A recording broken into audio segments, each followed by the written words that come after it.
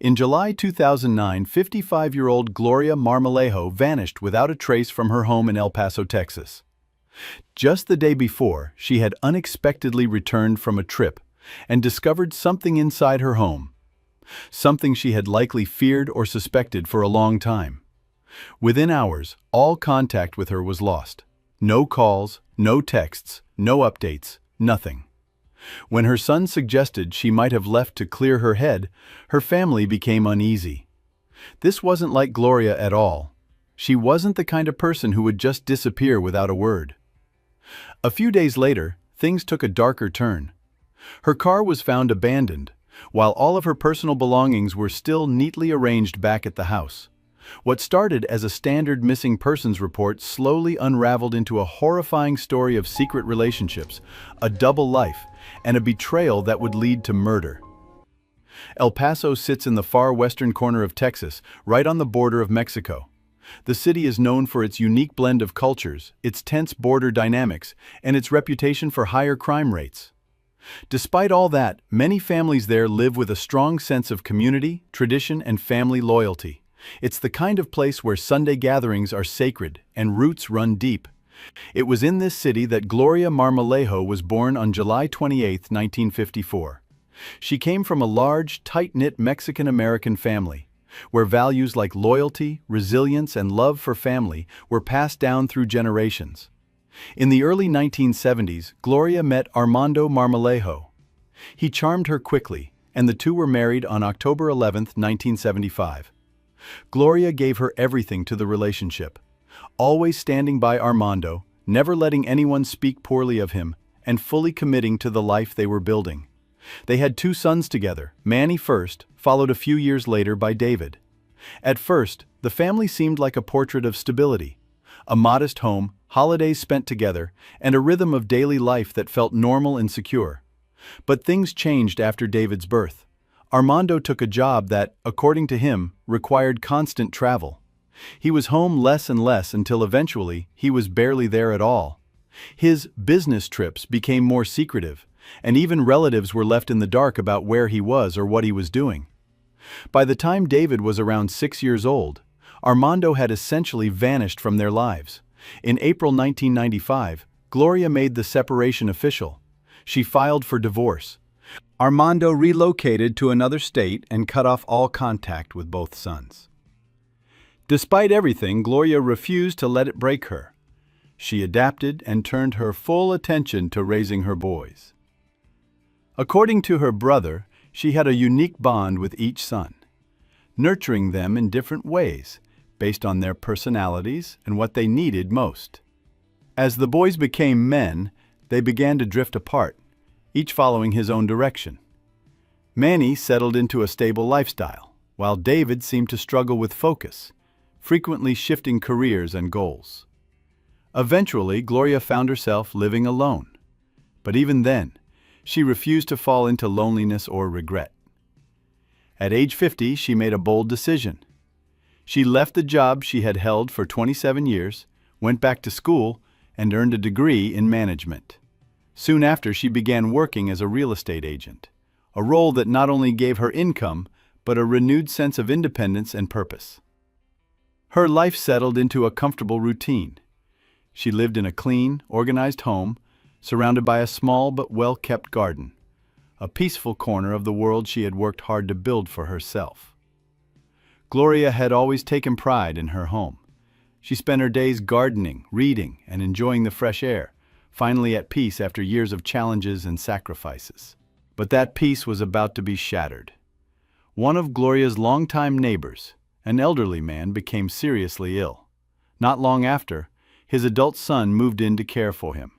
His name was never mentioned in case files, but his presence did not go unnoticed. Gloria began to notice strange things. She often saw someone watching her from behind the bushes that bordered her yard. Whoever it was always stayed hidden, never too close, but she could feel the stare.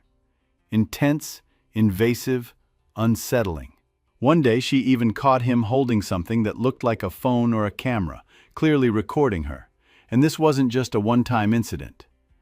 It kept happening. The sense of safety she had always felt in her own home, gone. She tried not to panic. She didn't want to jump to conclusions. But the tension, it kept building. Still, she never called the police. Part of her felt sympathy. The man was just there to care for his sick father. She didn't want to cause more problems. Another part of her simply hoped it would stop on its own. Instead, she called her brother, Mark. She explained everything, calmly, but seriously. She admitted she was uneasy. She told him to stay in close contact, just in case. That conversation planted a seed. The thought of moving began to cross her mind more and more.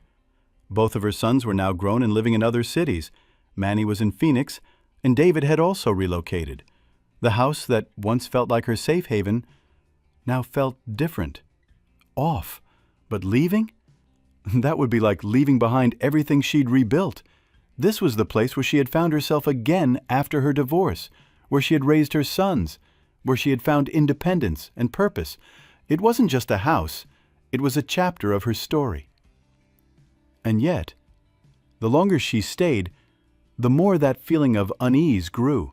Eventually, the thought of leaving stopped being a maybe and became a quiet certainty. But to understand what happened next, we need to go back in time to when Gloria's younger son, David, was just a boy, because he would eventually become the central figure in everything that followed. From a young age, David stood out, and not in a good way. Unlike his older brother Manny, who was athletic, curious, and respectful, David had a rebellious streak. He had no interest in school, no patience for rules, and no desire to follow directions.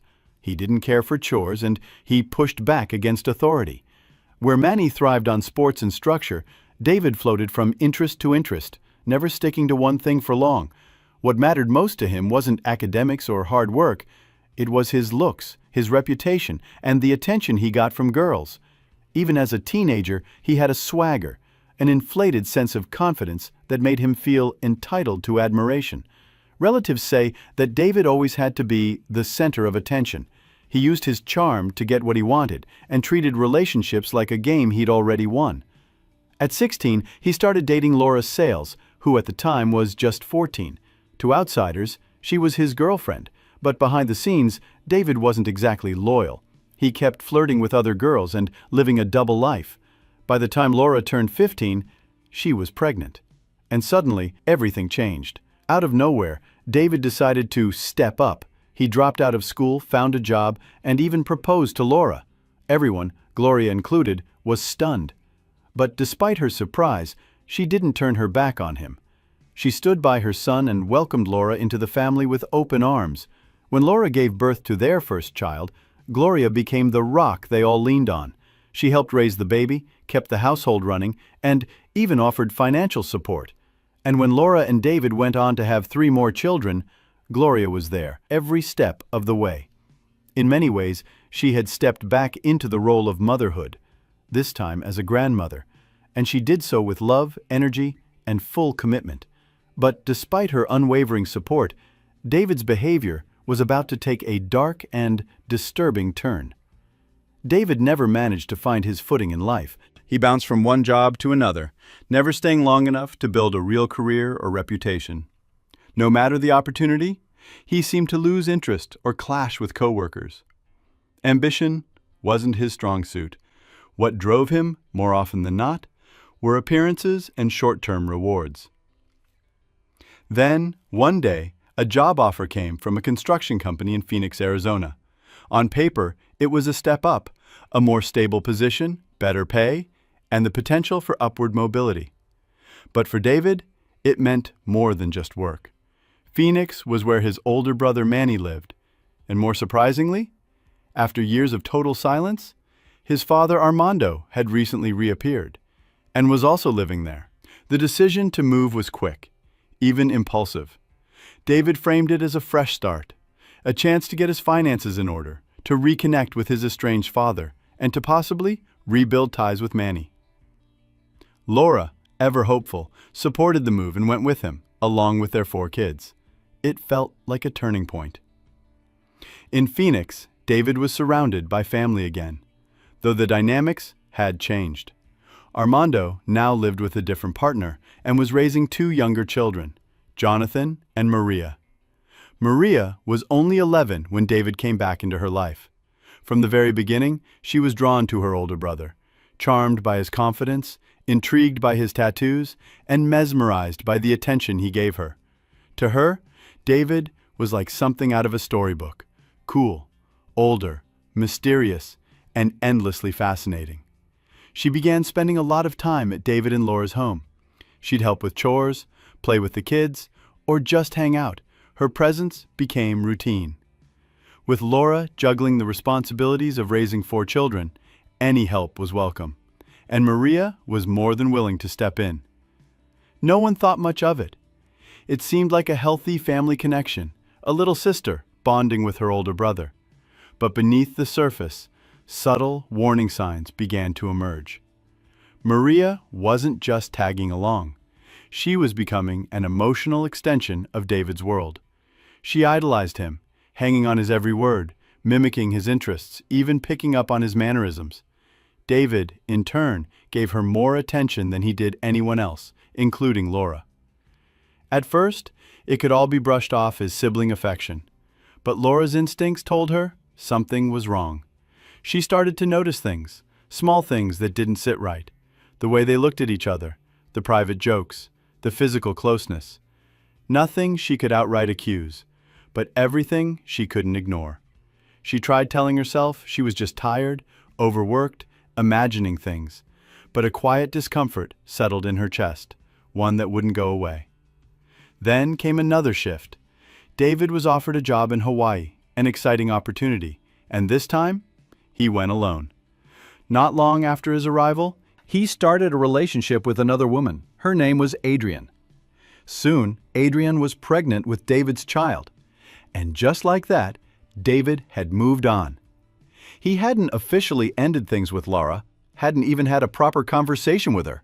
He simply left, starting a new life on his terms, without closure or consequences. Gloria, David's mother, was heartbroken. She had believed deep down that he would come back to Laura. Not for love, perhaps, but at least for the sake of the children. But David ignored all of her messages. He was completely absorbed in this new life. Meanwhile, Maria, still back in Phoenix, kept in close contact with David. While others in the family began to distance themselves, she continued to reach out. Their bond only deepened. Phone calls became daily. Messages were constant. Maria became emotionally tethered to David in ways that went beyond typical family closeness. And then, when she was about 15 or 16, David invited her to Hawaii for the summer. At the time, no one thought twice about it. She was just going to visit her older brother, his new partner, and their baby. It was framed as a harmless family vacation. But the truth was far more disturbing.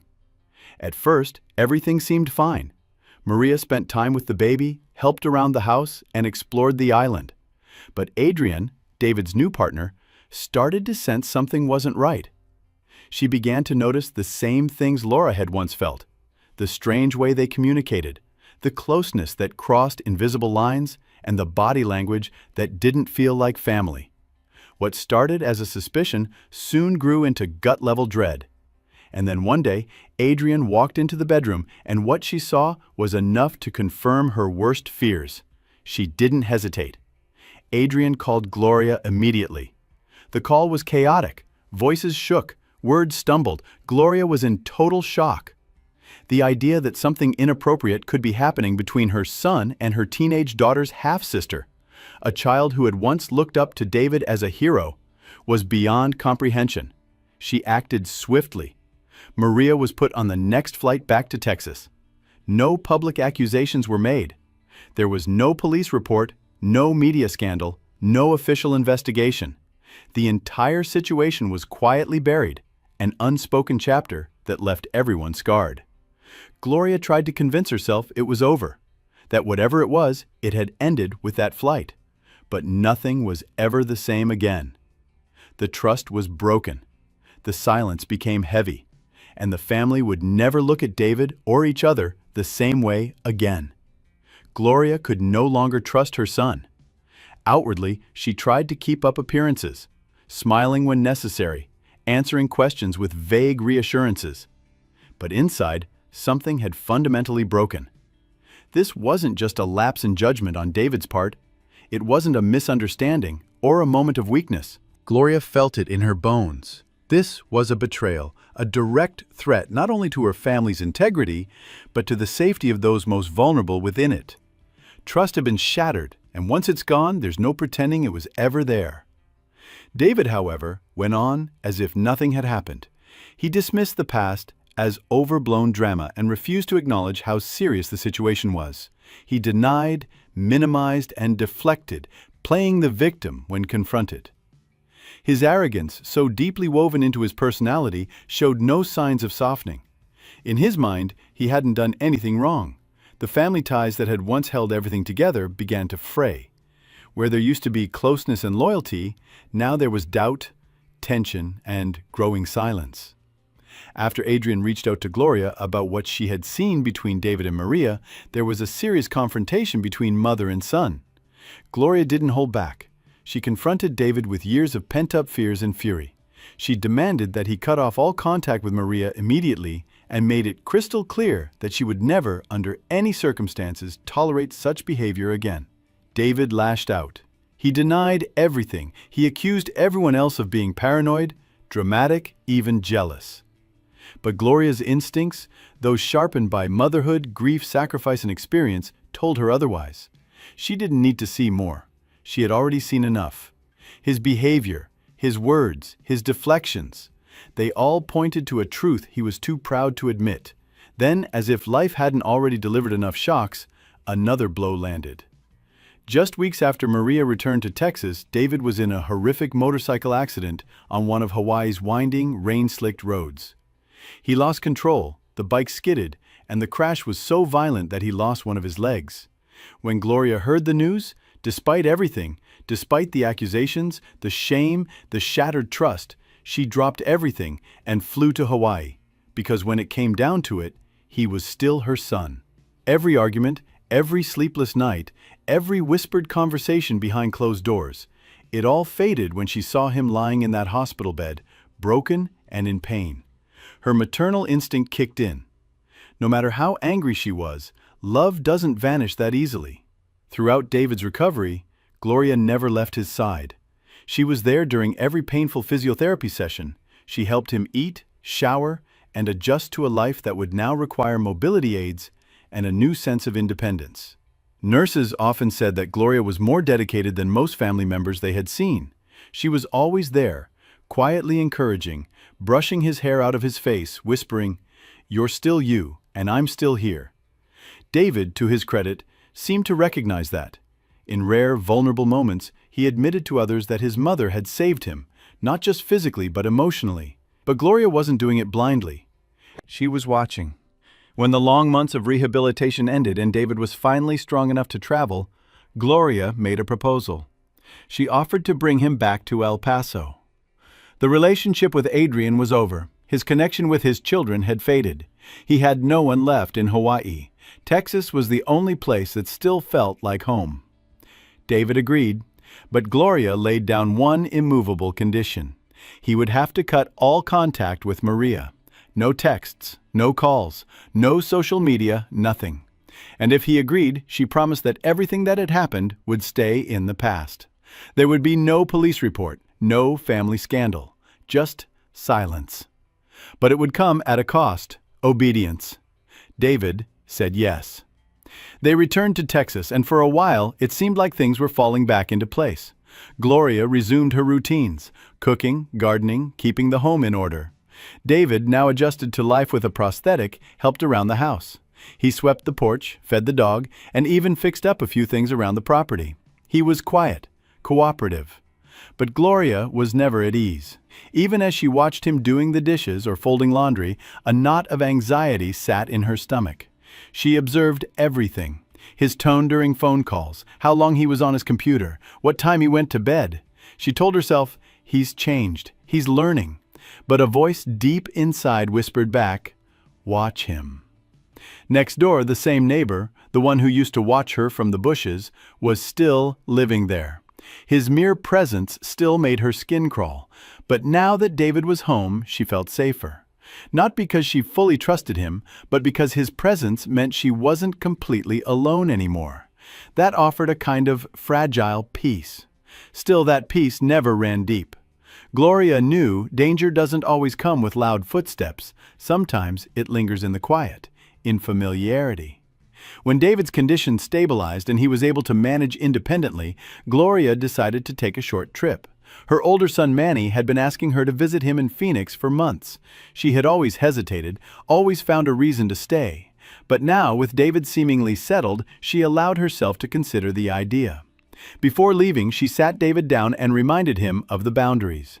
She gave him a list of chores, asked him to watch over the house, and looked him in the eyes when she said, "No contact with anyone. You know who I mean." He nodded, said he understood, acted like it was no big deal. But as she packed her bags, something gnawed at her. She couldn't shake it, the sense that something was building beneath the surface. During her stay in Arizona, those feelings only grew stronger. Her dreams became restless. She would wake up in the middle of the night with a cold sweat and a tight chest. She tried to dismiss it as overthinking, but it wouldn't go away. Finally, unable to ignore it any longer, Gloria called her brother Mark. In a quiet, serious tone, she asked him to check in on David. "Not just the house," she said. "Watch for her. Watch for Maria." Because even hundreds of miles away, Gloria knew something still wasn't right. Mark promised he would, but from the way things unfolded afterward, Gloria couldn't shake the feeling that he hadn't really followed through. Maybe he got busy. Maybe he brushed it off as paranoia. Either way, her gut told her that no one had truly checked in. Her worries kept building until she finally made a sudden decision. She would come home early and unannounced. What she found when she got back shocked her to the core. The house, which had always been her sanctuary, tidy, quiet, well-kept, was a complete mess. Dishes stacked in the sink, garbage left uncollected, clothes tossed across furniture. It didn't feel like her home anymore. But what really set her on edge and made her heart race was the locked door to her own bedroom. There was a brand new, heavy-duty lock on it, one she had never seen before. She hadn't installed it. She hadn't even discussed needing one. Her instincts immediately went on high alert. Without hesitation, Gloria called David. She demanded to know what was going on. David answered, casually saying he was at the movies and would be home soon. So she waited. When David finally showed up, a heated argument broke out immediately. There was no warming up to the confrontation. It erupted as soon as he walked in. Gloria accused him of being disrespectful, of violating her privacy, of breaking the promises he had made, and of letting the house descend into chaos while she was gone. David tried to stay cool. He kept defending himself, claiming that everything was under control. He said he was just helping her pack her things for a trip back to Phoenix. After that, according to him, he simply went back to the movies. But Gloria wasn't buying it. Later that evening, on July 25th, Manny started to get worried. He hadn't heard from his mother since she left his place that morning.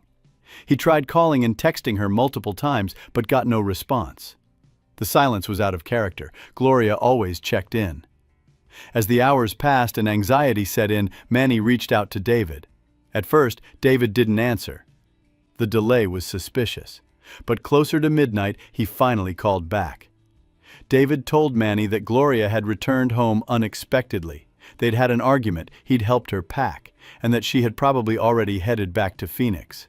He sounded casual, unconcerned. But as the night dragged on and turned into morning, there was still no sign of Gloria. She hadn't shown up at Manny's. She hadn't called. Her phone was off, and there were no messages or social media activity. Everyone who tried to reach her hit a wall. By the next day, July 26th, Manny called David again, hoping for new information, but instead found himself speaking to someone strangely cold and distant. David kept repeating the same vague answers, saying he didn't know anything. His tone was off, indifferent, uncooperative. It was so unlike him, even in their rocky relationship. It felt scripted, like a performance. Manny became more convinced than ever that something was wrong. By July 27th, Gloria had now been missing for 2 full days. Manny started making more calls, family, friends, neighbors, but no one had seen her. Not a single person. She had vanished without a trace.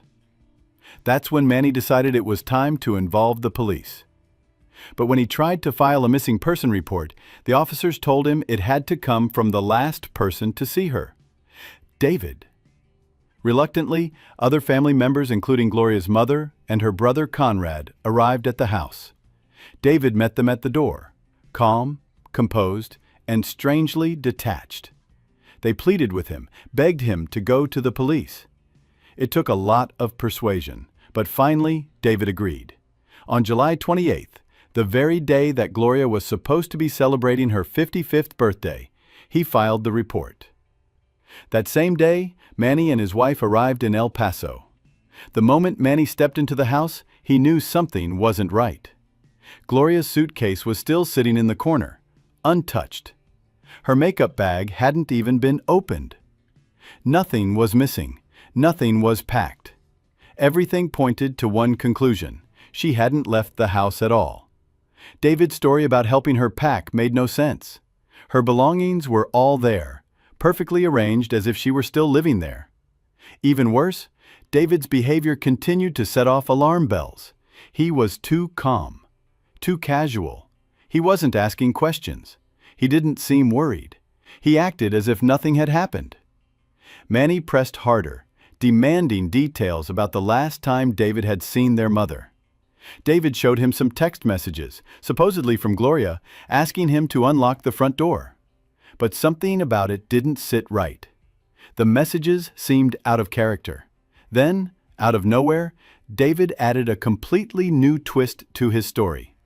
He now claimed that after he had left the house that day, he went to a party at a woman's home named Catherine Thompson. And later that night, he had gone to a club with another woman. Manny's frustration boiled over. Too many holes, too many stories, too much calm for someone whose mother had just disappeared. Something terrible had happened, and Manny wasn't going to let it go. He didn't get back until around 3 in the morning. While chatting with his brother about their missing mom, David suddenly said something that really stood out. "I'm just worried they might find traces of my DNA on her. I hugged and kissed her after all. At the time, it made no sense. Gloria was still only listed as missing, and nobody had brought up anything darker." The next day, July 29th, local detectives called the entire family in for questioning. David stuck to his story again, but this time a few things changed. He dropped the part about going to the movies and instead claimed he'd spent the whole evening at Catherine Thompson's party. Catherine confirmed he had been there, but said he showed up sometime between 7 and 8 p.m., stayed until around midnight, and acted really tense the whole time. She didn't mention him going to a club or being with any other woman. Later that day, things took a turn. Gloria's car was found, abandoned near an elementary school in El Paso. Her purse, keys, and phone were still inside, but Gloria was nowhere to be found. That discovery escalated everything from a missing person case to something much more serious. The department that handles violent crimes officially took over. Officers went door to door asking neighbors if they'd seen anything. One neighbor, Juliana, was sure she saw Gloria driving her own car that morning. But another neighbor, Rafael Vargas, shared something different. He claimed he saw a young, light-skinned woman with short blonde hair behind the wheel and what looked like a man's silhouette in the back seat. That was the first real clue that someone other than Gloria was driving her car after she disappeared. Investigators searched Gloria's house. In the garage, they found small but fresh bloodstains, most of it on the cabinet door. It wasn't a huge amount, but it was enough to raise serious alarms. With that discovery, the home officially became a crime scene. Detectives began pressing David harder. His version of events kept shifting. Timelines changed, new elements popped up, and basic details didn't match what he'd said before. Even more concerning, David never asked about the investigation, never seemed concerned, and kept an oddly calm demeanor. That alone raised more red flags. The blood samples were sent for testing, and detectives started collecting DNA from family members. Manny, watching David closely, couldn't shake his discomfort about Maria. He had always noticed how close she and David were, and now he was starting to wonder if that closeness was something more. He urged detectives to look into Maria's possible involvement, especially considering what Adrian had once told them. Police turned to cell phone records, and what they uncovered was crucial. Around 1:30 to 1:40 a.m. on the night of July 25th into the 26th, David's phone made an outgoing call.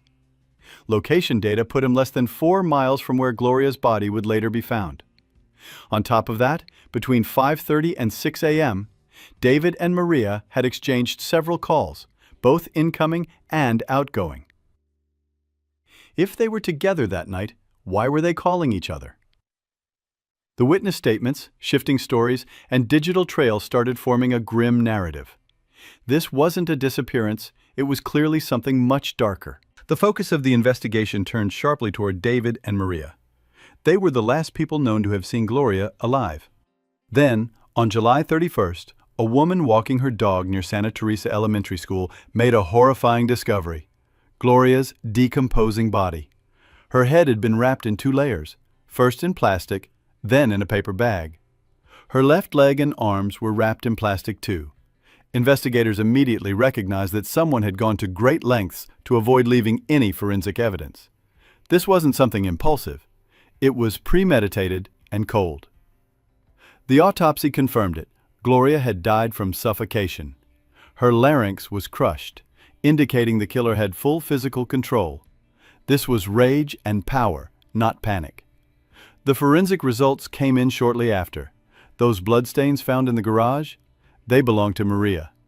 Suddenly, she was at the very center of the case.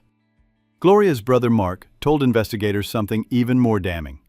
Before she disappeared, Gloria had confided in him that she believed David and Maria were in an inappropriate relationship, and that she was completely against it. Detectives brought David and Maria in again. They claimed they'd spent that night together, but cell phone records said otherwise. David's phone made a call from the dump site area at 1:37 a.m. And those early morning calls between him and Maria, they had no good explanation for them. Feeling the pressure, Maria's story started cracking.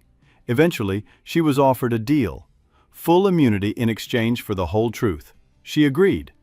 What she told detectives turned the entire case. According to her, Gloria came home unexpectedly and found her there. A massive argument broke out. Gloria demanded Maria leave and never come back. That's when, according to Maria, David lost control. She claimed he used force, and that's what led to Gloria's death. Afterward, David called her back to help cover it up. Together, they cleaned up anything suspicious, then moved Gloria's body into the car and drove it away. Maria also admitted that the blood in the garage was hers. She and David had fought days earlier, and she'd gotten hurt. She was even there when they buried Gloria. She stood nearby, watching. Her confession became the turning point. On September 4, 2009, David was arrested and charged with murder, evidence tampering, and abuse of a corpse. The trial began in October 2010. Maria, now immune, testified in detail about their twisted relationship. She revealed that it had started when she was only 14 and David was 29, and that she'd even had his baby, which was later placed for adoption. That revelation shook everyone, even those who already suspected something was wrong. Most family members hadn't known the full extent of what had been happening. Some stayed silent, others were completely blindsided. Even though no physical DNA from David was found on Gloria's body, prosecutors laid out the circumstantial evidence piece by piece. David sat calmly through most of the trial, sometimes tearing up, but stuck to his claim that he was innocent. The jury in the first trial couldn't agree on a verdict. A second trial was moved to San Antonio to avoid local bias. This time, in 2011, David was found guilty. He was sentenced to 54 years, Gloria's exact age at the time of her death. But the story didn't stop there. In 2017, David faced 29 more charges in Arizona, tied to violent incidents from 2005 and 2006. To avoid a life sentence, he struck a plea deal. He admitted guilt on 6 counts, and the rest were dropped. His sentence was extended, but he kept the possibility of parole starting in 2036. Gloria had dedicated her life to raising her sons, always trying to steer David back onto the right path. In the end, it was David who destroyed everything she had worked so hard to protect. The seductive pull of fame and social media stardom often hides a dark reality. Many people chase popularity online, unaware of the immense pressure that comes with it, from toxic scrutiny and jealousy to mental exhaustion. The biggest cost? The loss of personal space and privacy. Over time, this pressure can lead to anxiety, low self-esteem, and emotional burnout. Fame may not last forever, but its consequences often do. Anastasia Kamlovskaya, a young woman from St. Petersburg, known online as Nastya Gishman, had big dreams of becoming a top influencer. She was determined to succeed, no matter the cost, and in just a few short years, she built a following of over 300,000 across her platforms. She was magnetic, charismatic, eccentric, and full of creative energy. Her online presence was vibrant, authentic, and spoke to thousands. But despite her sparkle and drive, Anastasia's life came to a sudden, heartbreaking end. She had big plans, a fresh start, a new life away from the chaos. But someone she once trusted made sure that future would never come. Anastasia Kamlovskaya was born on February 7, 1996, in St. Petersburg. She was the only child her parents had together. Her father struggled with alcoholism and left shortly after she was born, leaving her mother, Elena, to raise her alone. Despite juggling 2 jobs, Elena constantly fought to keep their heads above water. Anastasia's childhood was difficult. Her father had no involvement in her life, no financial support, no emotional connection. She and her mother lived in a tiny dorm room on the city's outskirts. There wasn't even space for a separate bed. Anastasia slept beside her mother until the age of 12. As she grew older, she still had no personal corner to call her own, no privacy, no space to breathe or reflect. Emotionally, it wore her down, but there was little she could do to change her reality. In the spring of 2008, Elena brought Anastasia to the town of Kolpino, where her ex-mother-in-law lived. There, she left Anastasia in the care of the elderly woman, a grandmother she barely knew. To everyone's surprise, Anastasia and her grandmother bonded quickly. Meanwhile, her father, who lived far away, had no contact with his daughter or his own mother. Although the grandmother's house was modest, it offered something Anastasia had never known: her own bed, and more importantly, her own room. For the first time, she felt a small sense of freedom and comfort. But while she was adjusting to this new life, her mother began to disappear from it. Elena's weekend visits became infrequent. Eventually, she entered a new relationship, remarried, and seemed to leave her past, including her daughter, behind. Anastasia didn't fit into Elena's new family picture. Though she still sent money, Elena's presence became nearly non-existent. Anastasia felt abandoned, disconnected, and emotionally alone. She wrestled with sadness, longing for a place where she truly belonged. Lacking emotional support and love, she turned inward and began expressing her pain through art. She began drawing dark, intense images, vivid reflections of the pain and chaos she felt inside. Her grandmother, sensing this inner struggle, did everything she could to fill the emotional gap left by Anastasia's absent parents. She provided not just shelter and food, but unconditional love, warmth, and support, encouraging her granddaughter's creativity at every turn. She made sure Anastasia had everything she needed: pencils, paints, sketchbooks, to pour her soul into her art. By the age of 15, Anastasia began expressing interest in tattoos and piercings. But instead of scolding her or saying no, her grandmother simply asked, "Will it make you happy?" When Anastasia said yes, she didn't just give her the money. She went with her to the salon. That moment marked the beginning of a dramatic transformation. Anastasia gradually started changing her appearance. She designed her own tattoo sketches, many of which she later had inked onto her skin. She had a deep fascination with Korean pop culture, loved anime, and embraced the vibrant, expressive world of cosplay. She became a regular at comic conventions, skillfully transforming into her favorite characters, bold, striking, and impossible to ignore. Still a teenager, she was already becoming someone others admired for her confidence and style. While still in high school, Anastasia bought her first tattoo machine, a basic one. She began practicing on herself and later on friends, slowly honing her technique. She earned her first personal income through tattooing and quickly started improving, developing real skill and precision. Her designs became more intricate, more polished, her artistic talent clearly shining through. By the time she turned 18, almost no space was left untouched. Her body had become a canvas, covered in ink. Most of the tattoos were her own creations, drawn and applied by her own hand. For the harder-to-reach areas, other tattoo artists helped bring her visions to life. But her artistic self-expression didn't stop there. She'd developed a strong interest in body piercings as well. She had multiple piercings: ears, nose, lip, tongue, navel, and even more intimate ones. Eventually, she began adding facial tattoos and modified her appearance further by enhancing her lips, wearing bold-colored contact lenses, and frequently shifting her fashion style. Anastasia wasn't just interested in art, she was turning herself into art, a living, breathing piece of modern expression. Despite this outward boldness, Anastasia quietly battled deep emotional struggles. She suffered from a severe eating disorder, barely eating and dropping to a dangerously low weight. At one point, her health was on the edge.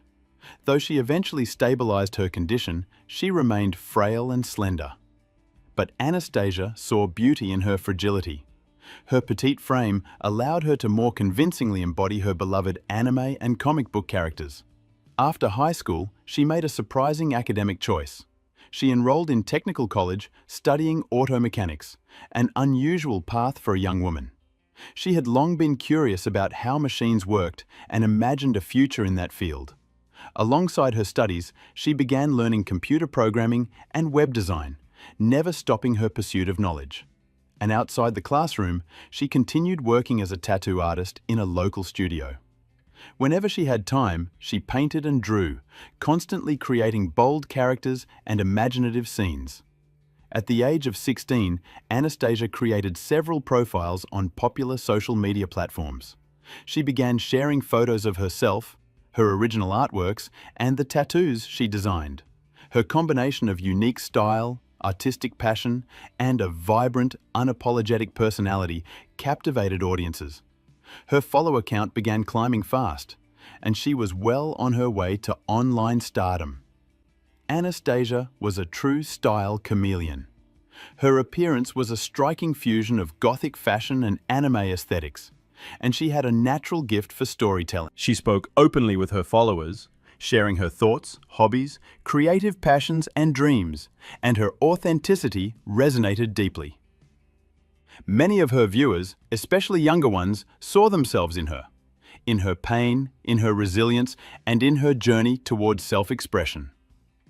They supported her not just with likes and comments, but by becoming part of her growing online community. That community became a safe space, a blend of anime fans, body art lovers, cosplay enthusiasts, and others who connected with her unique worldview. Without even realizing it, Anastasia had become an influencer, someone whose voice mattered, whose message reached thousands. As her following soared, she began receiving collaboration requests and brand sponsorships. That's when it hit her. She could actually make a living by doing what she loved, right from her phone, her camera, her art. By the time she turned 19, Anastasia had saved enough to leave her grandmother's home and return to St. Petersburg. There, she landed a job at a well-known tattoo studio and moved into her own apartment. She also adopted a new, bolder identity online, rebranding herself as Gishman, a name that soon became widely recognized. With her confidence building, Anastasia began thinking even bigger. She auditioned for a popular Russian reality show, something like Bad Girls Club. But despite her personality and growing fan base, she wasn't selected. The producers said she didn't fit the type of character they wanted. They saw her as too creative, too unconventional. But that rejection didn't shake her. If anything, it pushed her harder. Anastasia threw herself back into her online work. By 2019, at just 23 years old, she had built a name for herself as one of the most in-demand tattoo artists in her city. She was earning good money, mentoring aspiring artists, and even teaching courses in web design on the side. Then she joined TikTok, and that's when things really took off. Her videos spread quickly, and her follower count exploded. Over time, Anastasia's total social media presence topped 300,000 followers across platforms. But that wasn't her final goal. She dreamed of reaching 1 million, and it seemed entirely possible. She had the talent, the passion, and the momentum. Everything was lining up for her success, until she met a man who would unravel it all. Someone who would not only break her spirit, but ultimately take her life. Who was Dmitry Chernyshov? Dmitry Chernyshov was born on February 15, 1998, in the city of Moscow. His childhood was marked by tragedy. His mother died when he was still very young, leaving behind only faint memories. Not long after, his father remarried. Dmitry was raised by a stepmother who showed him little warmth. He received almost no affection or emotional support throughout his childhood. As a result, he grew up quiet, withdrawn, and shy, retreating into himself and avoiding much of the outside world. His escape? Drawing. Alongside regular school, he began attending a local art studio, where, for the first time, he made real friends. The experience helped him slowly come out of his shell and feel more at ease around people. But as Dmitry entered his teenage years, his personality began to shift. He became more socially active, both in person and online, and started posting frequently to social media. His content ranged from music and poetry to personal reflections, often focused on dark philosophical themes. He would write about life, death, and the human condition, though his writing was often awkward and, at times, unsettling. He once admitted he found peace in walking through cemeteries, saying he enjoyed studying the photos on gravestones, especially of young women, and imagining what their lives had been like.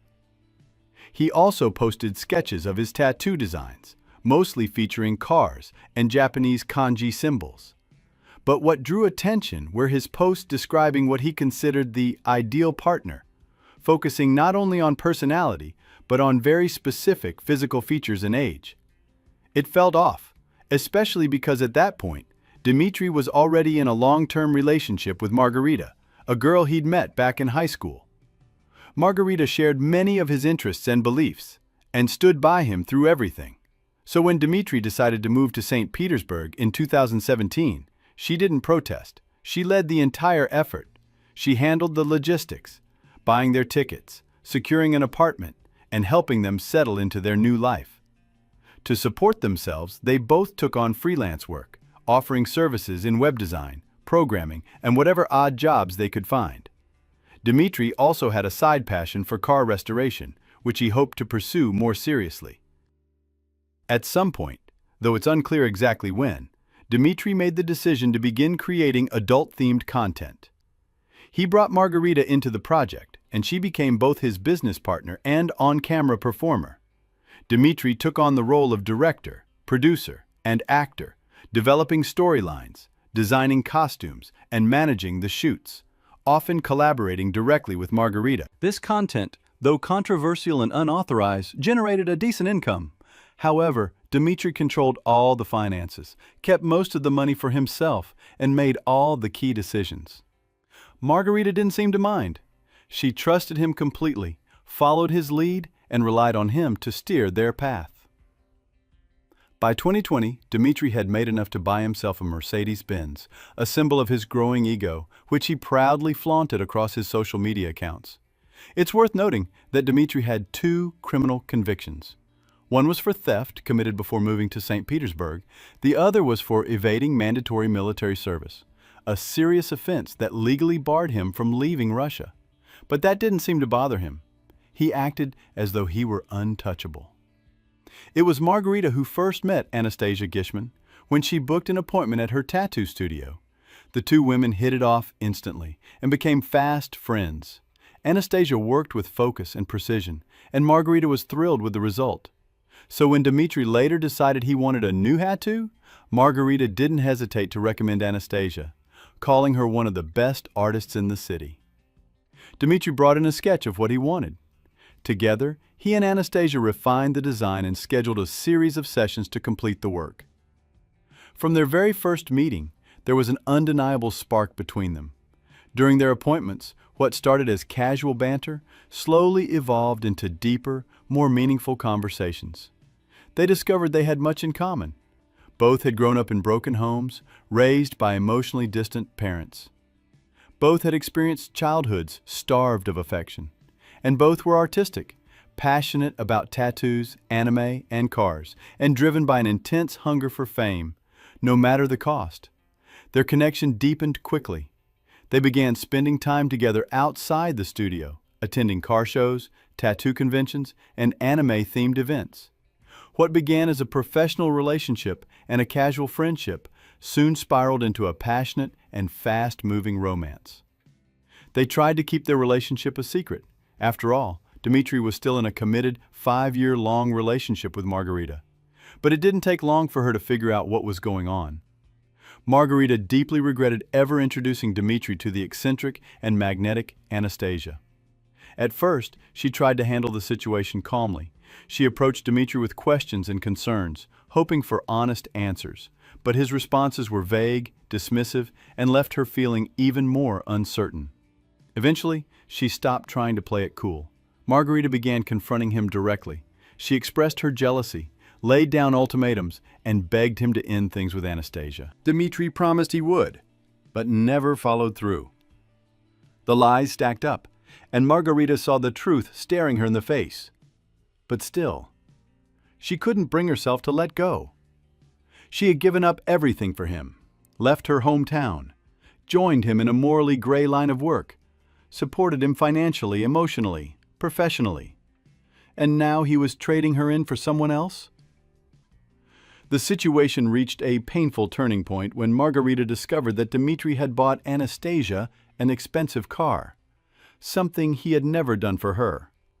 At that point, no one believed his relationship with Anastasia was just professional. It was obvious and humiliating.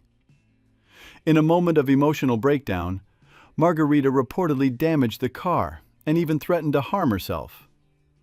But not even that was enough to stop Dmitri. He moved out of the apartment he shared with Margarita and moved in with Anastasia, who was now renting her own home. By then, Anastasia was already a rising star online, with hundreds of thousands of fans following her every move.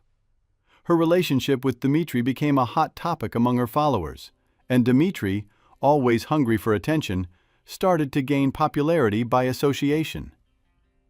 For someone like Dmitri, who had always craved fame and influence, this was everything he dreamed of. And he got it all by becoming Anastasia's boyfriend. Soon he took on the role of her manager, helping with content planning, social media strategy, and the marketing of her online courses. Together they formed a thriving business. Her audience kept growing. Their brand was taking off. But for Dmitri, it still wasn't enough. He eventually convinced Anastasia to take the next step, to join him in creating adult-themed content. He promised her greater fame, bigger earnings, and a stronger brand. And Anastasia agreed. They began filming together, sometimes in rented studios, sometimes in their own home, and distributed their videos across multiple platforms. Her career took a drastic turn, but her popularity continued to skyrocket. Dmitri called her his muse, showered her with lavish gifts, and praised her publicly. But behind the scenes, it was Anastasia who bore the real cost of their new lifestyle, with her image, her reputation, and her emotional well-being. In early 2022, Anastasia received an invitation to appear on the talk show Beyond the Line, where she was asked to share her story and the surprising evolution of her career. She didn't see any harm in it and gladly accepted, expecting a chance to speak her truth. But the episode didn't go anything like she had imagined. Behind the scenes, the producers had a different goal. They wanted to dig up the past, exposing both Anastasia's and Dmitri's personal lives to public scrutiny. They brought Elena, Anastasia's mother, into the studio and asked how she felt about her daughter's work in the adult entertainment industry. She said this was not the life she had envisioned for her daughter, and blamed Dmitri entirely for pulling Anastasia down this path. When Anastasia finally came on stage, she was ready to defend herself and Dmitri. She boldly claimed that appearing in adult films was something she had dreamed of for years, calling it a form of modern artistic expression. She laughed off the moral criticisms from the show's hosts and guests, pushing back against their lectures on how a woman should live. But the episode took a sharper turn when Margarita, Dmitri's ex, appeared as a surprise guest. She spoke candidly about her long relationship with Dmitri and how Anastasia had come between them. Without hesitation, she accused Dmitri of being more interested in Anastasia's fame than in her as a person, suggesting he was using her for clout and financial gain. In closing, Margarita described Dmitri as emotionally and physically aggressive, warning that his partners often bore the emotional cost of his manipulation. When asked whether she was worried her daughter might be living with someone abusive, Elena dismissed the idea.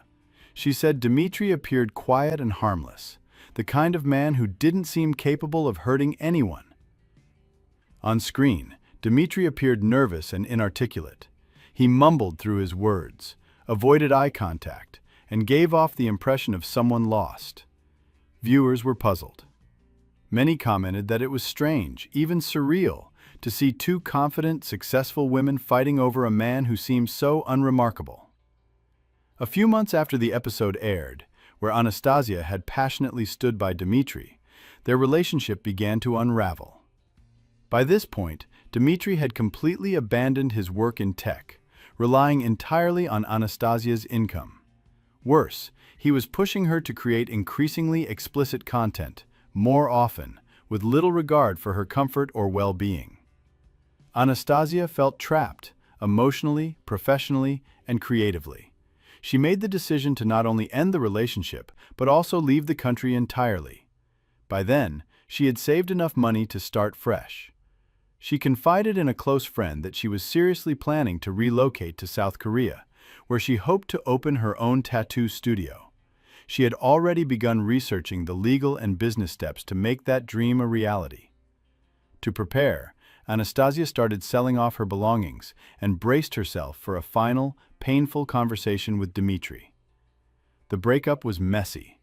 Dmitri understood that if Anastasia left, he'd lose everything: his home, his income, his growing online status. Still, by the end of July 2022, Anastasia finally convinced him to move out of her apartment.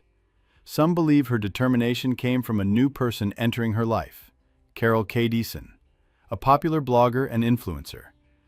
On July 31st, Anastasia and Carol spent the evening together. They had a great time, walking around the city, talking, laughing, simply enjoying each other's company. But just hours after they parted, Carol received a strange message from her. Anastasia told him that this would be their last time seeing each other, and that she didn't want to continue the relationship. Carol was stunned. He tried calling her, but she wouldn't answer. After that night, Anastasia's behavior changed drastically. She stopped seeing people in person. She ignored phone calls. Her only communication came through short, distant text messages, usually telling others that she needed space and wanted to be left alone. Although she continued posting on social media, she stopped doing live streams. The interactive part of her presence, the thing her followers loved most, suddenly vanished. Her mother and close friends were the first to notice the change and to feel that something was very, very wrong. But they had no idea just how bad things were about to get. After July 31st, Anastasia practically vanished. The only sign of her presence was her continued activity online. Then, on August 2nd, one of her close friends happened to run into Dmitri at a small gathering. When the friend casually asked about Anastasia, Dimitri's response sent a chill down their spine. He said, "She asked me to help her disappear, and I did." He refused to give any further details. But in that moment, the friend knew something was terribly wrong. For nearly a week, they stayed silent, paralyzed by confusion, hope, and fear. They waited, praying Anastasia would reach out, that this was some misunderstanding. But by August 9th, that hope had run out. The friend contacted the authorities and told them everything. That same day, police went to Anastasia's apartment. No one answered the door. They forced their way inside. The scene was chaotic. Half-packed suitcases still lay scattered on the floor, and the bed was soaked in blood. In the bathroom, they found her. Anastasia's lifeless body was curled in the bathtub. She was just 26 years old and had been missing for over a week. Her body had already begun to decompose. A medical examiner later confirmed her cause of death: multiple stab wounds to her chest and neck. The evidence suggested she had been attacked while preparing to leave, midway through packing, right before she could escape. Dimitri became the immediate prime suspect. He was arrested the very next day. Here's what investigators uncovered. On July 31st, after Anastasia had spent the evening with Carol Cade-Sohn, she returned home. Shortly after, Dimitri showed up. When he saw the suitcases, the truth hit him. She was leaving him. For good. Maybe she'd even told him about her new relationship. They got into a heated argument, and then something snapped. In a fit of rage, Dimitri grabbed a knife and attacked her. He later claimed that he panicked and fled, only returning hours later to find her already gone. He said he moved her body into the bathtub, left it there, and then pretended she was still alive by posting from her social media accounts, creating the illusion that she was fine. But that wasn't the end of his lies. After consulting with a lawyer, Dimitri changed his story. This time, he claimed Anastasia had been severely depressed and had asked him to end her life. According to him, he was only helping her. But during a reenactment for investigators, Dimitri was asked what Anastasia's final words were. His answer? "She told me to call an ambulance." That statement completely contradicted his story about her wanting to die. In the months that followed, Dimitri repeatedly returned to the apartment. He blocked vents and sealed cracks to delay the smell of decomposition. He even poured perfume over Anastasia's body to mask the scent. On January 22, 2023, Dimitri pleaded guilty to the murder, but continued to claim it was a form of assisted death. Despite that, in January 2024, he was sentenced to just 8 years in a maximum security prison. At Anastasia's funeral, her mother allowed media crews to film, but only for a fee. This sparked public outrage. Her grandmother, devastated by the loss of her granddaughter, publicly condemned her own daughter for profiting off the tragedy. Anastasia Kamlovskaya, also known as Gishman, lived a life filled with color, talent, ambition, and pain. She inspired thousands and tried to turn herself into a living work of art. But in the end, she became a victim of manipulation, control, and violence. In this video, we're diving into a case so disturbing, even the police struggled to accept it was real. What started as a routine call quickly unraveled into a nightmare no one saw coming. This is a true crime story, filled with horror, disbelief, and the truth. Let's get started. He seemed like a savior, someone who would show up when women were at their worst and give them a job, money, and a safe place to stay. They could cry on his shoulder, and he was always there for them. But his kindness cost him something. What seemed like help turned out to be a well-planned trap. He was in charge of where they went, who they talked to, and what they did before they knew it. If they tried to get away, he would do anything to get them back. He would follow them around, torture them, and make their lives a living nightmare. The women around him started to disappear one by one.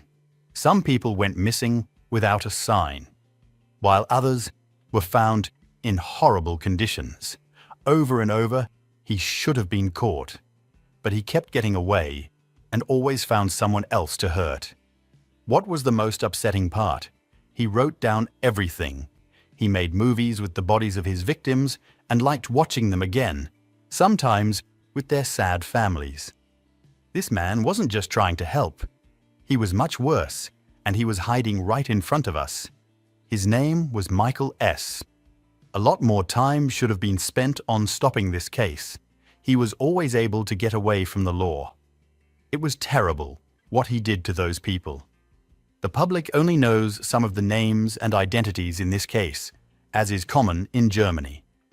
Beginning in early 2019, Anna S., a woman in her mid-30s, was having a hard time figuring out how to live her life.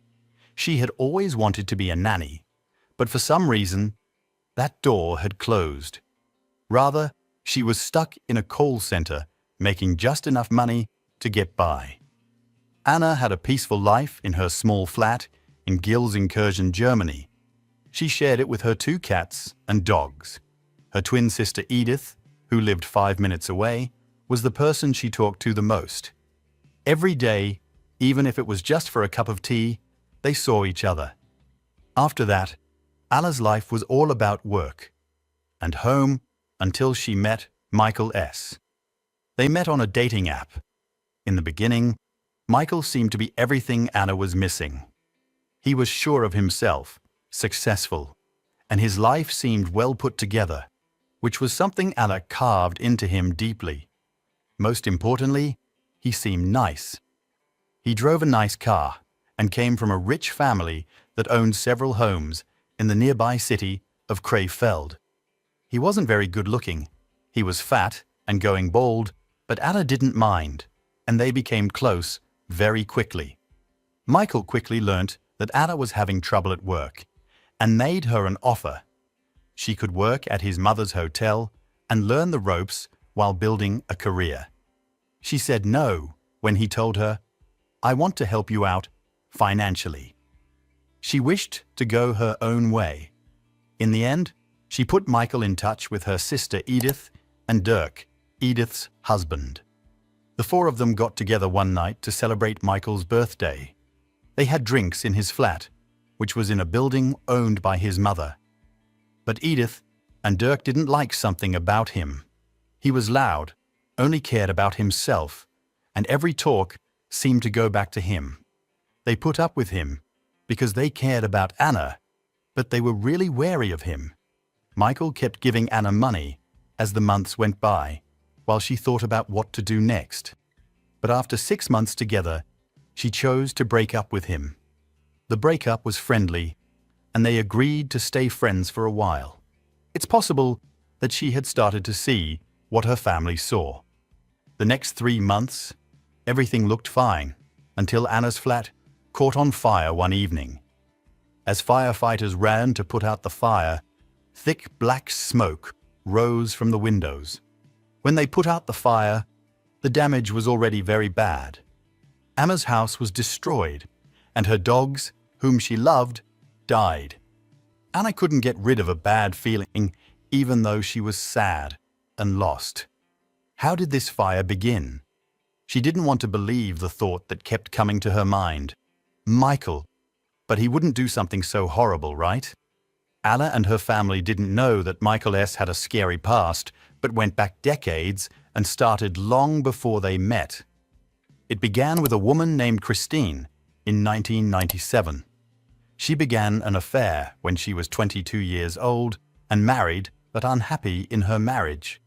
In the eyes of her friends, the man she had fallen in love with wasn't very interesting.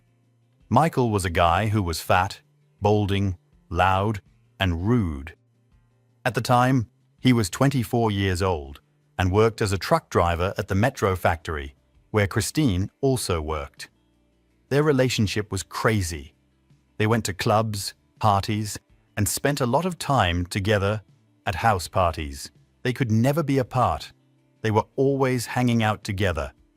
Not long after, Christine moved in with Michael at the hotel where his mother stays. This is where things started to fall apart. Christine and Michael's mother were the two most important people in his life. His mum always came first. His friends later talked about how unsettlingly close they were. They said Michael called her several times a day, never disobeyed her, and seemed obsessed with one thing: having a baby with his mother. Christine was strong-willed and independent, and she didn't like it when his mother got involved in their lives. As the tension rose, discussions got heated, but there was something else, something small at first, that would cause things to get much worse. It was Christine's dog, who moved in with her when she did. It was her pet, something she loved, and it was always with her. Until one day, it was gone. She came home from work to find the dog gone. Michael gave a strange reason. He said he took it to a friend's house. Christine tried to find this friend, but she couldn't find them. They were unknown to everyone. That's when she knew Michael had hurt her dog. She looked for her dog at every pet shelter in the area, but she couldn't find him. That was the last straw for her. She broke up with him right away and went back to her husband, who forgave her for having an affair. She was ready to move on with her husband and thought that was the end of that part of her life. She was wrong, though. After a few months, on August 19th, 1997, Christine was on her way to work when she realized something terrible. Her brakes weren't working. She was able to steer her car into a garage without hitting anything. When the workers looked at it, they found something very scary. Someone had put water in place of her brake fluid. The problem wasn't with the machine. Someone was trying to kill her, and she knew who it was. In the hopes that it would end, she told the cops about Michael, but it only made him more angry. Things were about to get really bad. Michael didn't like being turned down. Christine stopped seeing him after they broke up, and he became a scary force in her life. He started to follow her around and was seen standing outside her flat or driving slowly by her place of work at all hours. He wouldn't leave her alone and kept begging her to take him back. When trying to convince them didn't work, threats, both physical and mental, started. His mean behavior got worse to the point where Christine thought she had to change jobs and go to a sister plant to get away from him. Michael did not want to let her go, though. They were seen laughing and chatting as they left their flat on the night of October 2nd, 1998, getting ready for a night out. They were back together after her husband forgave her for having an affair. They were ready to try again. After a few hours, around 6 a.m., Christine's voice woke up a neighbor in the flat below. "No!" she yelled. "Stop!" The neighbor was on the fence because they thought it was just rough closeness between the couple. So they turned over and went back to sleep. They had no idea that a killing was going on around them. Michael had just walked in the door. Christine had already gone to bed and was starting to take off her clothes. He broke into her flat and was waiting there. What happened next was really horrible. Christine's body had been stabbed 126 times when it was found on her bed, which was just a cushion on the floor. The knife went through her body, the cushion, and into the floor below because the attack was so strong. The person who stabbed her had hit her in the eyes, the head, and the middle of her body. She had a deep, planned cut in her throat. It wasn't just crime. There was anger too. Christine's husband knocked on the neighbor's door the next morning, his face as white as a ghost. He asked in a whisper, "Can you call the police?" "My wife is dead. She's lying up there with her throat slit," he added.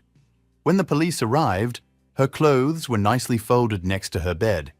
Her alarm was set for the next day, like she knew she was going to wake up. The door was locked from the inside, though. The police knew that for sure. Christine knew who had killed her. Soon, Michael S. was seen as the most likely suspect. Blue fibers from his pants were found to match those on Christine's pillow, which was very strong proof against him. During questioning, he first said he didn't know where she lived. But when shown proof, he changed his story and said he had been there that night, but he still refused to accept he had killed her. Michael went to court in February 1999. He kept quiet and refused to speak during the whole thing.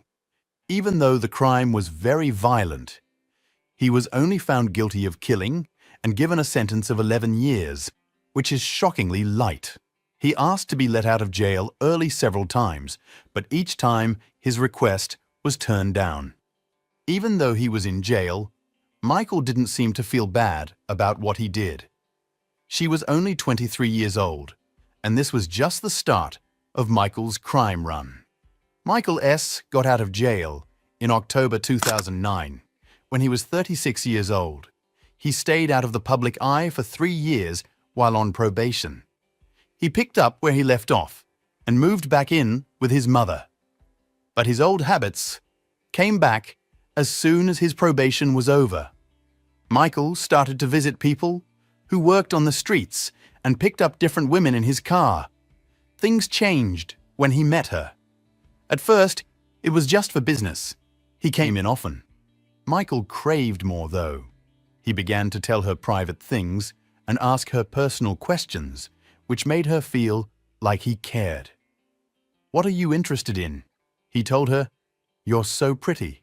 Over time, they went from being clients and workers to being more loving. They went on dates, watched films, and had drinks together. Soon, she was staying at his place. Michael had already moved into an apartment on the ground floor of his mother's apartment building by that time. In the same way that Anna S. did, Michael became protective and obsessed. He did not want to see any other day. Like what he did with Anna S., he offered her a job, an apprenticeship, and a stable job at his mother's hotel. Anything to get her to hold on to him more. He tightened his grip, but because he felt too much, he found a way to stay away. She told him she had a son at home when she didn't. This would give you a reason to leave if he got too much. She told herself this was a good thing for a while. She works in a field where it's hard to find people who really seem to care. The next day was Valentine's Day, 2013. Michael was at his flat that night. He made her dinner, and then they watched TV together on the bed. Everything looked fine. She then got up to brush her teeth and get ready for bed. Before she left the bathroom, she had no idea that her life would never be the same again. Michael stood in the doorway and waited. He turned to face her with a wrench in one hand and a pepper spray can in the other. He lunged at her before she could do anything. When the first blow from the wrench hit her, she fell to the ground, knocked out. After that, there was a fight to stay alive that lasted almost 30 minutes. She hit, kicked, and scratched him with all her strength. But Michael was stronger. He threw her on the couch, tied her up, and beat her up. She thought she was going to die. But Michael wasn't done. She was blinded by the pepper spray. And then he pulled out a stun gun and shocked her several times while hitting her with the wrench. It was a cruel and heartless act. But all of a sudden, he stopped. She knew this was her only chance, even though it hurt so much. She needed to calm down. "Why are you doing this to me?" she asked. Michael started to cry. He told her she was lying about her son through his tears. He was mad because he knew she didn't have one. Quickly thinking went along with it. When she said she was sorry, she said she understood now and felt bad about lying. If he let her go, she said, things would be fine again. It was impossible for Michael not to believe her. He took her off the ropes and insisted on driving her home to make sure she was safe. She must have been scared the whole time they were driving because she didn't know if he would change his mind. He didn't, though. She called her brother as soon as she felt safe. He was shocked when he saw her. He took her straight to the police station without any thought. Things didn't go as planned at the stop, though. When she told the police about the brutal attack, they didn't believe her. One person even laughed at her and said, "Look, you're a street worker," as if being violent was part of her job. Nobody else was charged, so Michael was let go. He was never free again, though. She was scared to leave her flat because she was sure he would come back. After that, the text messages started. Michael sent her many messages pleading for forgiveness. To get her to come back, he sent her flowers and money in her bank account, but didn't want to be with him. Then she got a text message from a number she didn't know. It said, "Your life is in danger." She thought at first that Michael was trying to trick her again, but the sender insisted it was real. Someone said Michael had called and offered $5,000 to take her to a building and abuse her. Still not sure, they wanted proof. A picture of handwritten directions in Michael's handwriting was sent to her.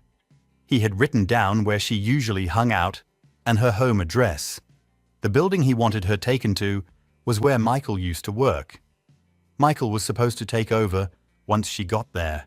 It wasn't fear or a trick on my mind. Michael was going to kill her. The person agreed right away to go with her to the police station to report what happened. They went to the train stop. This time, the officials finally paid attention. Michael was caught because he had a history of killing people. The case went to court the next year. That's when I learnt about Michael's horrible past and how he had already spent 11 years for manslaughter. Became aware that she had been inches from dying that night, but justice failed again. Even though Michael said he wasn't guilty, he was still given a protection order and jail time for 2.5 years. But he appealed his sentence again, saying he wasn't guilty. The court was too busy with cases they thought were more important, so his next court date was pushed back too far. Michael was free for 5 years, ready to find his next target. Soon after, Michael S. met another woman named Stephanie L., who went by the name Steffi. She was only 23 years old and a new mother who had run away to Cheld to get away from a dangerous person. She had to get back on her feet, make her life safe, and then she would bring her son to live with her. But she was desperate right now. Who is always there to help a woman when she is in trouble? Michael became a regular customer while Steffi worked as a street helper. He wanted more right away, though. He gave her what he always does, a place to stay, a job as an assistant at his mum's hotel, steady work, and most of all, a new life.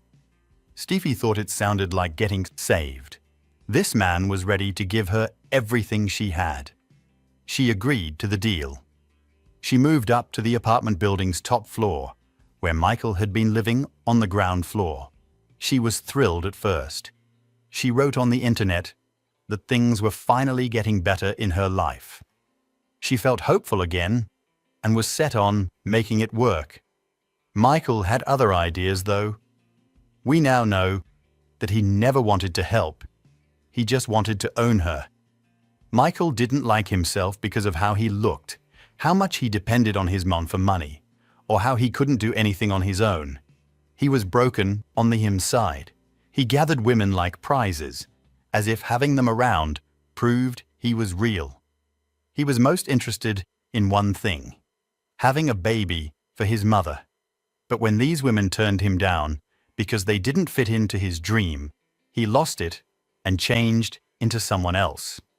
Stephanie asked Michael one night if she could borrow 20 euros. That was all it took. He lost it in a rage. Afterwards, Steffi said that Michael dragged her into her room, pressed himself against her, hit her, and tortured her to get money. It could have been about something else besides the money that had been building up inside him for a while. He might not have been able to use Steffi in his plan. Steffi told a friend about the attack, and that friend told her right away to call the cops. The cops did nothing, just like they did with the person before her. The report was taken, but Michael wasn't arrested right away, which I think is strange because he has a history of violence. Steffi had no choice but to go back to the apartment block where her attacker lived. Not long after that, she got a letter from Michael's mum. She got a clear message. She had to take back what she told the cops if she wanted to keep her house and her job. It said, "We are peaceful people who simply want a peaceful life." Then Steffi disappeared all of a sudden. Her friend tried to call her but couldn't get through. Calls and messages were not returned. Concerned, the friend talked to Michael. When she asked, "Have you seen her?" he just replied, "No." She hadn't been heard from in days, but then she was found. She was locked in her room and found dead on her couch. Michael said it wasn't his fault. Toxicology reports said she had probably overdosed on strong drugs, but it wasn't looked into as a crime. However, wasn't it a bit too handy? Michael had a past. Women kept going missing around him. He got away with it again, though. Since Steffi is no longer with us, and we know that he has a violent past, we go back to Anna's story. Her flat was burned down, and she thinks that Michael did it. Michael S. tried over and over again to get back into Anna's life over the next few months. He offered to buy her a new car and sent her money because he knew she was having a hard time with money. He even got her a new dog, as if that would make the pain of losing everything in the fire go away. Anna didn't believe that he really wanted to make her happy. She knew the trick was a trick and tried to cut off all touch once more. She really thought he was the one who burned down her flat. Michael didn't give up and came up with a new idea. So he tried to make himself look like the answer to all her problems, even though he knew she was still having money problems and hated her job. He told her about his rich aunt who lived in a different country this time. She was grateful and kind, he said. Michael told Anna to get in touch with her and talk about her problems, and Anna did. The aunt replied with a smile and asked what her dreams were. At the same time, Anna told her the truth. She wanted to open a nursery. She hoped to own a house and have children one day. Then, the aunt did something amazing. She offered to help make it happen. A check in the huge amount of $754,000 showed up. There was no way Anna could believe it. This was her chance. She would never find out, though, that the check was a lie. The money was fake. There was no rich aunt. Michael did everything he could to control her and get her back into his life. But this didn't make her change her mind. Anna did not want to be with him. She would not trust him again, no matter how much money he offered or how he tried to trick her. This made him very angry. Then Michael made one last move to try to get her to come back. He tried desperately to play on Anna's feelings by telling her that he was going to end everything. It worked. Anna agreed to check on him at his flat because she was worried about him. No one would ever see her alive again. Edith, Anna's sister, sent her a message that same day. She asked Anna to come over and sit in the yard because it was a nice day. They did this almost every day. Anna quickly said yes, but she had to do something first and would be back soon. But hours went by, and Edith started to feel lost, so she sent another message. This time, Anna's phone said something strange. The tone was off, and the writing didn't sound like her. There were emojis, but Anna never used them. There was a problem, and she didn't show up that day. By morning the next day, she had stopped answering at all. Edith and her husband Dirk went to Anna's flat because they were scared. They knocked, but no one answered. Then they heard her dogs barking inside. Her dogs were very important to her, so she would never have left them alone like this. More knocks and calls to her phone didn't work. They knew something was wrong at that point. The fire department came and broke down the door. Inside, everything was fine. It was like Anna had just disappeared. Everything she owned was still there. There was a dirty plate in the sink, and her dogs were still in the flat. Edith and Dirk were worried about her and called the cops to say she was missing. The cops moved quickly when they learnt that Anna's relationship with Michael S. was having problems. They broke into his flat and looked for her everywhere. A dog that finds dead bodies was brought in, but it didn't find anything. Still, the police took his laptop and hard drive away. Michael, of course, lied. He said, "I have no idea where she is." After that, the media got engaged. Local news started to blame Michael for Anna's disappearance. The cops also thought it was true, so they kept an eye on him all the time. They even tapped his mother's hotel phone and listened in on the calls he made to her. What they heard scared them. When his mother said the charges, Michael told her, "They don't even have a body, so they don't have anything." His mother thought everything he said when he said that the cops and the media were after him. Finally, on November 26, 2019, Michael S. was caught for Anna's departure. Investigators had found strong proof against him on his hard drive and laptop, but Anna's body was still missing.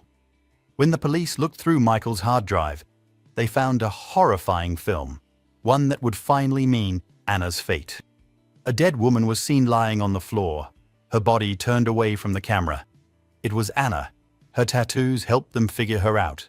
Not the fact that he recorded her, but what Michael did to her body was the most upsetting thing. He filmed himself, lying next to her and touching her. What's worse, he got excited in the process. Then he did something disgusting. He urinated on her, making her body look bad. There was more, though. Police also found video of Michael setting up a secret CCTV camera in Anna's flat.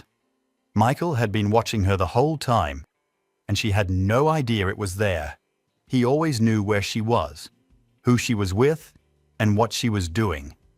It was scary that the camera was set up the same day that her flat caught on fire. Now, investigators thought that Michael had set fire to the flat after putting the camera there. Also, dozens of Google searches were found on the laptop. They asked things like, "What's the best way to get rid of a body? How to make someone disappear? How to hide a body permanently?" There were also dozens of movies on the hard drive that all showed the same remote field. But why did he bury Anna there?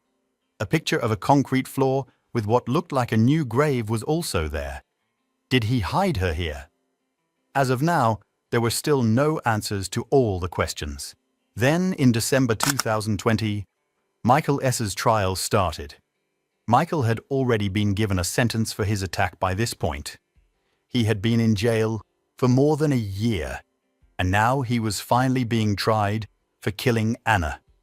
The police were finally catching up with him after years of scaring women.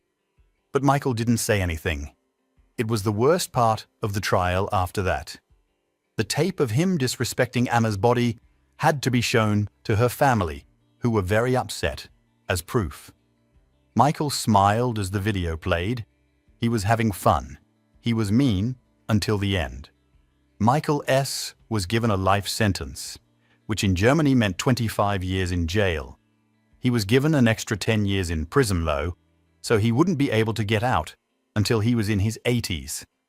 Last but not least, he promised himself he would never hurt another woman.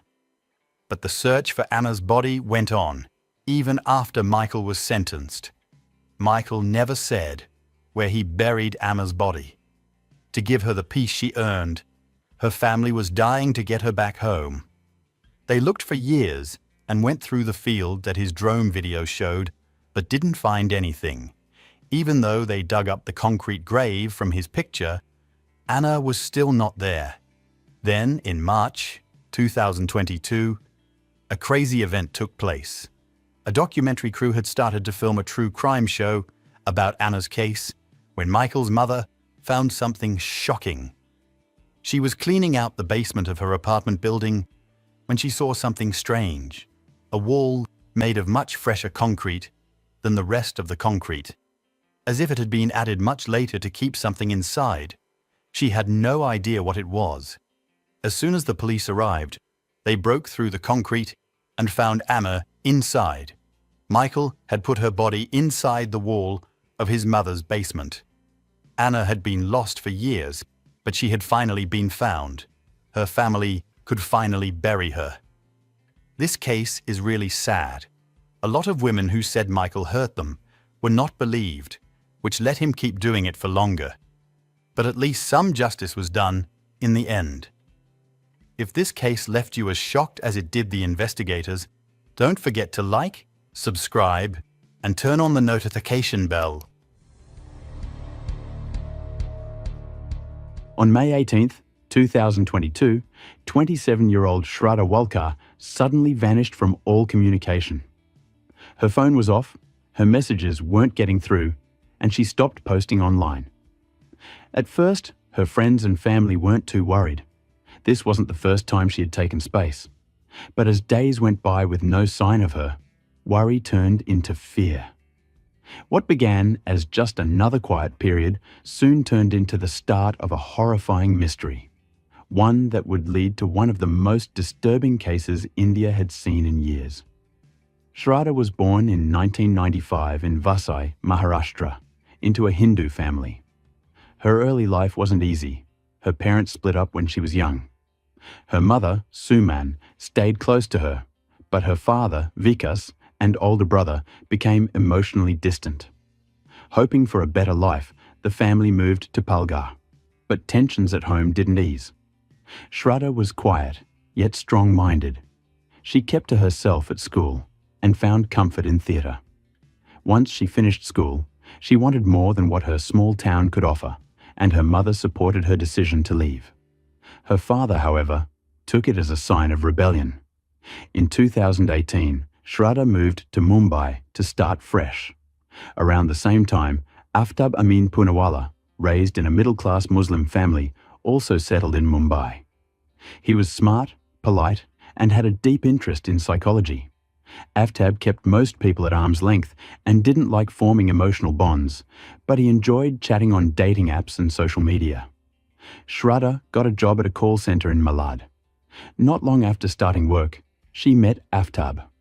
They didn't know at first that they were from the same hometown and had even attended nearby schools. This common ground gave them something to talk about. Shraddha, adjusting to life in a new city, was looking for companionship, and Aftab didn't push her away. They started spending time together casually, chatting, grabbing meals, walking home. Soon after, Aftab suggested they live together to save money. Rent in Mumbai was high, and they were already spending most of their time together. Shraddha agreed. It seemed practical.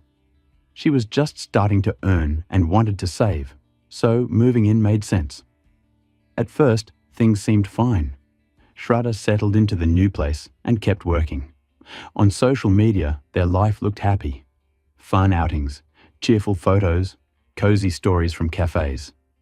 But behind the scenes, things slowly began to shift.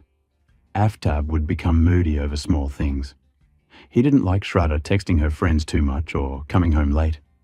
He would shut down emotionally, sometimes going silent for hours.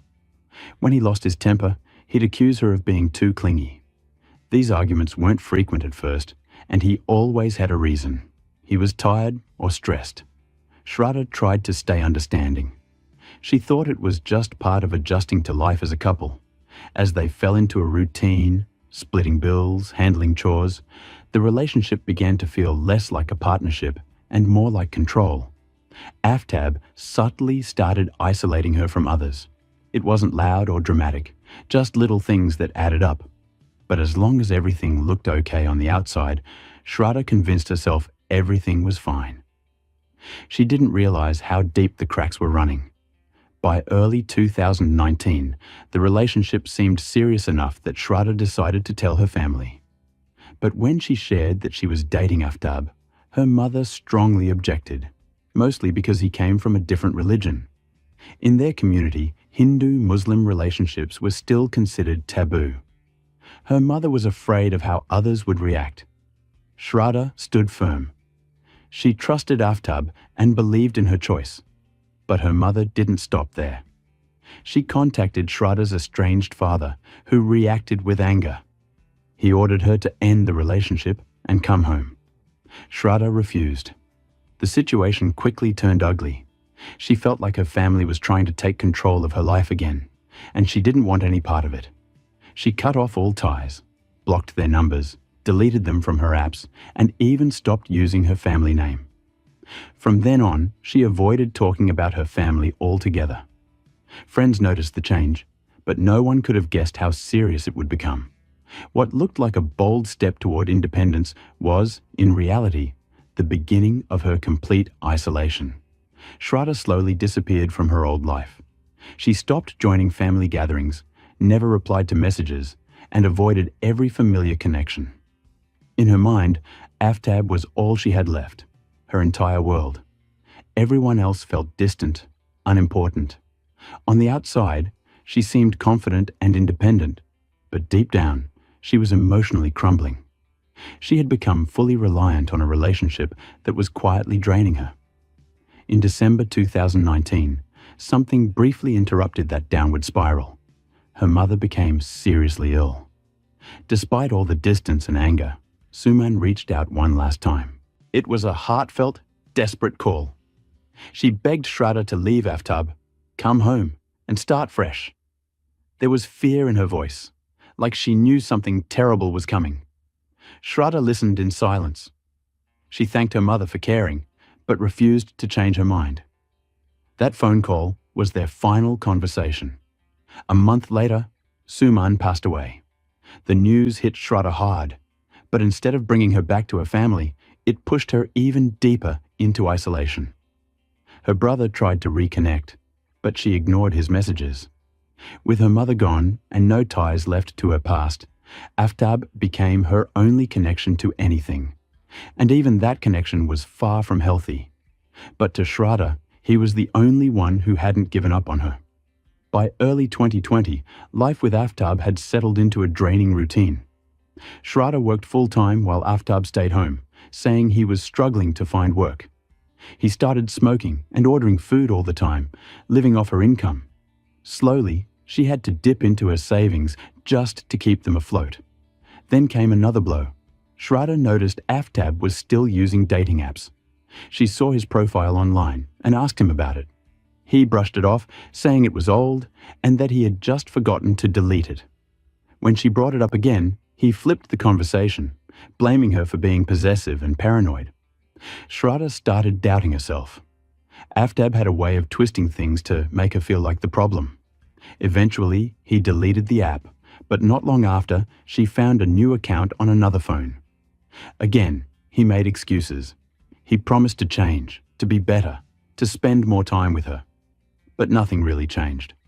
A few months later, Shraddha caught him getting too close with a woman at a temporary job.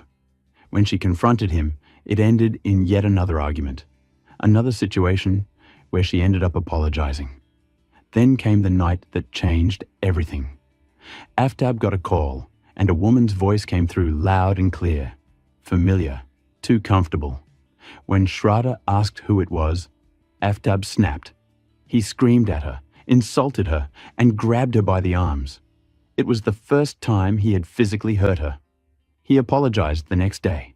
He said it was a mistake, that it would never happen again. Shraddha told no one. She buried the moment and acted like it hadn't happened. But it did, and it wouldn't be the last time. Soon, the outbursts became more frequent. He'd yell, push her, grab her roughly if she questioned him or tried to set limits. Sometimes all it took was a comment he didn't like, or a bad mood. Shraddha kept telling herself it was stress, that he didn't mean it. Aftab claimed he was anxious, confused, overwhelmed. She believed him, because the truth, that she was trapped, was too frightening to face. By then, her money had nearly run out. Every paycheck went toward rent, food, medicine, basic survival. Aftab didn't help, but she kept making excuses for him, believing she could somehow help him turn things around. All of this happened in silence. Shraddha told no one.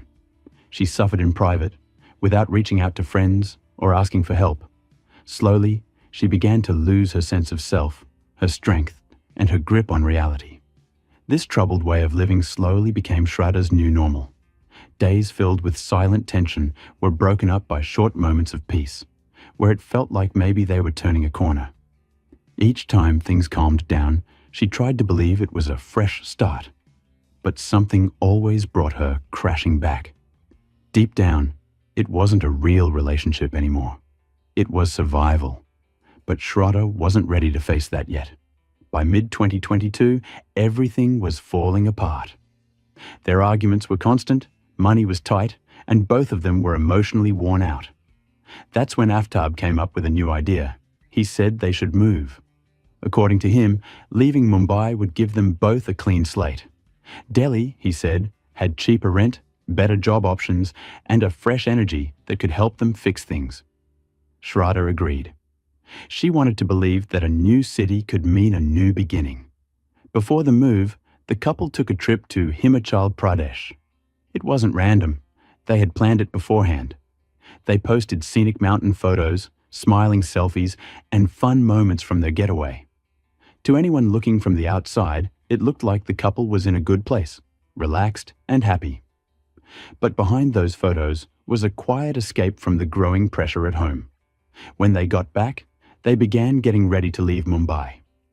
Aftab handled most of the arrangements. He reached out to someone they both knew in Delhi who helped them find a place to stay. For the first 2 nights in the new city, they booked a hotel. Then, with their friend's help, they rented a small 1-bedroom flat in Chhatarpur. The apartment was basic, on the ground floor of a low-rise building with just enough space for 2. A tiny kitchen, a bathroom, and a small balcony. It wasn't fancy, but it was cheap, and they didn't have to deal with a lot of paperwork. The first few days in Delhi were peaceful. They unpacked, bought essentials, and explored their new neighborhood.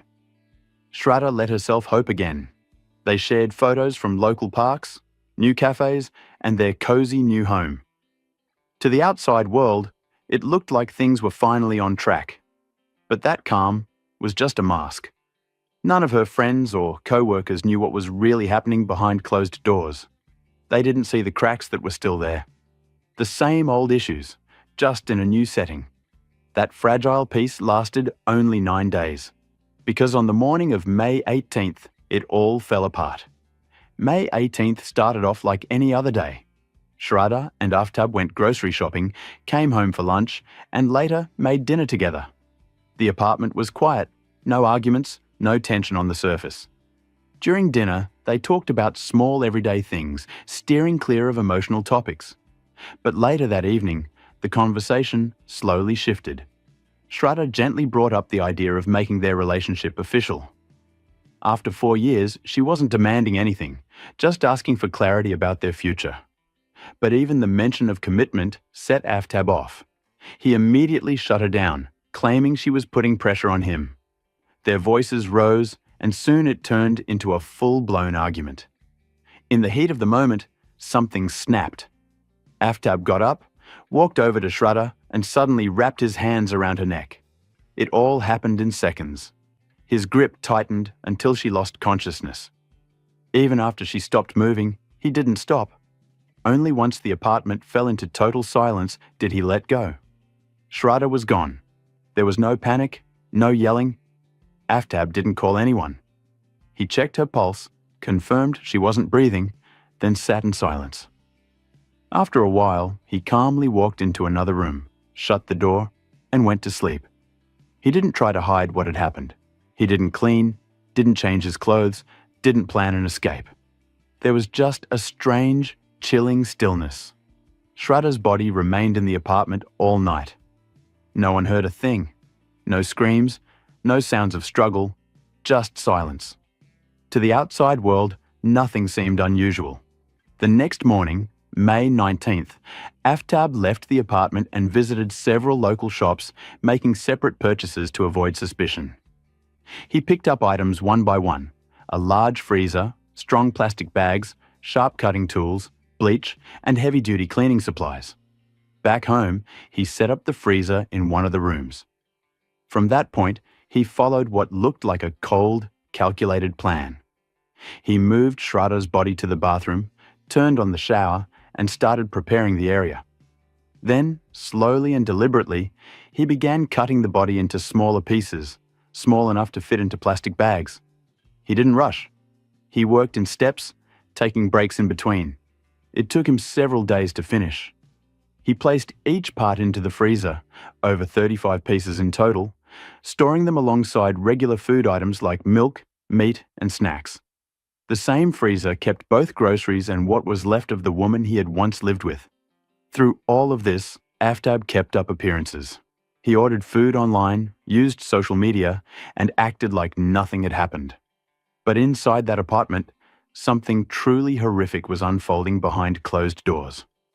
While disposing of one of the lower limbs, Aftab accidentally sliced his own hand. He walked to a nearby clinic and casually told the doctor he'd injured himself while cutting fruit. The doctor patched him up, some stitches, a bandage, and sent him home. No one suspected a thing. One part of the body caused more hesitation than the rest: the head. Aftab didn't dispose of it right away. He feared it could still be used to identify her. Instead, he sealed it in a separate plastic bag and tucked it into the same freezer, isolated from the other remains. It stayed there for weeks, untouched, his final reminder of who Shraddha once was.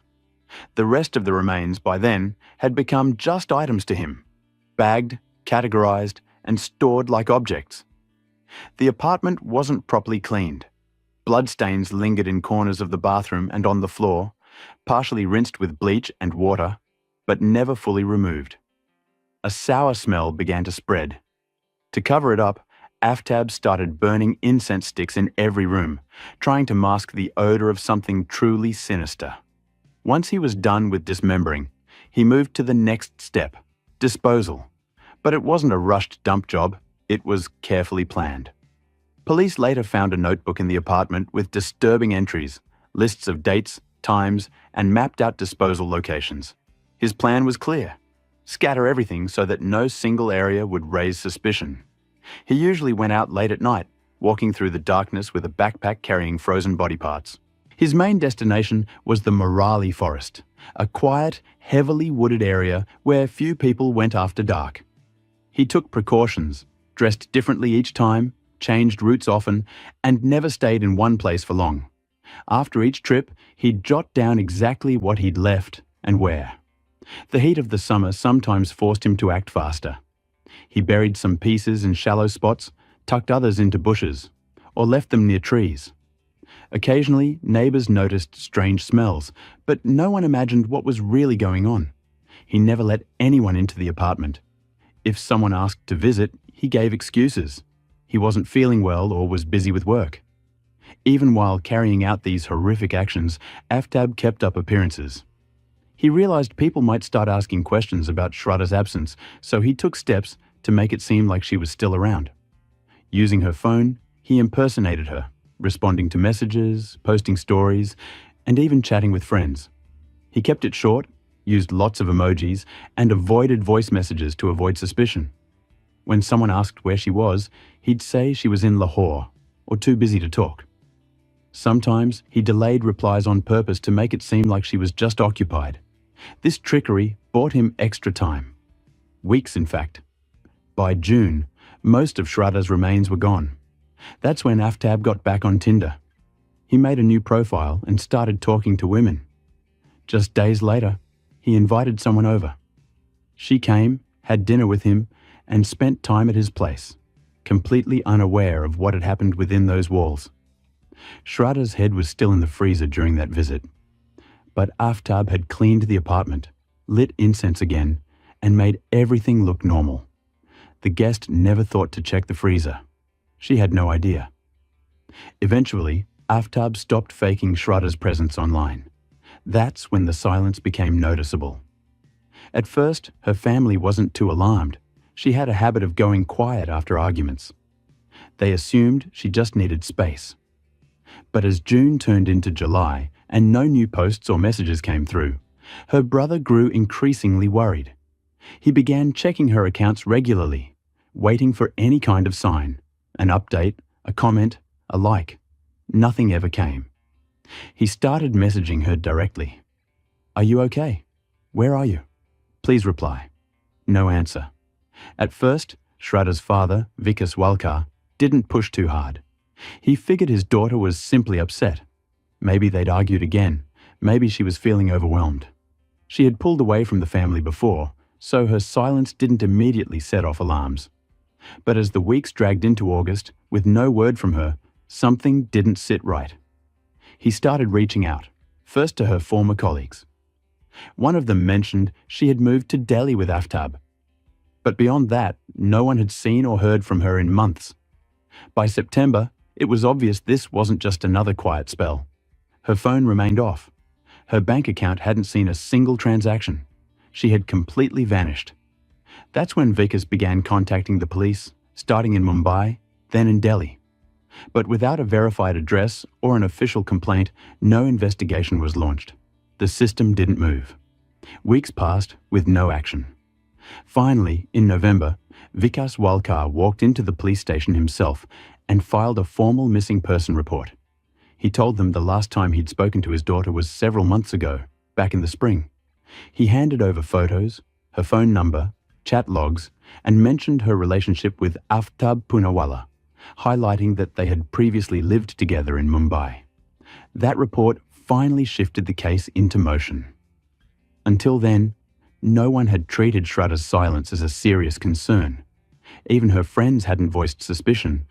But now, nearly 6 months after her death, her disappearance was finally official, and police began to dig. By then, the trail was ice cold. Aftab had been meticulous. He'd destroyed evidence, deleted digital footprints, and manipulated Shraddha's online presence long enough to avoid suspicion. He likely assumed that, after all this time, no one could connect him to her disappearance. But the police started from the basics, talking to people who last interacted with her. Aftab's name surfaced immediately. Records showed they had lived together. Neighbours remembered seeing them as a couple, but more recently, only Aftab had been seen coming and going. That made him the key person of interest. When police brought him in for questioning, Aftab didn't flinch. He appeared calm, articulate, and well-mannered. Speaking fluent English, he painted himself as a cooperative, rational man. He claimed Shraddha had left him months ago, willingly. According to him, she had met someone else, packed up, and moved on. He said he'd even helped her with the bags and wished her the best. At first, it didn't sound completely implausible. But as investigators dug deeper, cracks started to show. The first red flag came from a simple look at her phone records. After May 18th, the day he claimed she walked out, Aftab had never once tried to contact her. Not a single call. Not even a text. If she had really left, wouldn't he have at least checked in? Then came something more damning. The 54,000 rupee transfer. Money had been moved from Shraddha's bank account to Aftab's after the date he claimed she left. And it wasn't some vague transaction. It was done through her own phone, traced directly to the couple's apartment's IP address. That meant Aftab still had her phone and her bank credentials. The police called him in for another round. But this time, it wasn't polite conversation.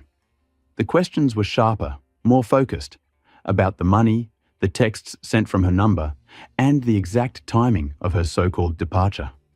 Suddenly, Aftab wasn't so composed. His confident persona began to crack.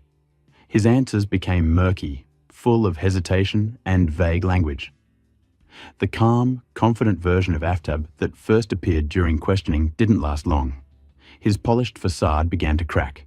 His expression grew tense, his words started to falter. Detectives zeroed in on inconsistencies, and it wasn't long before his carefully rehearsed story collapsed under the weight of real evidence. When asked a simple, direct question, "When did you last see Shraddha?" He answered, "May 18th. The date wasn't just close to the crime, it was the day it happened. That one moment of hesitation said more than any long explanation could. Soon after, in a quieter conversation with an officer, his tone shifted completely. No firm denials this time. His sentences became clipped. He avoided direct answers, asked for water, and said he needed more time to explain. The pressure was getting to him. His story was unraveling. Then, voluntarily, without being charged or threatened, Aftab asked to speak to the investigators again. And this time, he started talking. At first, it was vague, but soon the truth came out. He admitted to killing Shraddha, cutting her body into pieces and disposing of the remains across the city. He described how the argument had started over marriage. She wanted a future. He wanted freedom. He said he snapped, that he strangled her in anger. What followed was even more disturbing. He didn't panic. He planned. He slept next to her body that night. The next morning, he went out to buy tools, knives, chemicals, a freezer. He described how he cut her up in stages, storing parts in plastic bags, dropping them in various places including the Mirauli forest. He even admitted to keeping her head for weeks before finally burning it in June. It was a horrifying confession. But in India, a confession alone doesn't secure a conviction, not unless backed by physical proof. So, investigators launched a full-scale operation using his own words as a map. With K9 units, forensic experts and drones, they scoured the forest areas he mentioned. Their first breakthrough came exactly where Aftab said it would, Mirauli. Hidden among the underbrush, they found bone fragments, teeth, hair, and plastic bags containing organic traces. Forensics were able to pull DNA and match it to Shraddha's father. The results weren't just close. They confirmed that the remains belonged to Shraddha Walkar. More evidence came from the couple's apartment. Even after Aftab's efforts to clean it, ultraviolet lights revealed blood particles. The freezer showed traces of human tissue. In the bathroom drain, they found melted plastic and chemical residue. Bit by bit, the truth was building into a case too strong to deny. But perhaps the most chilling part wasn't what Aftab did. It was why. He admitted that his goal was to destroy evidence. The dismemberment wasn't in panic. It was calculated. He wanted to scatter the remains to make it harder for police to prove a crime had ever taken place. Psychological evaluations confirmed what many feared. Aftab wasn't mentally ill. Even more disturbing, after the murder, he continued to live in the same apartment, eating meals from the same fridge that held her remains. When asked if that bothered him, he calmly replied that it was sealed, and there was no smell, no remorse, no shame. In court, his behavior changed again. He appeared messy, distracted, even tried to act mentally unwell, just like in the infamous Noor Muqaddam case in Pakistan. But the tests proved otherwise. He was mentally sound. The case sparked outrage across India. People weren't just demanding justice for Shraddha, they were calling for real change. They wanted warning signs to be taken seriously, for victims of toxic relationships to be heard, and for parents and families to never be shut out of their children's lives, even after disagreements.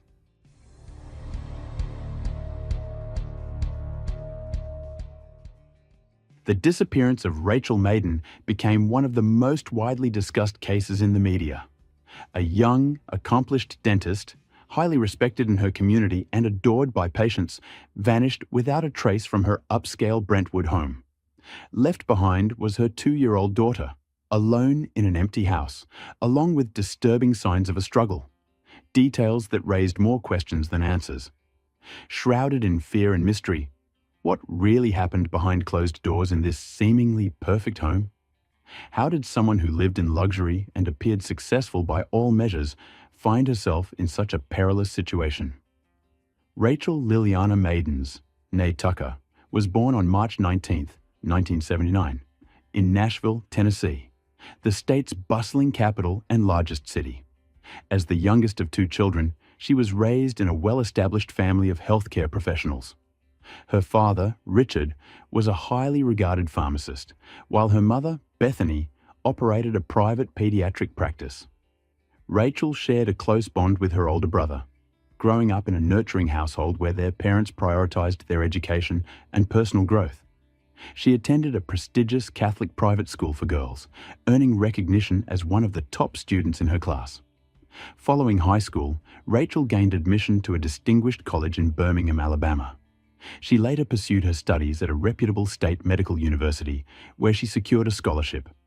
During her university years, she also discovered a deep passion for tennis, excelling in the sport and earning numerous accolades. Rachel's professional path became clearer when she chose to specialize in dentistry. She enrolled in a private dental school in Florida, where she graduated with distinction in 2005. Her impressive academic record earned her a residency at the Children's National Medical Center in Washington, D.C.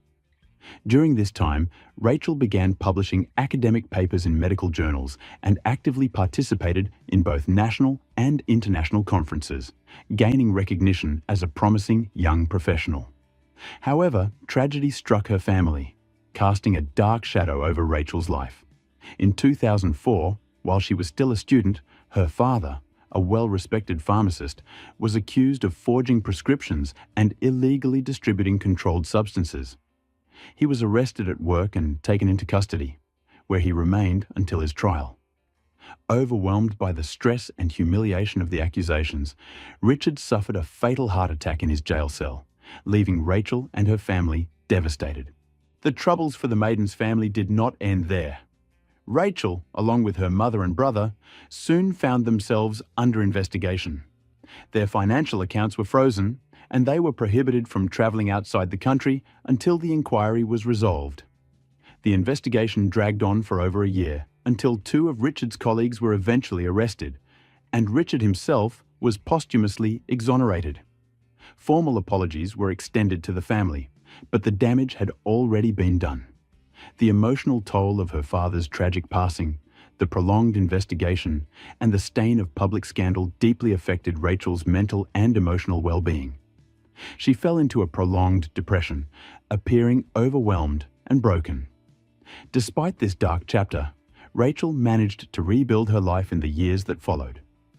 She established a private dental practice in Brentwood, a peaceful and affluent suburb of her hometown, Nashville, located in Williamson County, Tennessee. Her career flourished at an impressive pace, and she became a highly regarded and innovative orthodontist, attracting clients from neighboring cities and even other states. Rachel's dental clinic quickly became one of the most advanced and well-equipped facilities in Tennessee, earning admiration for its cutting-edge technology and top-tier service. From a young age, Rachel was known for her striking beauty, attracting attention wherever she went. Tall, athletic, and graceful, with long blonde hair and a dazzling smile.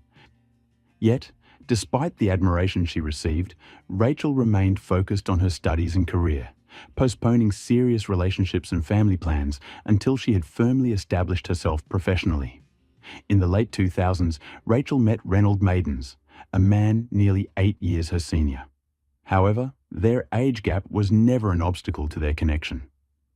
Reynold, born and raised in a modest town in Georgia, came from a middle-class background.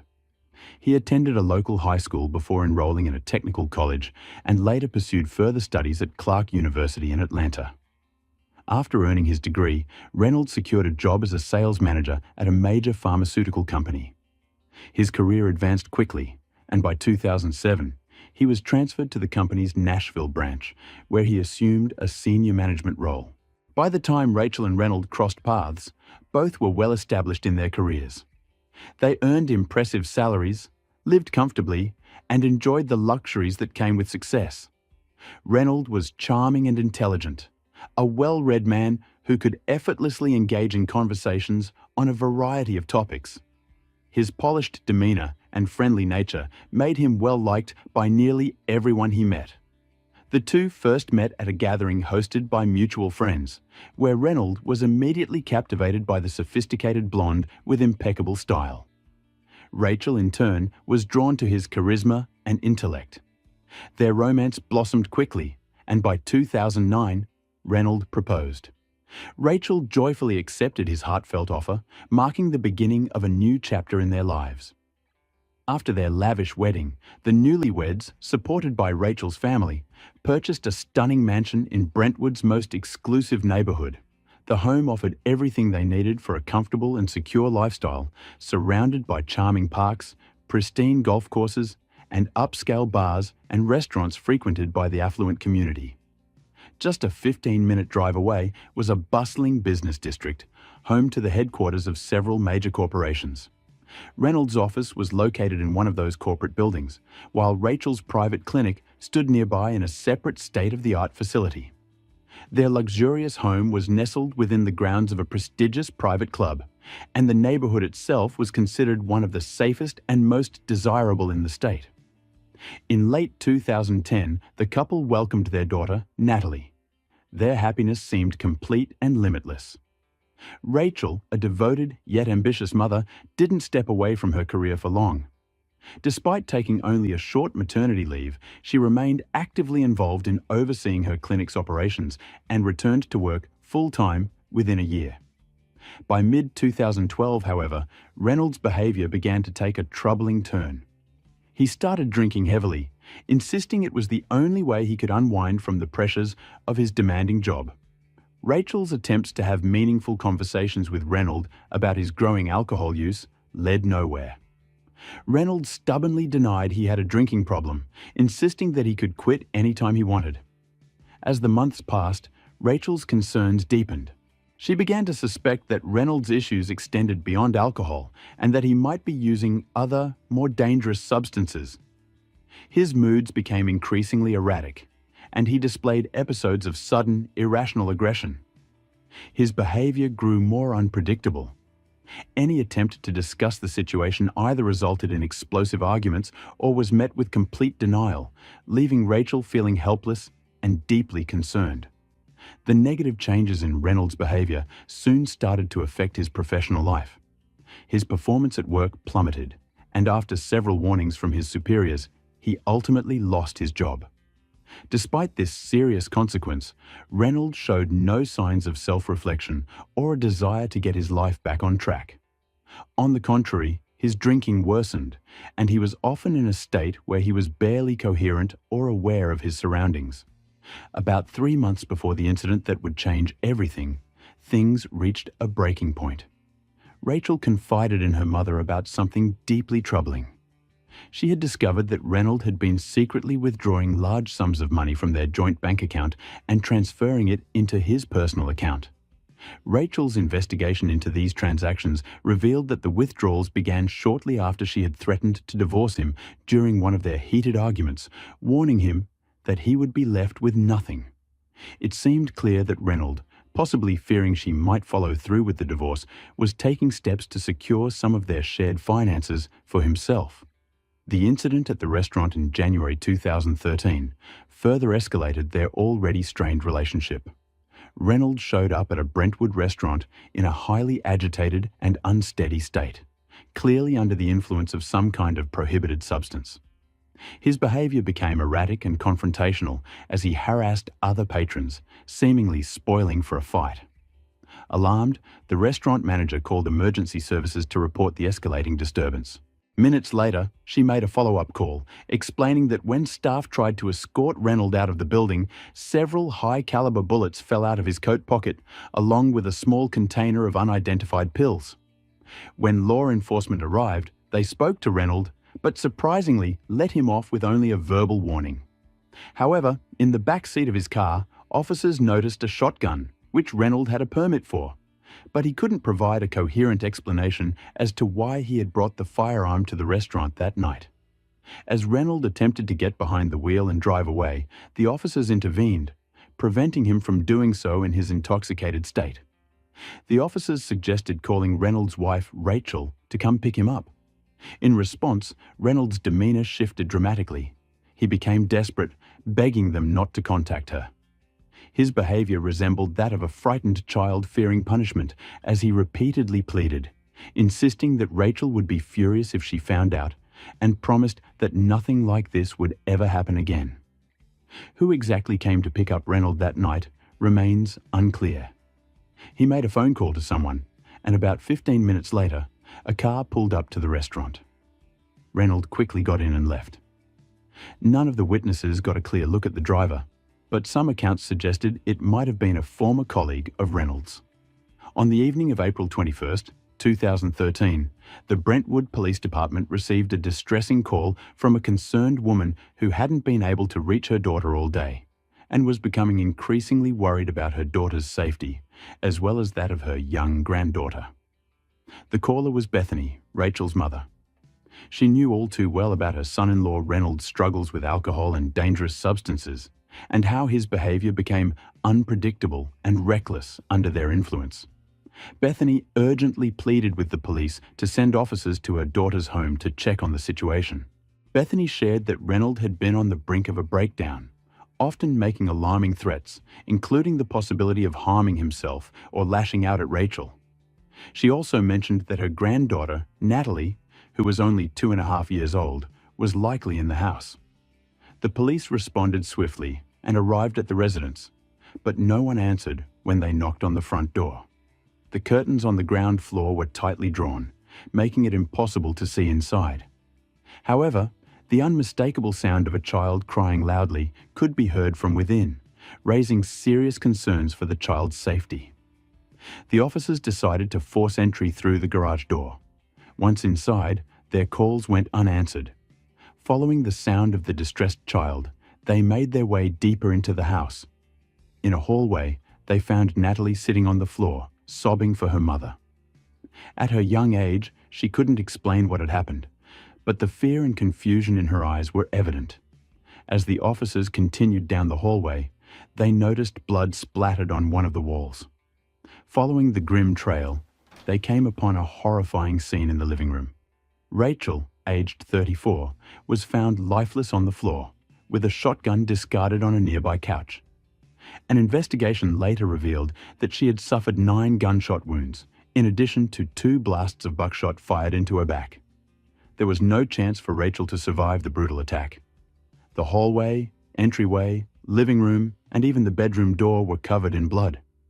It was clear that the violent act had unfolded throughout these areas, with Rachel being pursued and attacked as if she were a target in a shooting range. After the assault, the perpetrator had wrapped her body in a blanket and attempted to clean up the bloodstains from the floors and walls. However, there was far too much blood, and the effort was quickly abandoned. The suspect then fled the scene. Reynolds was the prime and only suspect in this horrifying crime. Reynolds was immediately declared a wanted fugitive. Thankfully, although traumatized, the child was physically unharmed, but the emotional impact was evident. It appeared that she had witnessed the entire horrific ordeal, a terrifying experience for someone so young. Bethany, devastated and in shock upon hearing the news, rushed to her daughter's home to take her granddaughter into her care. The high-end country club where the crime took place was swarming with law enforcement officers. They canvassed the neighborhood, questioning residents in hopes that someone had seen something or could provide clues about the suspect's whereabouts. The search for Reynolds was extensive, involving aerial support with helicopters, as authorities considered him extremely dangerous due to his unstable behavior. His photograph was broadcast on the evening news, along with a public plea for any information about his location. The community was also warned that he might still be armed. During a search of the house, investigators found a note, more accurately, a full letter written by the suspect. In the letter, Reynolds offered an apology to his young daughter, though he never explicitly mentioned what he had done. He also expressed his gratitude to his mother-in-law and Rachel's other family members, thanking them for their kindness and support over the years. He wrote about his love and appreciation for them, but then launched into a tirade about how his wife had made his life unbearable. Reynolds described how Rachel allegedly belittled and pressured him, claiming that things had only worsened after he lost his job. Reaching a breaking point, he said he could no longer endure the situation. Throughout the letter, Reynolds placed blame squarely on Rachel, painting her as domineering from the start of their relationship and claiming that she had systematically broken him down and controlled him. He justified his addiction to hard liquor and powerful substances as his only way to cope with the immense pressure. Reynolds insisted that his substance abuse and job loss were consequences of being trapped in a marriage with what he described as a tyrannical partner. The writing was erratic at times, disjointed and repetitive, but the overall message came through as a clear and desperate attempt to deflect responsibility for his actions. In the letter, Reynolds also made a request for custody of his daughter to be granted to his mother-in-law, believing she would be a loving and capable guardian for the child. The letter was essentially a confession, leaving no doubt about who had committed the crime. However, forensic experts speculated that the message could be a final farewell, raising concerns that the suspect might have harmed himself after fleeing the scene. Despite this possibility, the search efforts continued, as Reynolds was still considered a significant threat to the public. In the trunk of Reynolds' abandoned car, officers found a duffel bag containing nearly $100,000 in cash. It was clear that he had planned to escape with the money, but, for reasons unknown, left it behind. Detectives also discovered that, on the night before the tragic incident, Reynolds had made a lengthy phone call to his attorney, although the content of that conversation remained undisclosed. The very next day, as police continued their extensive search for Reynolds, he unexpectedly emerged from hiding, approaching the officers with his hands up and expressing his willingness to cooperate with the investigation without resistance. Reynolds allowed himself to be handcuffed and was escorted to the station for questioning. Once there, he immediately began blaming the victim for all his misfortunes, claiming that Rachel had subjected him to years of psychological torment and constant humiliation. He wept openly as he described how he had gone from being a successful corporate executive to an unemployed alcoholic who had become a local laughingstock. He recounted wandering the streets aimlessly, too terrified to return home and face his wife. It turned out that, for the past 6 months, neighbors had filed multiple complaints about Reynolds' erratic and disturbing behavior. He had been known to approach strangers on the streets aggressively, trying to start conflicts. Additionally, he had been cited several times for driving under the influence.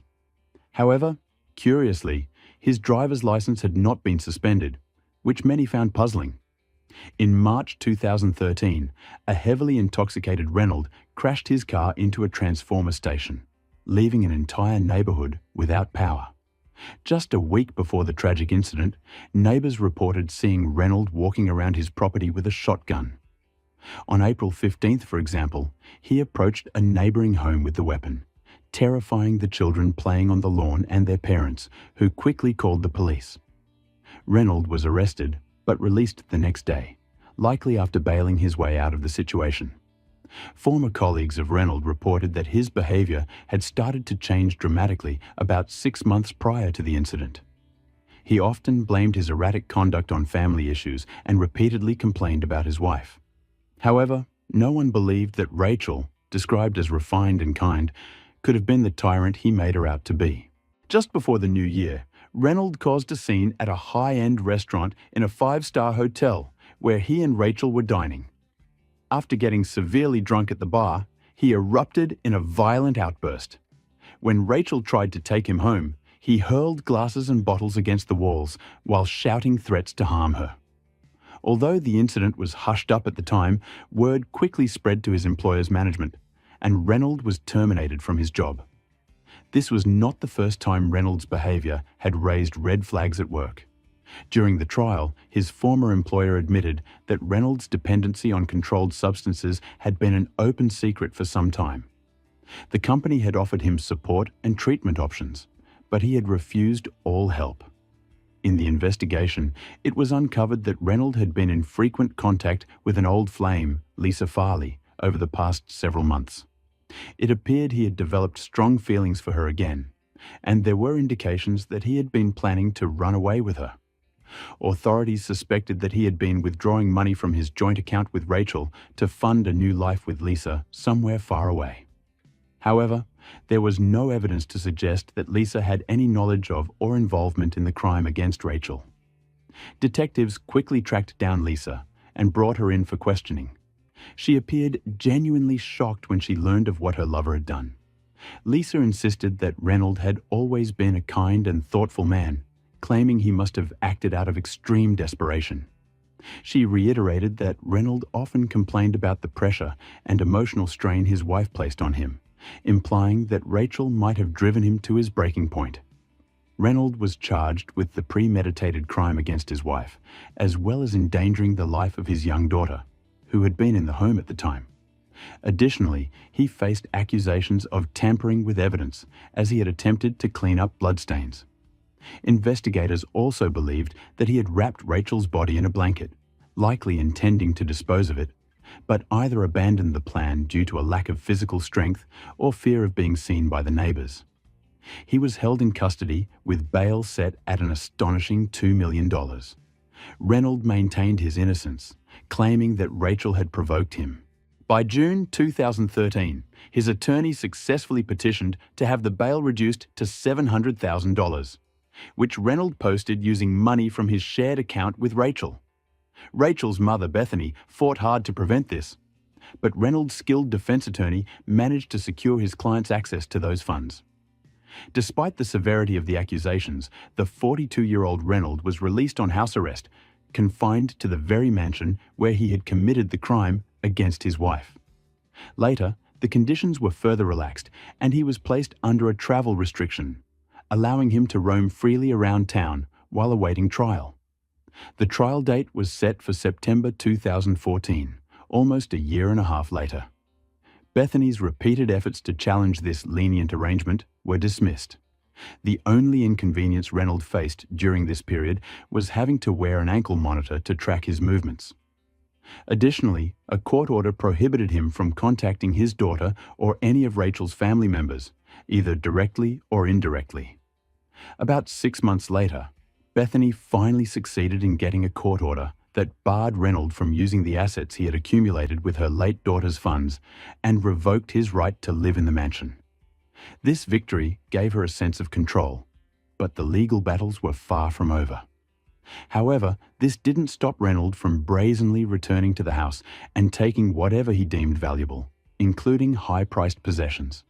His audacity outraged everyone, and contempt of court charges were filed against him. Yet, his defense attorney managed to have these charges dismissed once again, maneuvering Reynolds out of trouble. Reynolds seemed to slip through the cracks of the legal system repeatedly, using the funds he had effectively stolen from Rachel's personal and shared accounts to cover his mounting legal expenses. Despite Bethany and her family's efforts to recover or freeze the stolen money, they were unsuccessful. Reynolds often appeared in court with a smug grin, reveling in the sense that he was untouchable. A dangerous individual, responsible for a brutal crime committed in front of a young child, was allowed to remain free. Witnesses repeatedly highlighted Reynolds' history of substance abuse, noting how he became erratic, aggressive, and uncontrollable when under the influence. Yet, despite the severity of his actions, Reynolds' attorney once again managed to convince the judge that he posed no significant threat. The legal system seemed to bend to Reynolds' advantage time after time. After his arrest in December 2013, when he was found under the influence of controlled substances and attempting to break into a stranger's home, there was a glimmer of hope that he would finally face the consequences of his actions. Reynolds' incoherent ramblings, threats, and false claims of being a police officer during the attempted break-in painted a picture of a man clearly in crisis. His bail privileges were revoked, and for a brief moment it appeared that he would remain in custody, awaiting trial. Under Tennessee law, the collection of charges Reynolds faced could have led to the death penalty, and it seemed that he might finally be held accountable for the string of crimes and destruction he had caused. However, this was just another chapter in a lengthy saga of Reynolds' manipulation of the legal system. The plea deal struck in mid-September 2014 shocked many, especially Rachel's family, who had hoped for a much harsher sentence. Reynolds pleaded guilty to second-degree murder, evidence tampering, and endangering the welfare of his daughter, which brought the trial to an unexpected and anticlimactic end. His cooperation in pleading guilty earned him a reduced sentence, and he was handed a 25-year prison term, far less than the 60 years the prosecution had sought. Moreover, His eligibility for parole after just 15 years, contingent on good behavior, was another point of contention for those who believed the justice system had failed Rachel and her daughter. In the courtroom, Reynolds' apology to his daughter and Rachel's family felt hollow and insincere. Bethany, in particular, was devastated by the leniency of the sentence, viewing it as an insult to the memory of her daughter and the pain she had endured.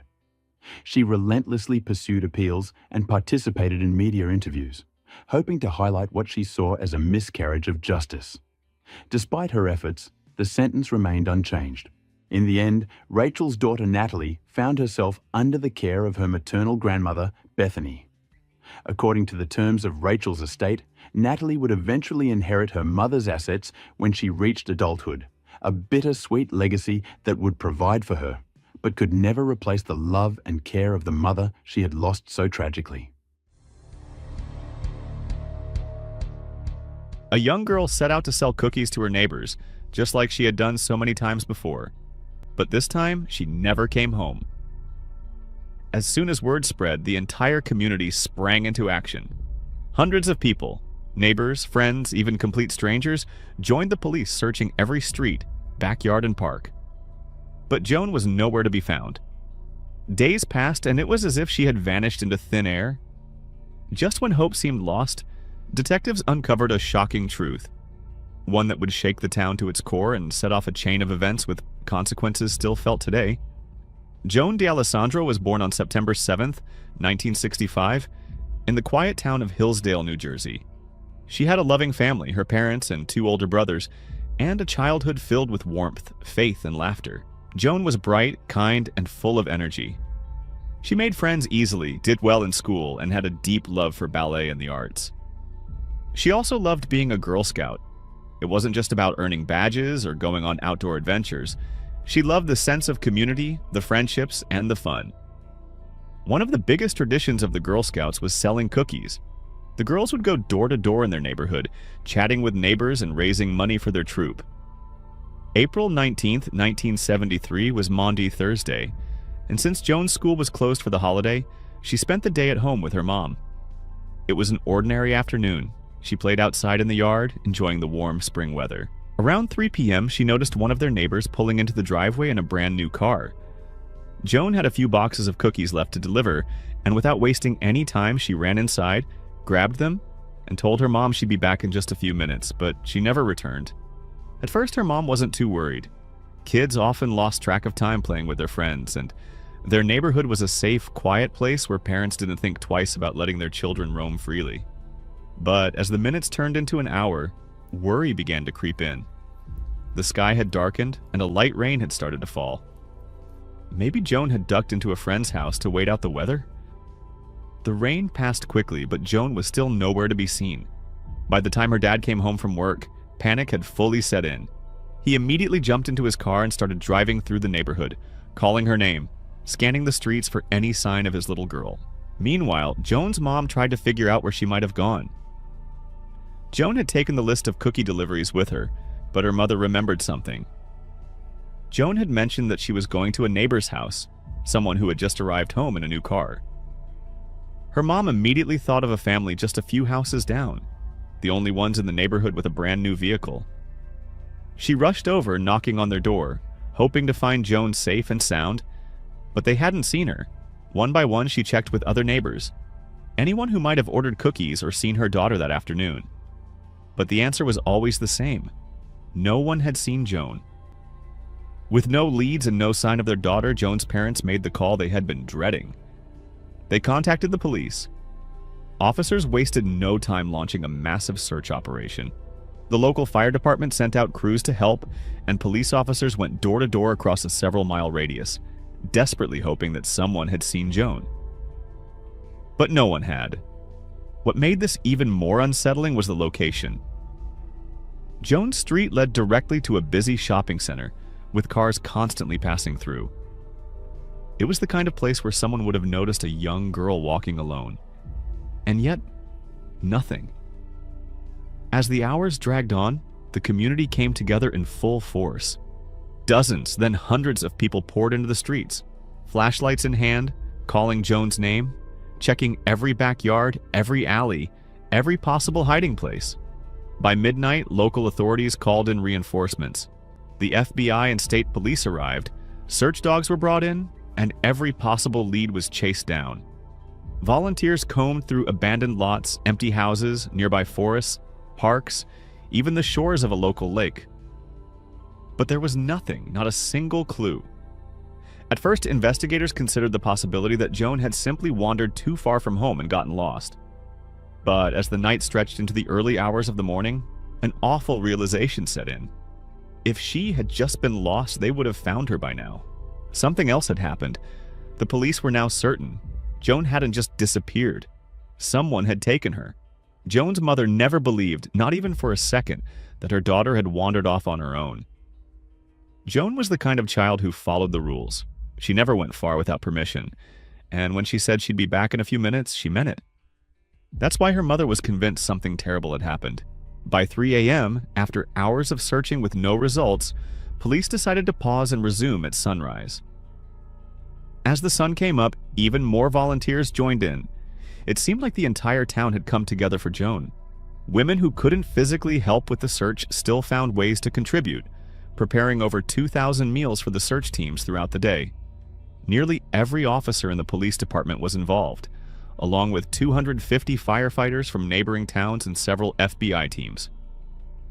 That day, searchers combed through every possible place Joan could be. They checked every home, yard, garage, and shed, anywhere a little girl might be. But despite their relentless efforts, there was still no sign of her. Then, a possible breakthrough, one of the search teams discovered a child's shoe less than a mile from Joan's home. It looked just like the ones she had been wearing when she left the house. Nearby, they also found several empty boxes of Girl Scout cookies, the same kind Joan had been selling. Hoping for answers, police immediately showed the shoe to Joan's mother. But the moment she saw it, her heart sank. It wasn't Joan's. Investigators then examined the cookie boxes and determined they had likely been there for weeks. Eventually, local residents came forward and confirmed that the shoe belonged to their child. Just like that, what seemed like a major lead turned into another dead end, and investigators were back to square one. Despite the hundreds of volunteers, the extensive searches, and the unwavering determination, the second full day of searching ended without answers. Meanwhile, the FBI was beginning to focus more and more on the possibility of foul play. After speaking with Joan's mother, detectives learned something crucial. She had already visited every neighbor where Joan might have delivered cookies. Every single one had said the same thing. Joan never came to their house that day. There was no sign of her. No cookies, no deliveries, nothing. But there was something else. Joan's mother shared a gut feeling she had, a suspicion that had been nagging at her since the very beginning. Before Joan left the house, she mentioned she was heading to a neighbor's home, the one who had just pulled into their driveway in a new car. As far as her mother knew, there was only one household nearby that had recently purchased a vehicle: the McGowans. So when Joan first went missing, her mother had gone straight to their house. There, she met 26-year-old Joseph McGowan, who lived with his mother and grandmother. When she asked if he had seen Joan, he told her no. But something about him didn't sit right. His behavior, his tone. She couldn't explain it, but she had a terrible feeling about him. Detectives had already spoken to Joseph once, and he had denied any involvement in Joan's disappearance. But as the hours passed, those gut feelings, both from Joan's mother and from law enforcement, only grew stronger. Joseph's story didn't seem to hold up. He kept tripping over details, struggling to keep his alibi straight. Yet there was no hard evidence against him. Nothing in his home connected him to Joan. He also had no criminal record. In fact, his background was the complete opposite of what one might expect from a suspect in a case like this. He was a well-respected school chemistry teacher with a good reputation in the community. But something still felt off. Eventually, detectives brought him into the station for a polygraph test. Joseph agreed, sitting down to answer their questions. But the results weren't what he was hoping for. The test flagged multiple signs of deception on nearly every key question. Unfortunately, polygraph results weren't admissible as solid evidence. They couldn't convict him based on that alone. But they could use it to push him further. When detectives told Joseph that he had failed, they pressed him harder. They needed him to come clean. Then, something unexpected happened. Joseph broke down, and to everyone's surprise, he made a request. "Bring me a priest," he said. Detectives obliged, and after speaking with the priest in private, everything changed. Joseph finally broke down and confessed to what really happened that day. According to his story, he had been outside mowing the lawn when Joan approached him with a few boxes of cookies. He said he had pre-ordered them weeks earlier, so he invited her inside to pay. But from this point, Joseph's account took a bizarre turn. He claimed that when he realized he didn't have the exact amount of cash to pay her, he suddenly became overwhelmed with frustration and shame. For reasons he couldn't explain, he snapped. He grabbed Joan and dragged her to his bedroom, where he brutally attacked her and committed unspeakable acts. The detectives, of course, didn't believe this part of his story for a second. His excuse made no sense. No one would react so violently over something so trivial. But they let him continue his confession, knowing that the more he talked, the more he'd reveal. Joseph said that after realizing the gravity of what he had done, panic set in. He knew that if he let Joan go, his life would be over. So, instead of facing the consequences, he decided to get rid of her. After several failed attempts, he ultimately killed Joan, wrapped her body in an old sofa cover, and placed her in the trunk of his car. He then cleaned up the blood in his bedroom, stuffed the cleaning rags into a bag, and drove nearly 20 miles away to a national park in neighboring New York State. There, deep in the woods, he carried Joan's body behind a large rock and left her there. On his way back, he disposed of the rags and other evidence in random trash bins along the road. And then, in a twisted display of deception, Joseph returned home and acted as if nothing had happened.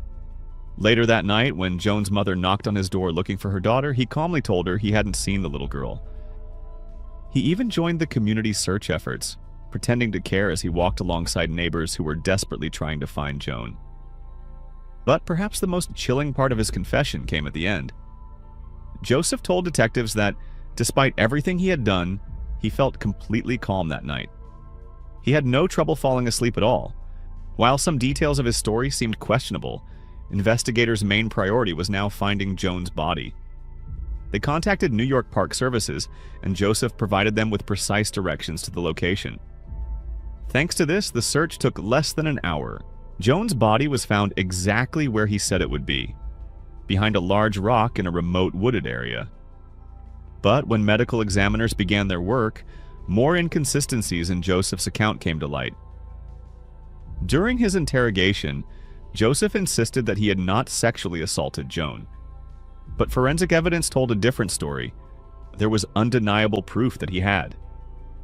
His version of the events also contradicted the physical evidence in other ways. He claimed he had simply attacked her in a fit of rage, yet forensic experts found multiple injuries and bruises that suggested a prolonged, violent struggle. And then there was the most glaring contradiction of all. Joan's body was found completely unclothed. Even when detectives confronted him with this detail, Joseph continued to deny any sexual assault. For Joseph's family and friends, the entire situation was beyond comprehension. They had always seen him as a quiet, intelligent, and kind person. The idea that he was capable of something so monstrous was unthinkable. His colleagues at the elementary school where he worked as a chemistry teacher were equally stunned. To them, Joseph had always been a well-respected and well-educated teacher who had never shown any signs of trouble. But the residents of Hillsdale had no doubts about his guilt. In the days following his arrest, dozens of furious locals gathered outside his house. Most weren't violent, but the police still decided to block off the entire street, worried that someone might try to harm his mother or grandmother. Some residents were so outraged that they even flipped through phone books looking for anyone with the last name McGowan, making angry phone calls to complete strangers. Many of these people had no connection to Joseph, yet they became targets of the town's collective fury. Several families even filed complaints saying these threatening calls were making their lives unbearable. The anger only grew when the judge set Joseph's bail at $50,000. That was a huge sum at the time, but for the people of Hillsdale it wasn't enough. Hundreds of residents flooded the court with letters demanding that bail be revoked. The thought of Joseph walking free, even temporarily, was unthinkable. But surprisingly, not everyone agreed. Some believed that, despite the horror of his crime, Joseph should have the right to post bail. Some residents were actually hoping Joseph would be released, not because they believed he was innocent, but because they wanted to take justice into their own hands. Under immense public pressure, the court eventually changed its decision and revoked his bail, even though his family had already managed to gather the necessary amount.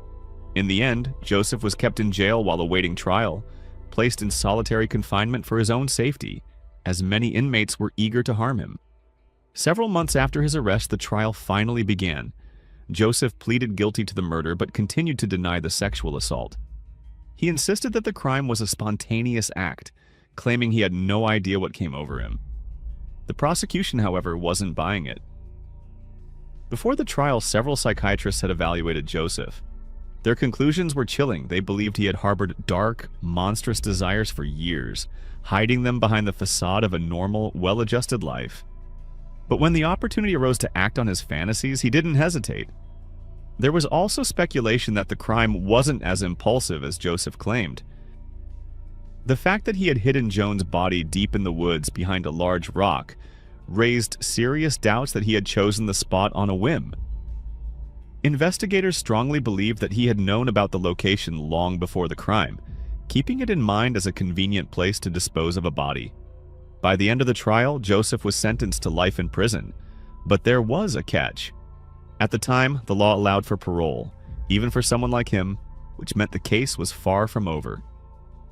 Nearly 20 years later, Joseph became eligible for parole, causing outrage among Joan's family. Her parents hadn't even been aware this was an option. To make matters worse, their attorney warned them that if they didn't take action to oppose his release, there was a strong chance he would walk free. The problem was that over the years, Joseph had undergone multiple psychiatric evaluations, and every single one concluded that he was no longer a threat to society. Adding to his case was his spotless behavior in prison. He had never caused trouble or violated any rules. Desperate to keep him behind bars, Joan's mother fought with everything she had. She not only worked to convince the parole board that Joseph didn't deserve to be released, but also launched a campaign to change the law, ensuring that criminals like him would never get the chance for parole again. After years of relentless advocacy, she succeeded. A new law was passed in New Jersey, making anyone convicted of murdering a child under 14 for the purpose of sexual assault permanently ineligible for parole. The following year, a federal version of the law was enacted, largely thanks to her efforts. However, the law didn't apply retroactively, meaning Joseph was still eligible for parole. But despite this, Joan's mother managed to convince the court to deny his release. Then, in 1999, another parole hearing came up, and this time, something unexpected happened. Before the decision was made, Joseph underwent another psychiatric evaluation. During these conversations, he suddenly changed the story he had been sticking to for over 20 years. Initially, he had claimed that he attacked Joan out of frustration when he couldn't find the right amount of change. That explanation had never been particularly convincing, but now Joseph admitted it was a lie. According to him, he had been struggling with personal issues at the time. He was unhappy with his job, dissatisfied with his life, and feeling generally miserable. When Joan knocked on his door, he claimed he simply decided to take out his anger on her, leading him to commit the crime. Despite this new explanation, the court once again denied his parole. Over the following years, Joseph continued to petition for early release, but each time, his requests were rejected. During one of his final attempts to secure parole, he agreed to an interview with John Douglas, a former FBI agent and renowned criminal profiler whose work inspired The Silence of the Lambs and shows like Mindhunter. Douglas, who had interviewed infamous serial killers like Charles Manson, assessed whether Joseph was fit to re-enter society. His conclusion was clear. Joseph remained a significant danger to those around him. He described Joseph's uncontrollable urges as deeply disturbing. Using his unique approach, Douglas managed to earn Joseph's trust, uncovering something even more unsettling in the process. At one point, Joseph bragged about having more than $600,000. He explained that after his mother and grandmother passed away, He received sizable payouts and sold their house. But what was most disturbing was what he did with the money. Joseph revealed that he had moved all of it to a bank in neighboring New York State, specifically to prevent Joan's mother from ever being able to access a single penny through civil lawsuits. He had been quietly securing funds for legal representation, ensuring he could continue fighting for his release. Douglas was so struck by this conversation that he later wrote an entire book about the case. Joseph's last attempt to secure parole was in 2008, with his next hearing scheduled for 2025. Joan's mother was preparing for another battle, ready to oppose his release once again. But she didn't have to. In 2021, Joseph died in prison at the age of 74. In the end, he spent most of his life behind bars and remained there until his death. As for Joan's mother, her fight for justice never stopped. A few years ago, she successfully pushed to raise the age limit in her original law from 14 to 18 in New Jersey. She also helped pass another law in the state, one that completely removed the statute of limitations for murder cases. On top of her legal advocacy, she founded a nonprofit organization dedicated to protecting children, a mission that has had a profound impact over the years. And she has no plans of slowing down. For her, this fight isn't just about what happened to Joan.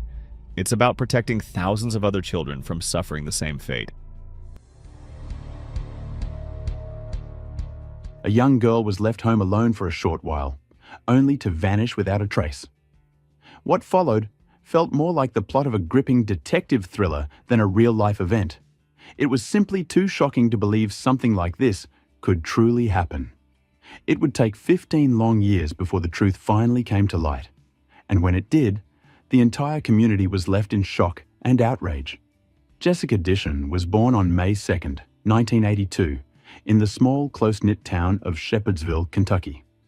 It was a quiet, rural place where most residents worked in farming and knew one another well. Jessica was the eldest sibling with 2 younger brothers, and from a young age, she helped care for them while her parents worked. This responsibility made her independent, and her parents always trusted her completely. At 15, she took a part-time job at a local restaurant, determined to save up for her dream car, a red Pontiac. Over the years, she diligently put money aside until she finally had enough to make her dream a reality. Despite juggling work and school, Jessica excelled academically. She had big plans to attend college after graduation and pursue a career in accounting. By the fall of 1999, at 17, she was entering her senior year of high school. Around this time, she also started dating someone, which made her even more excited about the future. On the morning of Friday, September 10th, Jessica's day started off like any other. Her parents left for work while she was still asleep, and her younger brothers caught the school bus. Jessica stayed behind, planning to drive herself to school shortly after. Around noon, her mother returned home and immediately sensed something was off. Jessica's car was still parked in front of the house. Strange, since she should have been in class. Concerned, her mother entered the house and checked Jessica's bedroom, thinking she might have overslept. But the room was empty. Next, she wondered if Jessica had asked her father for a ride instead. However, after calling him, she learned that he had gone to work alone that morning. Worried, she decided to check Jessica's car, thinking it might not have started that morning. She grabbed a spare key from inside the house and walked outside. But as she approached, a chilling sight stopped her in her tracks. The driver's door was slightly ajar, and inside, Jessica's cell phone lay on the seat with the numbers 9 and 1 already dialed. Beneath the driver's seat, one of Jessica's shoes and her keys were left behind. In the back seat, her school books, work uniform, and purse remained untouched. The disturbing scene painted a grim picture. It was clear someone had interrupted her as she tried to call for help. Jessica would never have willingly left all her belongings behind. The family lived on the outskirts of town, so if she had gone anywhere on foot, she would have had to walk for miles. Her parents immediately called the school, only to discover that Jessica had never made it to class. Strangely, the school had failed to notify them of her absence, as it should have. Their worry deepened when Jessica's best friend from the restaurant called later that day, asking why she hadn't shown up for her shift. Between her absence at school and work, the abandoned car, and the phone with 911 dialed, Jessica's parents knew something was terribly wrong. They wasted no time in contacting the police. But when they finally reached the sheriff, they were met with indifference. He brushed off their concerns, suggesting Jessica had simply wandered off and would return soon. He didn't even acknowledge the glaring evidence, like the single shoe left behind, making it nearly impossible for her to have gone far. Jessica's parents pleaded with the sheriff to take the situation seriously, but he refused to open an investigation. Frustrated and heartbroken, they had no choice but to return home. But they weren't ready to give up. Determined to find their daughter, they took matters into their own hands, reaching out to friends, relatives, and anyone who might have seen Jessica.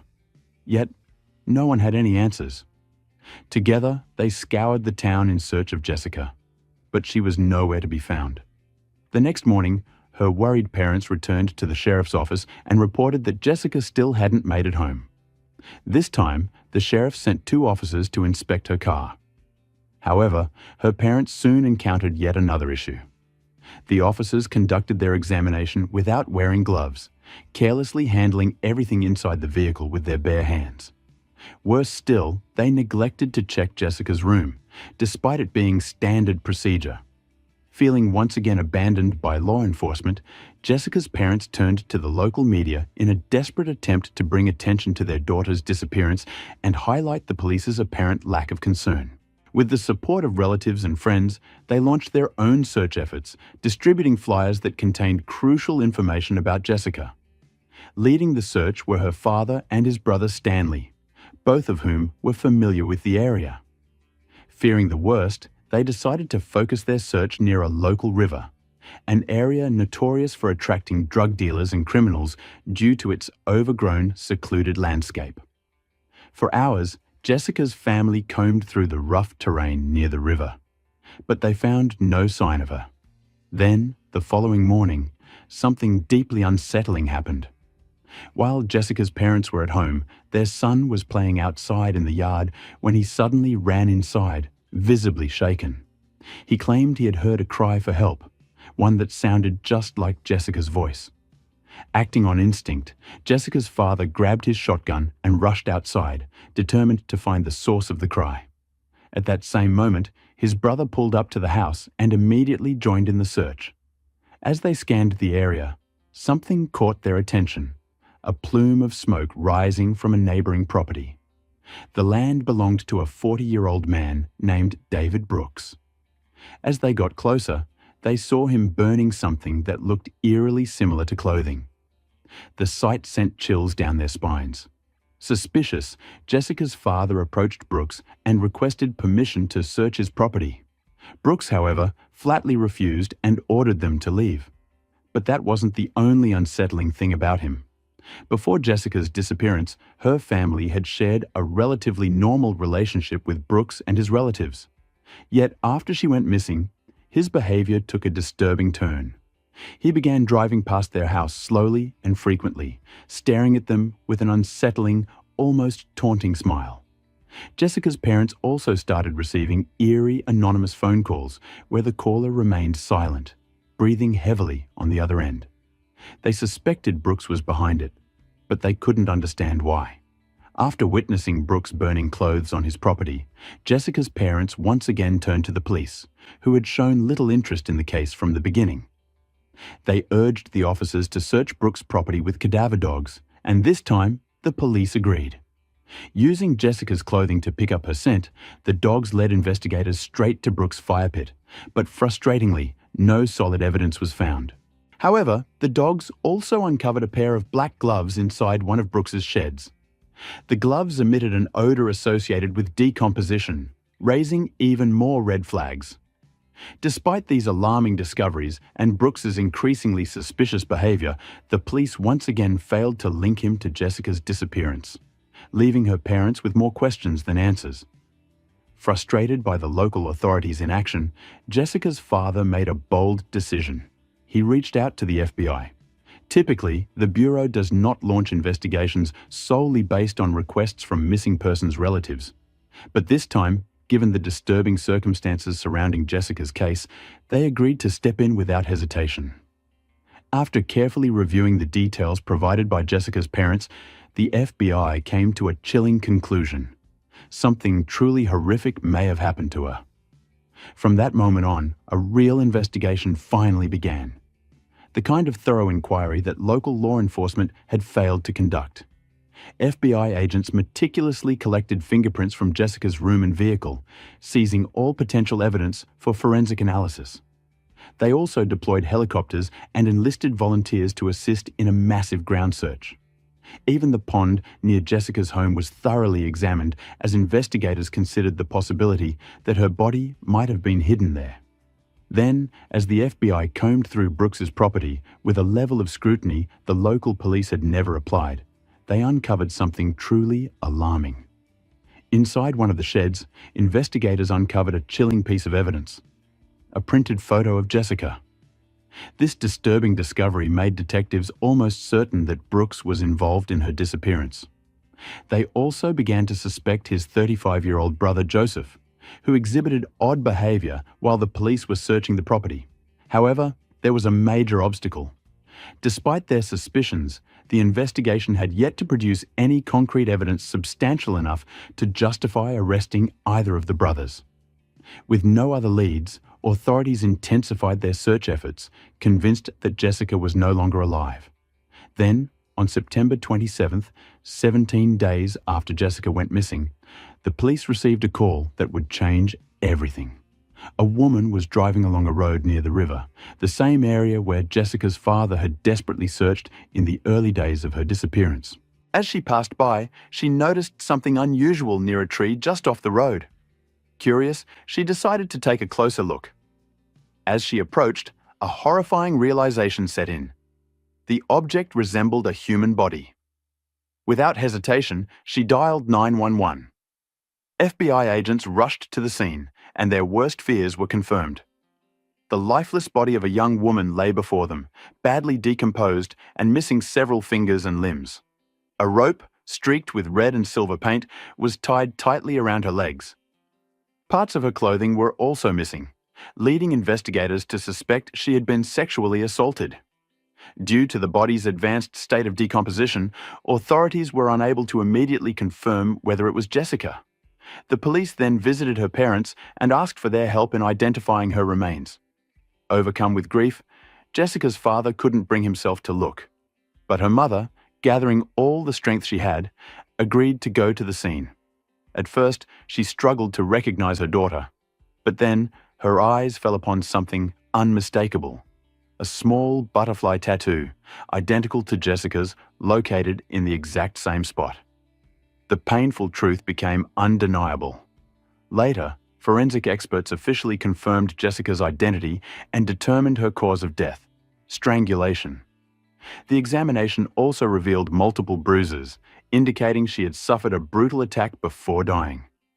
Even more disturbingly, medical experts concluded that her limbs and fingers had been removed post-mortem, meaning she had been alive when her ordeal began. Yet the most devastating revelation was still to come. Investigators discovered that Jessica had remained alive for approximately 3 days after she was abducted. This meant that if the police had acted sooner, they might have been able to save her. Instead, their inaction had sealed her fate. Following the grim discovery, the FBI decided to interrogate Brooks once more. This time, his story took a suspicious turn. During his initial interview, he had claimed he saw Jessica near her home on the morning she vanished.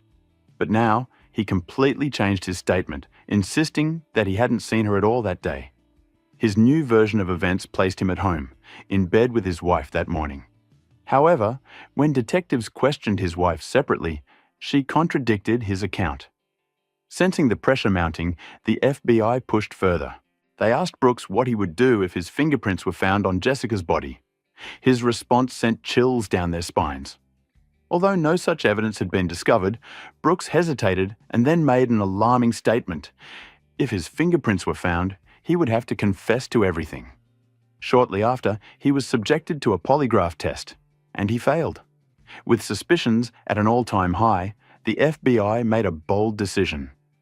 Despite the lack of solid physical evidence, they arrested Brooks and proceeded with the trial. However, they knew the case would be an uphill battle. While the circumstantial evidence was overwhelming, it wasn't definitive. Without concrete proof directly linking Brooks to Jessica's murder, the odds of securing a guilty verdict remained uncertain. As the trial preparations progressed, detectives continued their search for additional evidence that could strengthen the case. While reviewing past findings, investigators recalled an intriguing detail. During their search of Brooks' car, they had discovered a rope strikingly similar to the one used to tie the victim's legs. However, without any DNA evidence on it, the rope remained yet another piece of circumstantial evidence rather than definitive proof. The trial commenced in January 2003. Brooks's attorney vehemently argued that there was no concrete evidence linking his client to the crime, insisting on his innocence. Then, a crucial misstep by law enforcement came to light during the proceedings. When investigators first discovered Jessica's body, they also found several of her missing limbs nearby. These remains were placed in specialized containers and handed over to the local police for safekeeping. However, despite clear labels instructing officers to store them in a refrigerated environment, the boxes were instead left at room temperature. As a result, the remains decomposed extensively, destroying any potential DNA traces that might have identified the killer. With no solid forensic evidence and only weak circumstantial links, the case against Brooks was far from airtight. Ultimately, the jury was unable to reach a unanimous verdict, and Brooks walked free. According to state law, he could only be charged again if new, undeniable evidence emerged. For Jessica's parents, the verdict was a crushing blow. In their minds, there was little doubt that Brooks was responsible for their daughter's murder. To make matters worse, they were haunted by the thought that if the police had taken the case more seriously from the start, Jessica might have been saved. Now, with no justice in sight, their last hope faded entirely. As years passed, Jessica's case remained unsolved, and eventually it was nearly forgotten. Then, in 2012, a new detective, Lynn Hunt, joined the local police department. Tasked with investigating cold cases, she soon turned her attention to the murder of Jessica Dishon. As she sifted through the case files, she was shocked by the sheer negligence of her predecessors. The records were riddled with errors, crucial conversations with key individuals were missing, and the handling of evidence was embarrassingly inadequate. It became clear that the case had been so poorly managed that Hunt had no choice but to start the investigation from scratch, despite the fact that 13 years had already passed since Jessica's murder. Her first step was to speak with Jessica's family. One of Jessica's brothers, now an adult living on his own, handed Hunt a box of his sister's belongings, items that had originally been in Jessica's car. He had kept them ever since the police had returned them to the family. Hunt was once again astounded by the lack of professionalism in the investigation. These items, which should have been preserved as evidence, had not been stored according to protocol. Now, after so many years, they were unlikely to yield any useful clues. Nevertheless, Hunt examined everything carefully, determined not to overlook a single detail. Then she came across something interesting, a copy of Brooks' medical evaluation.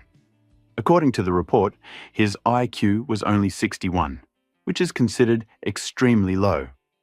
This revelation raised serious questions about the way the police had handled his interrogation.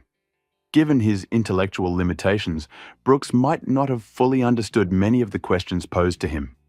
His odd behavior, which had previously been considered suspicious, could very well have been a result of his cognitive impairment rather than guilt.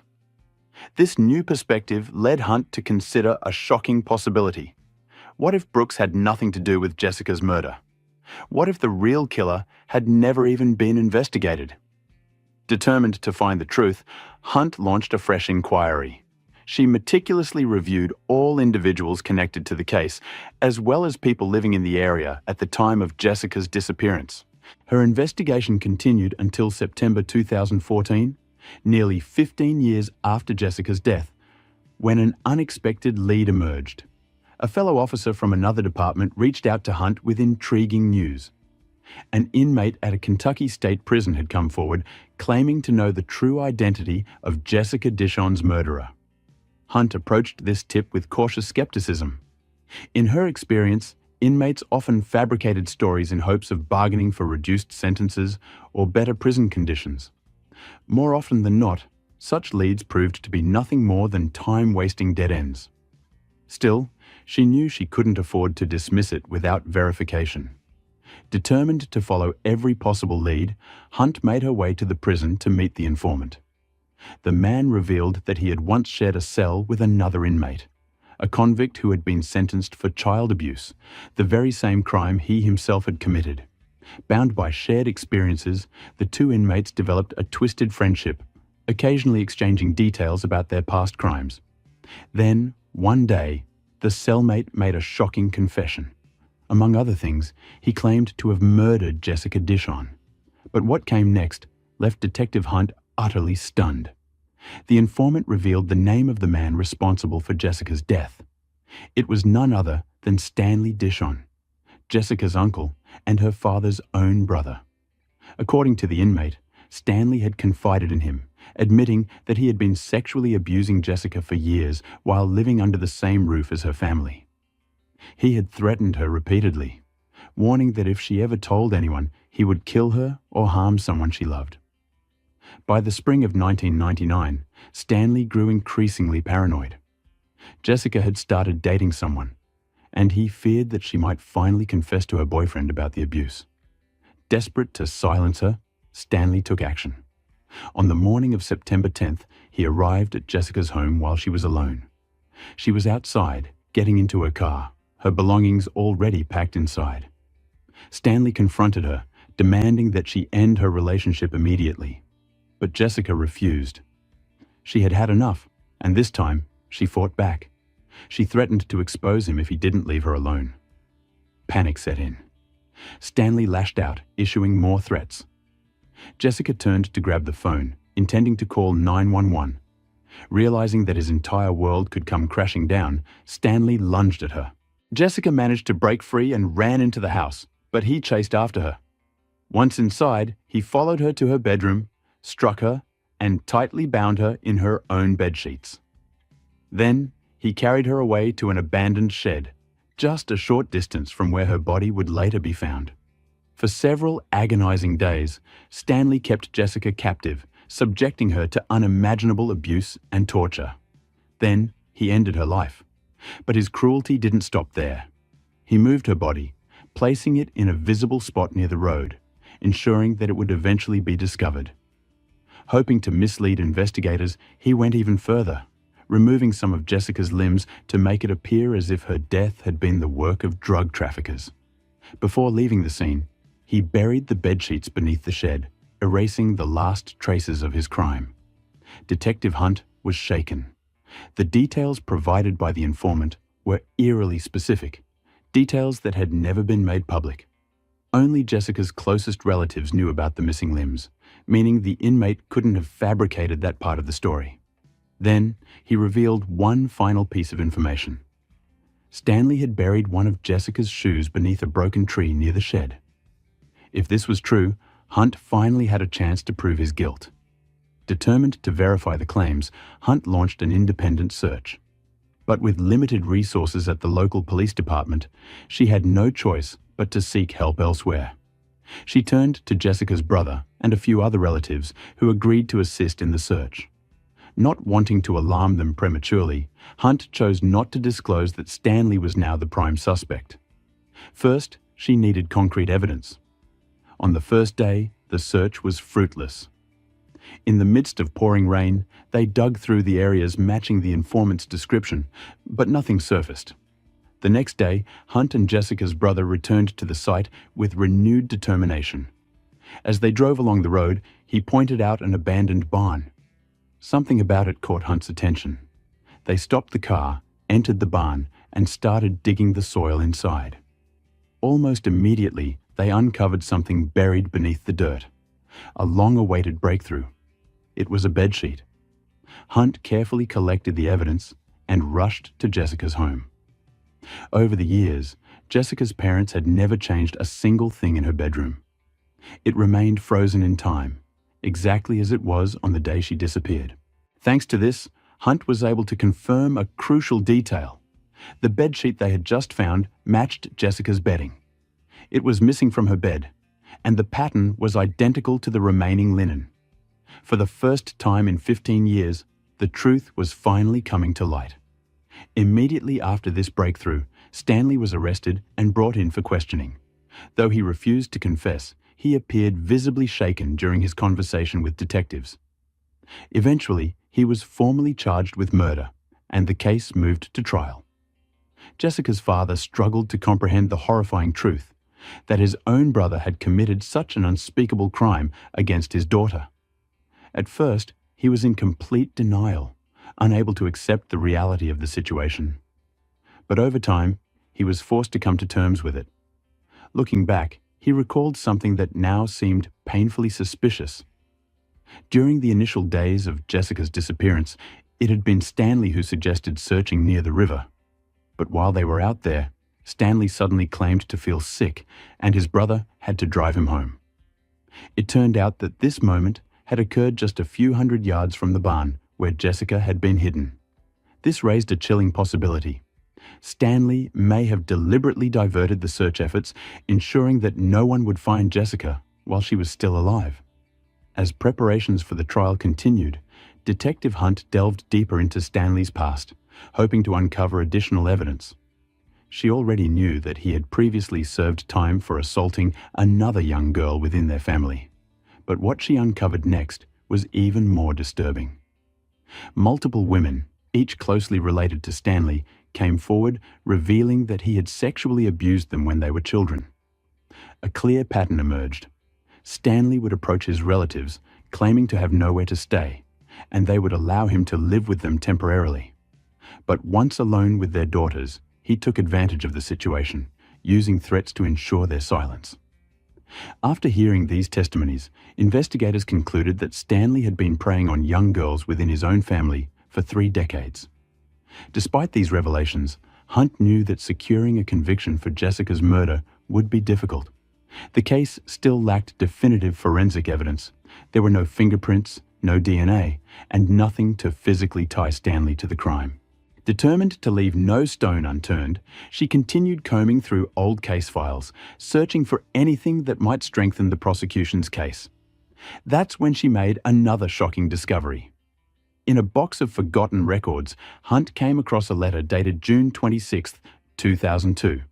It had been written by a different informant, someone who, 12 years before, had told the police the same story that Hunt had just uncovered from the Kentucky prison inmate. By that time, Stanley was already serving a sentence for assaulting an underage relative. While in prison, he had confessed to his cellmate that he was the one who had murdered Jessica. The cellmate, who happened to be a police informant, sent a detailed letter to the department handling the case, outlining everything Stanley had told him. And what did the police do? Nothing. They ignored the letter, likely because they were still convinced that Brooks was the real culprit. Instead of investigating further, they dismissed the informant's claims, failing to consider any other suspects. Hunt was once again appalled by the negligence of her predecessors. If they had taken their job seriously, Jessica's case could have been solved back in 2002. But now, after all these years, all she could do was wait for the trial, hoping that Stanley would finally face the justice he had evaded for so long. The trial began in 2015. Despite overwhelming circumstantial evidence, Stanley insisted he was innocent. Seated in the courtroom, Jessica's parents could hardly bear to look at him. The man who had shared their family dinners, their holidays, their lives, was the same man who had destroyed everything. Their anger only deepened as he continued to deny the crime, refusing to give them even a shred of closure. Prosecutors knew that convicting Stanley of murder would be difficult. The case against him was largely circumstantial, with no direct physical evidence to secure a guilty verdict. There was also another complication. The women Stanley had assaulted as children would need to testify in court, recounting in painful detail the horrors they had endured. Given these challenges, the prosecution made a decision. They offered Stanley a plea deal. In exchange for his full confession to both Jessica's murder and the sexual assaults, they would drop the possibility of the death penalty. In the end, Stanley agreed. He pleaded guilty. But there was one condition. He wouldn't be required to reveal any further details about the crimes. Jessica's parents were devastated. After waiting for justice for nearly 15 years, they still didn't get the answers they so desperately sought. Why had he done it? What had really happened in those final moments? Stanley remained silent, offering them nothing. Under the terms of the plea deal, Stanley was sentenced to 20 years in prison, with the possibility of parole after 15 years. Given that he was already 56 at the time of sentencing, this meant that he could walk free at 71. After the trial, Jessica's father made a chilling promise. If his brother ever got out of prison, he would be waiting for him. And this time, he would take justice into his own hands. In 2019, Stanley gave his first interview from prison, claiming once again that he was innocent. According to him, he had been at work on the morning Jessica disappeared. But after 2 decades, verifying his alibi was impossible. He also failed to explain how 2 unrelated informants, separated by more than a decade, had come forward with identical confessions from him, including details that only the true murderer would know, such as the location of the buried bedsheet. As for David Brooks, detectives never fully ruled out the possibility that he played a minor role in the crime. Brooks and Stanley knew each other, and it was entirely possible that Stanley had asked him to help dispose of Jessica's belongings. Given Brooks's low IQ, he may not have fully understood what was happening. Perhaps he had been the one to burn Jessica's clothes in the fire, or maybe Stanley had given him the gloves, contaminated with Jessica's scent, causing the cadaver dogs to alert. There was even a small possibility that Brooks had deliberately placed Jessica's photo in Stanley's shed, attempting to shift suspicion. But the full truth will likely never be known. Brooks passed away in 2021 due to heart complications, taking any remaining secrets to the grave. One final mystery remains, the haunting moment when, on the 3rd day of Jessica's disappearance, her younger brother heard a cry for help outside. He was convinced it was his sister. To this day, no one knows the truth. Was Jessica still alive at that time, held captive in the barn just a few miles away? Perhaps the child had imagined it, his mind playing tricks on him under extreme stress. Or maybe it was someone else's voice that he mistook for Jessica's. Yet, there is one unsettling theory. We know that right after Jessica's father ran outside in response to the cry, Stanley pulled up to the house. He had been nearby. Could it be that Jessica had been in his car at that exact moment, bound, gagged, or unconscious? It seems unlikely. But in a case like this, where so much negligence and deception clouded the truth, anything is possible. What do you think about this case? Share your thoughts in the comments below. Looks can be dangerously misleading. Someone who seems kind, charming, and friendly may actually be hiding dark intentions and posing a serious threat. That's why it's so important to be cautious and never blindly trust anyone. History is full of cases where seemingly charismatic people gained the trust of their victims, only to commit horrific crimes. Some of the most infamous examples include figures like Ted Bundy and Rodney Alcala, who used their good looks and charm to mask their true, monstrous nature. But one particularly shocking case happened in the fall of 2020, involving the tragic deaths of well-known soccer referee Daniele De Santis and his fiancée, Eleonora Manta.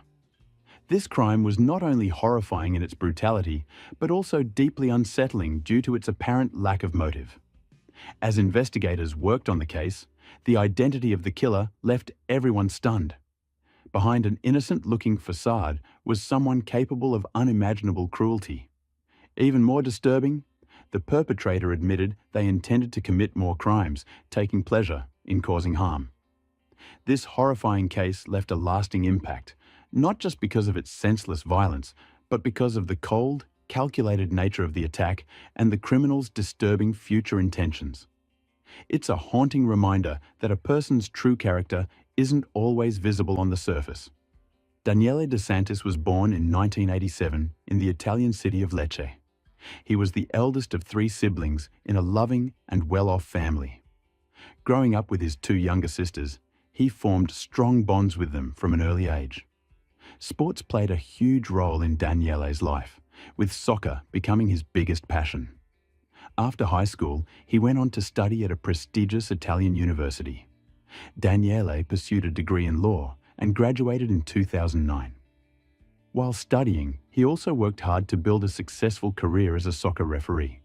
He started as an assistant referee, and in 2017, he made his debut as the fourth official in a match between Pisa and Benevento.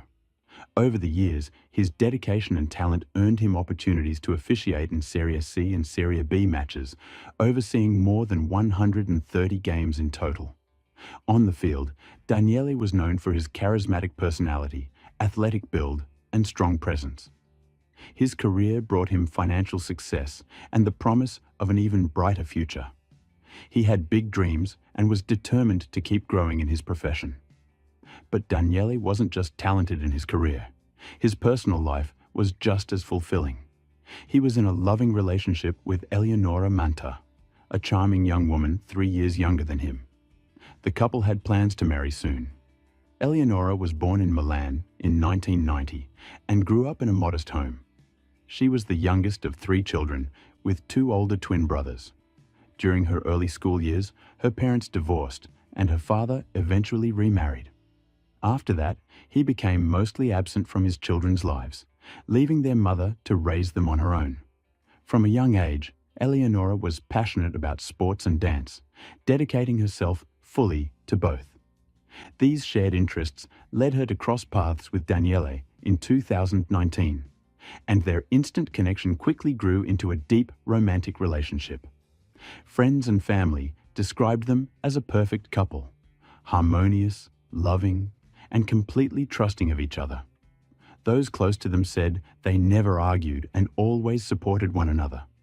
Eleonora had long dreamed of earning a law degree, and in 2020 she won a competitive placement in a prestigious university program specializing in law and international relations. Overjoyed by the opportunity, she eagerly started her studies that September. By the summer of 2020, Daniele and Eleonora decided to take the next step in their relationship and move in together. They chose Daniele's spacious apartment in a modern, upscale residential complex.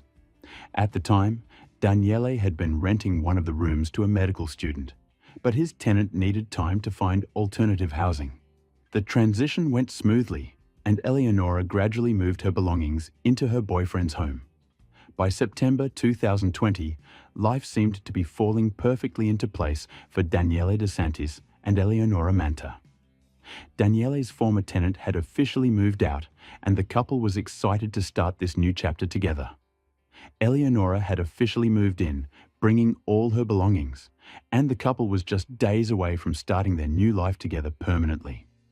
They were also busy planning their wedding, a day that was meant to be the happiest of their lives.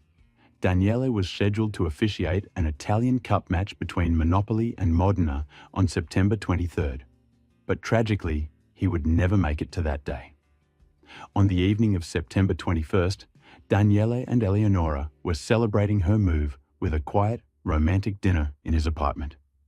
Everything seemed perfect, until around 9:45 p.m., when the peaceful night was shattered.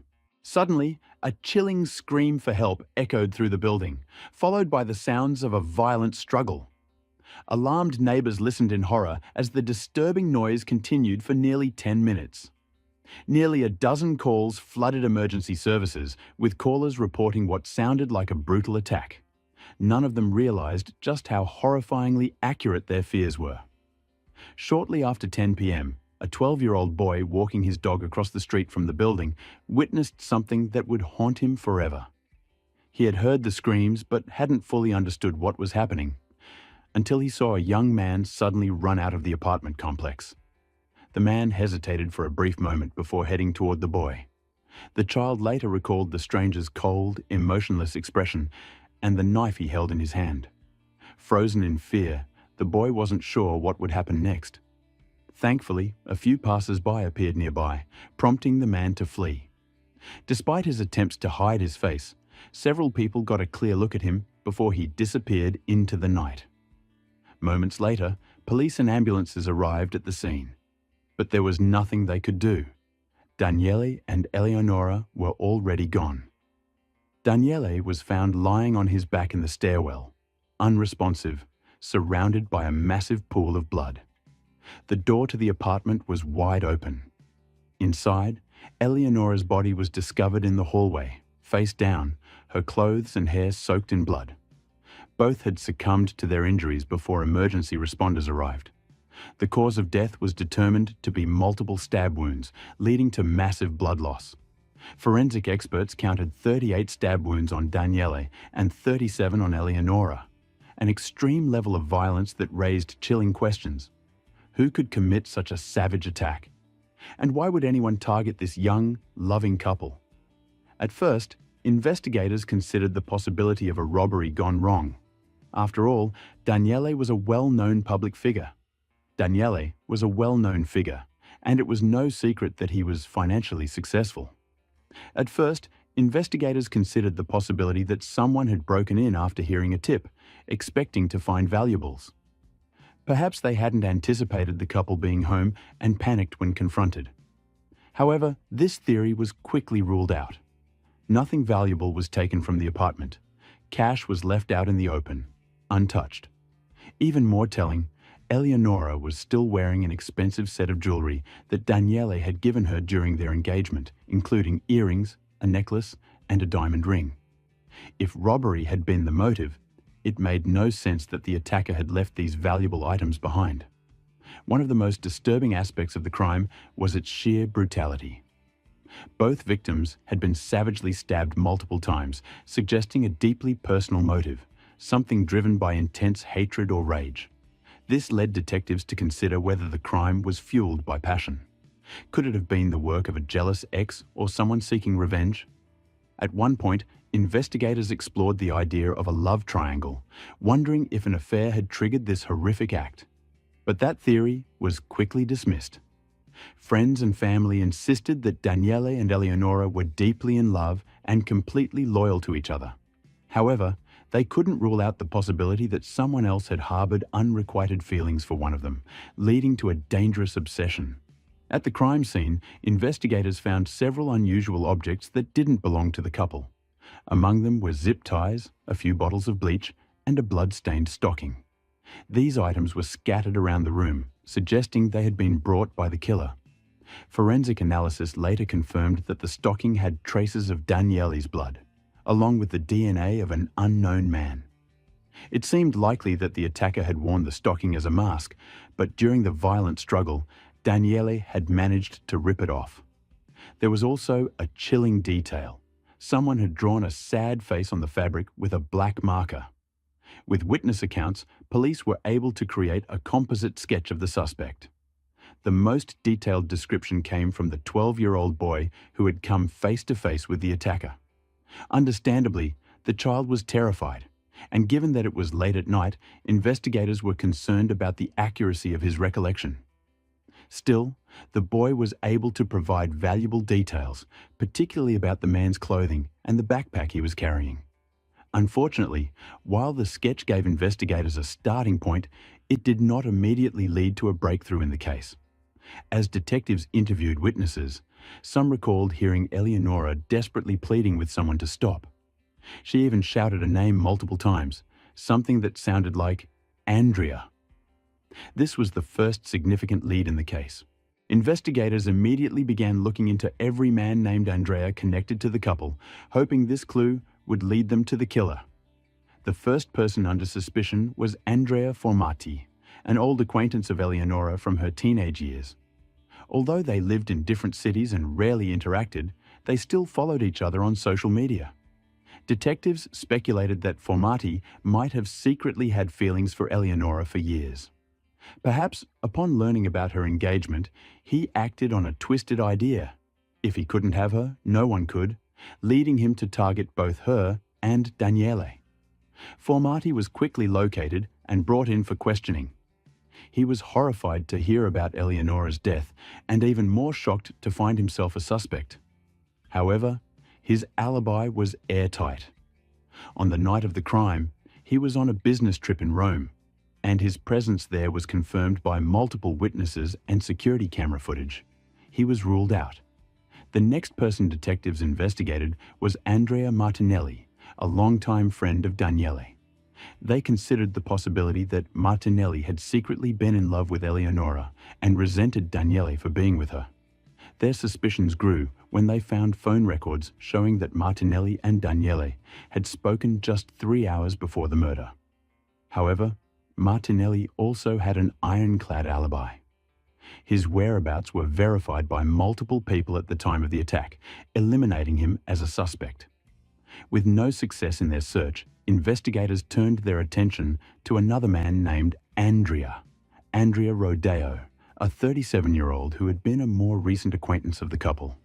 He closely resembled the composite sketch, making him a prime suspect. Rodeo was detained, and witnesses were brought in to identify him. But every witness, without hesitation, said that the man they had seen the night of the murder was someone else. Adding to his defense, Rodeo also had a solid alibi. With no evidence against him, he was released. After exhausting all leads connected to the name Andrea, the investigation suddenly hit a dead end. Detectives began to question whether Eleonora had actually shouted a different name during the attack. If that were the case, the time spent investigating men named Andrea may have been wasted. Now, finding new leads was more critical than ever. During a second, more thorough search of the crime scene, investigators uncovered a crucial piece of evidence that had been overlooked earlier. Beneath a small shoe rack, they found a folded piece of paper, likely dropped by the killer. The paper appeared to be torn from a student notebook, and it contained hastily written instructions. The chilling note outlined a step-by-step plan for breaking into the apartment and carrying out the crime. It specifically mentioned subduing the couple using zip ties, the same ones found at the scene. This discovery confirmed that the attack had been meticulously premeditated. The perpetrator had come prepared, intending to restrain and harm the victims. However, for reasons unknown, the attacker abandoned parts of their plan. Most likely, this was due to the couple's fierce resistance. The loud screams and struggle, heard by numerous neighbors, may have also made the killer panic, fearing they would be caught in the act. The note also revealed that the murderer had been watching the apartment beforehand, walking near the windows and listening at the door to make sure the couple was alone. Other disturbing details included instructions to disguise themselves with a nylon stocking, change into clean clothes after the crime, and use bleach to destroy evidence. But the note provided no clues about the killer's motive. At the bottom of the page was a hand-drawn map of the victim's neighborhood. The map marked the locations of outdoor surveillance cameras on buildings and utility poles. It also outlined multiple escape routes designed to avoid these cameras. Yet, despite all this careful planning, the murderer ignored these precautions while fleeing the scene. Witnesses had clearly seen the suspect running away, and investigators were able to track part of the escape route using surveillance footage. Even with these leads, the case remained at a standstill. The composite sketch of the suspect had been circulating in newspapers and on TV for days, but no strong leads had surfaced until September 26th. That day, a young man walked into a police station and reported that the sketch strongly resembled his classmate, a 21-year-old medical student named Antonio DeMarco. What caught the attention of investigators was that Antonio had not attended classes or contacted anyone at the university for several days. Following the crime, it soon came to light that Antonio had previously rented a room in Daniele DeSantis's apartment, but had moved out a few months earlier. He had not initially been considered a person of interest because he no longer lived there. Antonio was described as quiet and unremarkable, someone who avoided conflict and focused solely on his studies. Many people in the building didn't even remember that Daniele had once rented out a room. Those who did recall Antonio spoke of him positively. He was diligent, polite, and reserved. He rarely interacted with others, didn't attend social gatherings or parties, and had no known romantic relationships. To most, he seemed like a typical bookworm. Law enforcement quickly obtained handwriting samples from Antonio's university records to compare with the writing on the note found at the crime scene.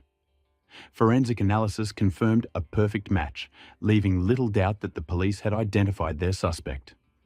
At first, investigators struggled to determine Antonio's current address. After leaving Daniele's apartment, he had not officially registered a new residence. However, detectives managed to track him down through his mother, who provided them with his whereabouts. Antonio was renting a room in a shared house with 2 other students, just 3 blocks from the crime scene. The lease was under another student's name, and the rent was split between the 3 of them. On September 28, 2020, a week after the murders, Antonio DeMarco was arrested outside a comic book store, where he had been casually browsing and purchasing a magazine. When approached by officers, he showed no surprise, made no attempt to resist, and didn't try to escape. Instead, he gave a crooked smirk and simply asked, "How long did it take you to find me?" From the outset, Antonio did not deny his involvement. He displayed no emotion, no remorse, and answered investigators' questions with cold, detached detail, almost as if he took pleasure in recounting the events of that night. He admitted to seeing the young eyewitness walking his dog and even confessed that he had considered silencing the boy, but was in too much of a rush. He also noted that other people in the area had made it too risky. Antonio's chillingly calm demeanor and lack of regret stood in stark contrast to his angelic appearance and the glowing remarks from his university professors and supervisors at the hospital where he was training as a medical intern. Despite being known as a shy student, Antonio had been considered a promising and dedicated young doctor. Detectives knew there had to be more to his story. To understand how someone like Antonio could commit such an atrocity, they turned to the person who knew him best, his mother. She had raised him alone. Antonio was her only child, deeply cherished and adored. She was devastated by the accusations against him. During questioning, she admitted that her son had always been different. As a child, he struggled to connect with others, avoided forming friendships, and preferred solitude. In his teenage years, Antonio became increasingly withdrawn, spending hours in his room drawing or working on projects, reacting aggressively if interrupted. Concerned, his mother took him to a specialist. Antonio was eventually diagnosed with multiple mental health disorders and socialization issues. Despite these challenges, he excelled academically, particularly in subjects like math and science, which helped him secure a spot in medical school. However, his difficulties in socializing never faded. He experienced panic attacks and gradually retreated into a fictional world of comic books, further distancing himself from reality. A psychiatrist prescribed medication to help manage his condition, but according to his mother, Antonio did not adhere to the prescribed dosage. He would often skip his medication for weeks and then take dangerously high doses all at once. As part of his therapy, Antonio's psychiatrist recommended he keep a personal journal as an outlet for his thoughts and emotions. Given his difficulty expressing himself, this was meant to help him process his feelings. His mother later turned this journal over to investigators. At first, the entries seemed relatively harmless. Antonio wrote about his longing to live a normal life, making friends, dating, and fitting in. But he struggled to connect with others and felt unsure of how to navigate social interactions. During his time at university, Antonio lived with his mother until he came across an advertisement for a room for rent at a reasonable price. The apartment where Daniele lived was conveniently close to the university, so Antonio quickly responded to the listing. He proved to be a quiet and responsible tenant, paying his rent on time and causing no trouble. Based on his journal entries, Antonio seemed to view Daniele as a potential friend during that period. He admired Daniele's confidence, social ease, and the way he was respected by others. However, the dynamic shifted when Eleonora entered the picture. The couple spent increasing amounts of time together, with Eleonora often staying overnight. Daniele and Eleonora decided to live together permanently, and Daniele asked Antonio to move out. On the surface, Antonio accepted it, but deep inside, he saw it as a betrayal. Instead of arguing, he plotted. What followed was a brutal struggle. Antonio attacked, stabbing Daniele repeatedly. Despite his injuries, Daniele fought back to protect Eleonora. She pleaded for mercy, but Antonio was unmoved. As sirens loomed, he hastily tried to erase evidence before fleeing into the night.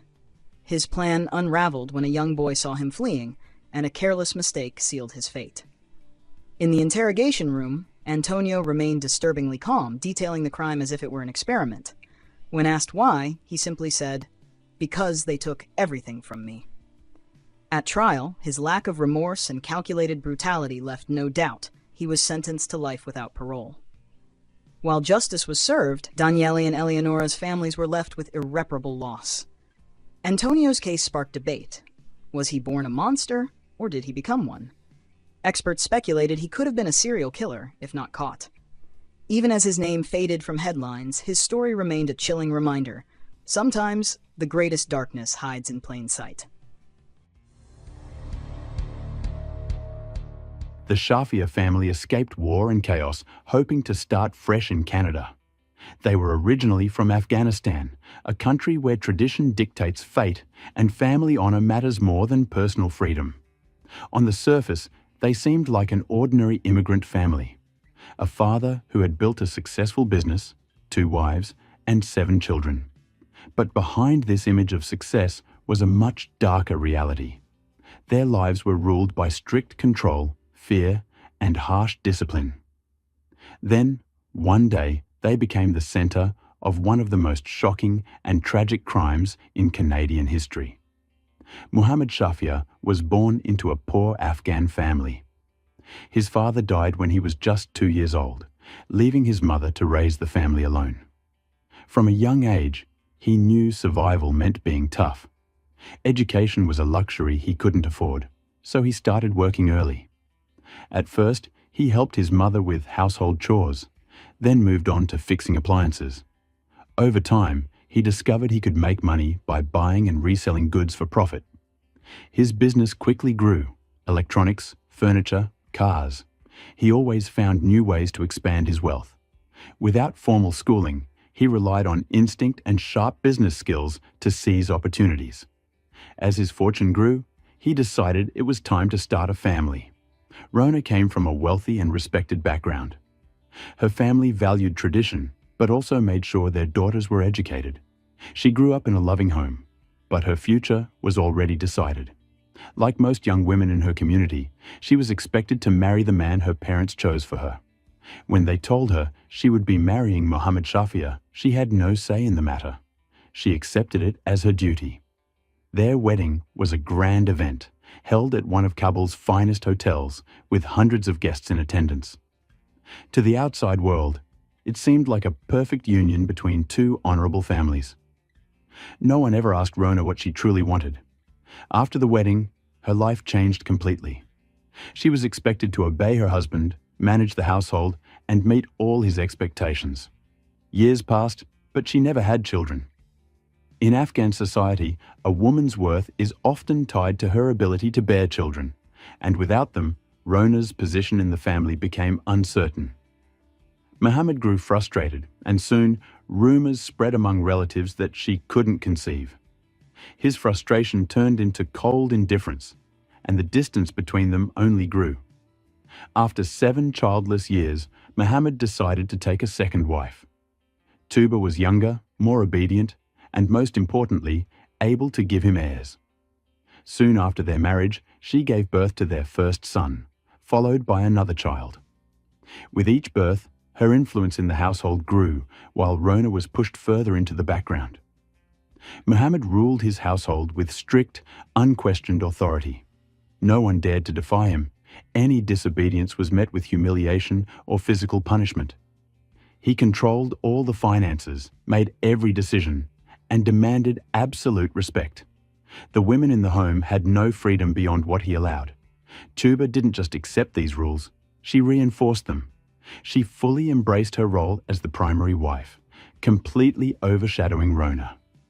Over time, she became the one in charge of the household, managing the children, the money, and even Rona's fate. Her treatment of Rona grew harsher, isolating her from the children and stripping her of even the most basic freedoms. Hamed, the eldest son, became an enforcer of control over his sisters. Raised in a home where men ruled and women obeyed without question, he followed his father's beliefs without hesitation. He saw it as his duty to watch over his sisters, ensuring they followed the family's strict rules and reporting any signs of defiance. The sisters, Zob, Sahar, and Gedi, lived under constant surveillance. Any attempt to challenge their father or Hamed led to punishment. They weren't allowed to make friends, leave the house freely, or even choose their own clothes. Muhammad didn't see his daughters as individuals with their own dreams. To him, they were simply extensions of the family, meant to uphold his idea of honor. When the family moved to Canada, many assumed this would give the children a chance at a better life. But a new country didn't change the way their household operated. If anything, Muhammad's control became even stricter. He knew his children were now in a place where women had rights, so he tightened his grip to maintain authority. The daughters soon realized that life outside their home was nothing like what they had known. They watched their classmates interact freely, choose their own clothes, and make decisions about their futures. But inside their home, nothing changed. Hamed, their eldest brother, became even more controlling. He monitored their phones, watched their behavior at school, and reported everything to their parents to ensure they didn't adopt Western habits. Rona had once hoped that moving to Canada would change her life, but her fate remained the same. She didn't know the language, had no legal documents, and couldn't work. Without a passport or financial independence, she was completely under the family's control. For the Shafia family, Canada wasn't a land of freedom. It was simply a new place where their old rules still applied. Zab, Muhammad's eldest daughter, was the first to openly defy the family. Despite the strict control over her, she secretly started a relationship with a young man named Ammar. He was older, Pakistani, and most importantly, someone her father would never approve of. Their connection began with passing notes, then evolved into emails, and eventually secret meetings. Zab knew the risks. At home, she was constantly watched by Hamed. Even at school, she never felt completely safe. But her love for Ammar made her willing to take the chance. When her father left for a business trip, she saw an opportunity and invited Ammar to the house, believing no one would find out. But Hamed happened to notice a pair of unfamiliar shoes in the hallway. He immediately realized that someone from outside had entered the home. Without hesitation, he reported it to his parents. Ammar managed to escape, but Zab faced brutal consequences. She was physically punished and locked in her room for months, forbidden from stepping outside. While she remained in isolation, Sahar tried to fight for her freedom in a different way. She didn't rebel openly, but slowly distanced herself from the strict expectations of her family. At school, she removed her headscarf, wore makeup, and dressed in ways that were strictly forbidden at home.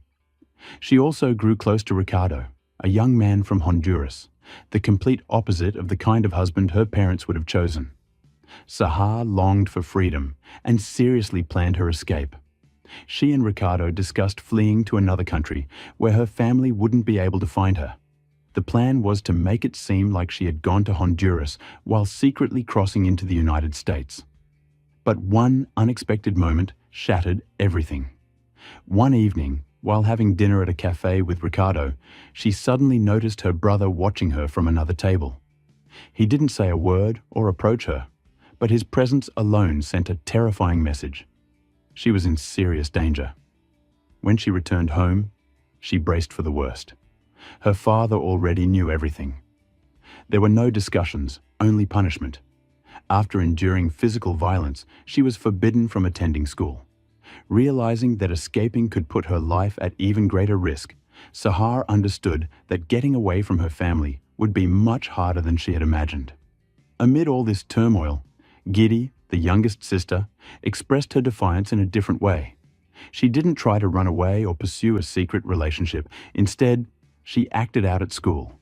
Her aggressive behavior, frequent absences, and open defiance of teachers were her way of resisting. She wanted someone to notice that something was terribly wrong at home. Her behavior led to a meeting with the principal and social services. But when her parents were called in, they blamed Western influence, claiming that Giddy's actions were just a phase. They assured social workers they would handle the situation themselves. The sisters' attempts to break free only made things worse. Their father and brother became convinced they were losing control, and in their eyes, that meant punishment was necessary. The conflict between the daughters and their family had reached a breaking point. Their fate was now sealed. When Zab, Sahar, and Giddy tried to break free from their family's control, they knew the risks. But they never expected that the very system meant to protect them would be powerless against their father and brother's authority. Zab was the first to seek help. After months of confinement, she realized her only chance at survival was to leave for good. She escaped and found refuge in a shelter for women in crisis. For the first time, she felt safe. But her disappearance didn't go unnoticed. Hamed immediately contacted the police, claiming his sister had been kidnapped. He even accused Amar, hoping to get him arrested. When the police found Zab, she told them the truth.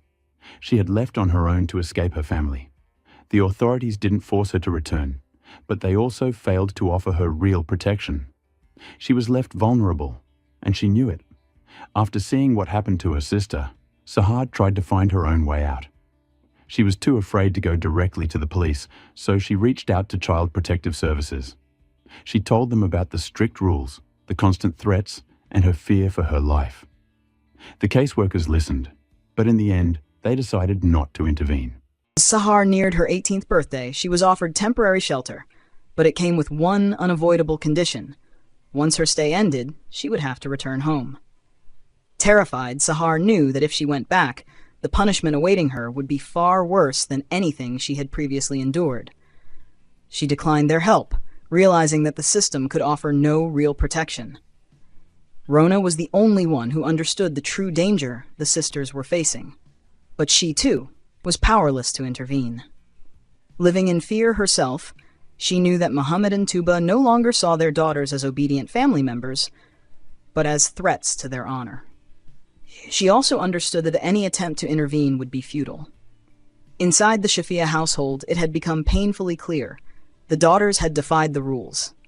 They had openly rejected the traditional way of life. To their father and brother, this was not just defiance. It was an unforgivable betrayal, an attack on the family's reputation. Muhammad could not allow rumors about his disobedient daughters to spread. In Afghan culture, such stories traveled quickly, and losing respect in the community was unimaginable. What angered him most was that their defiance had occurred in Canada, a place where he couldn't control their environment like he could in Afghanistan.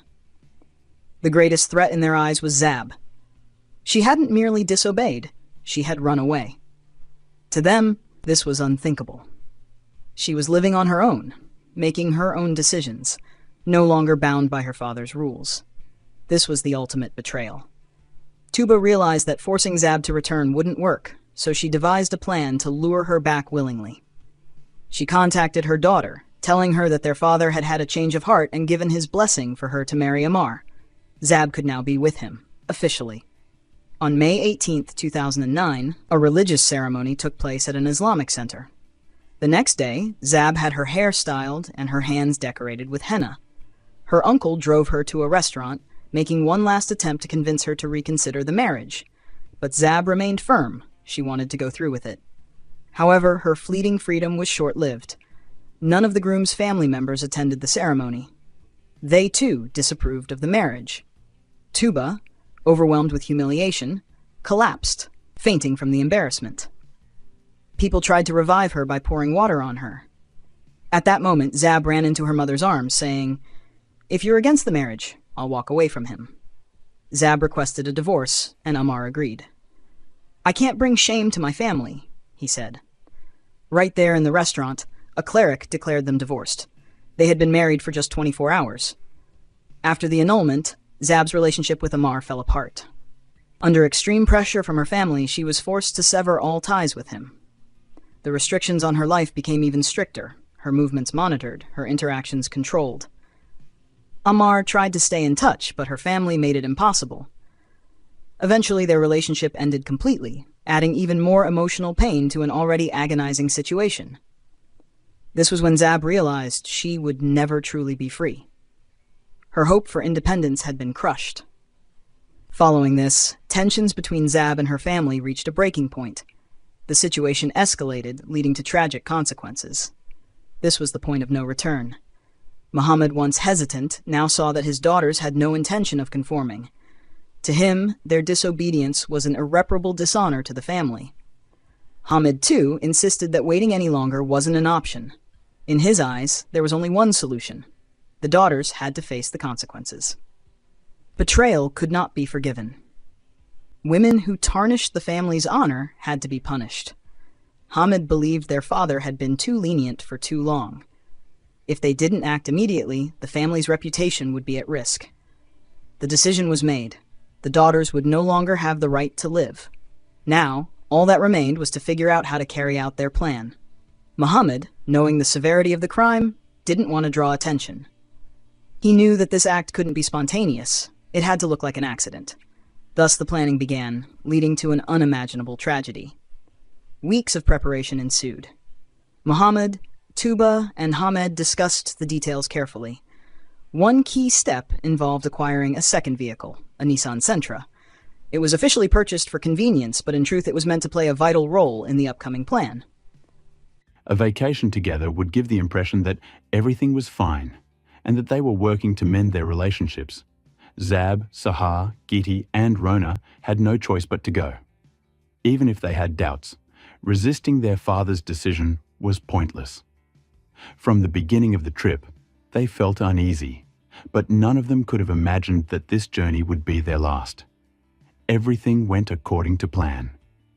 For several days, the family visited tourist attractions, took photos, and engaged in casual conversations with strangers.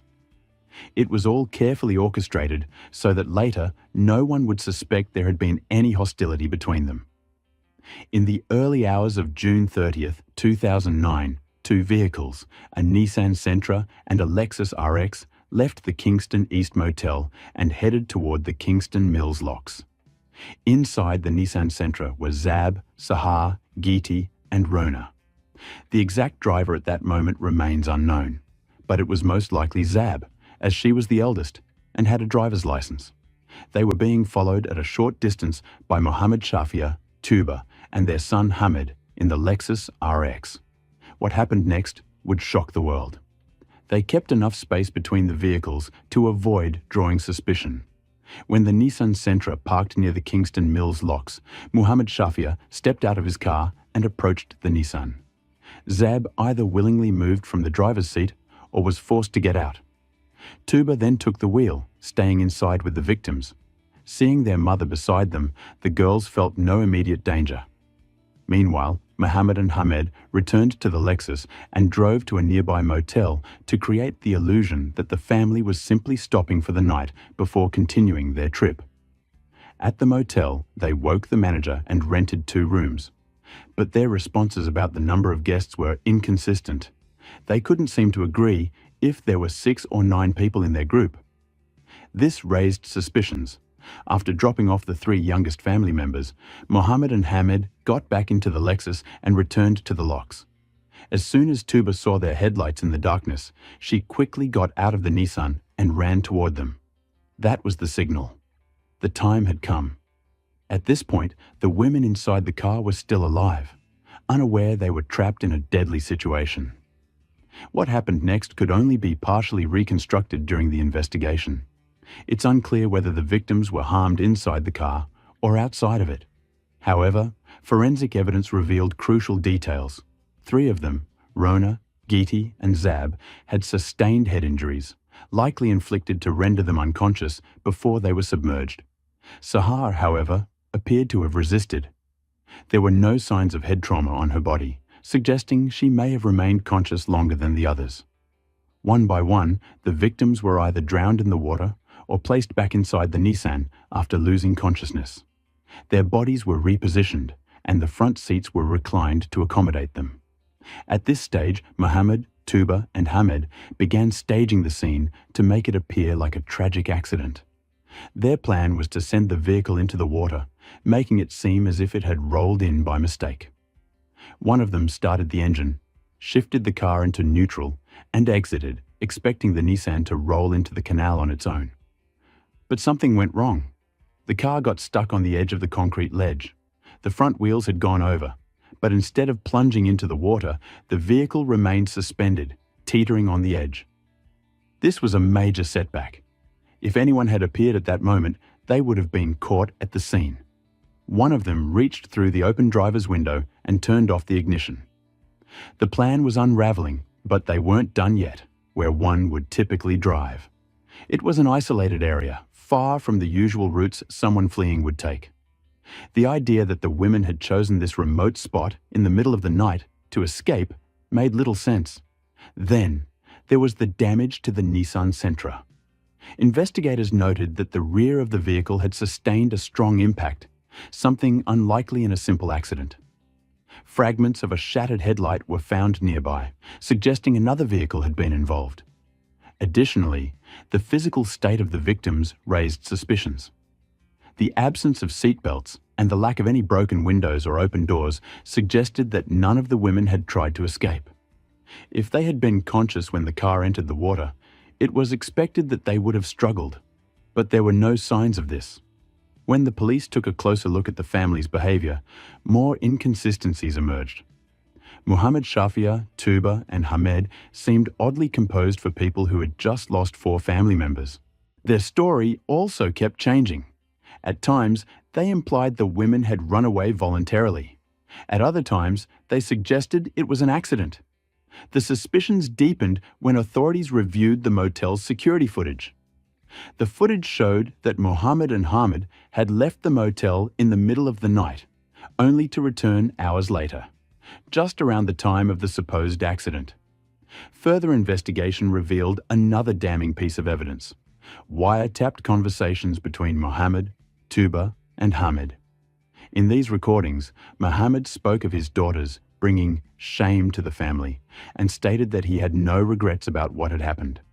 In one chilling conversation, he declared that, "Even if they come back to life 100 times, I will do it again."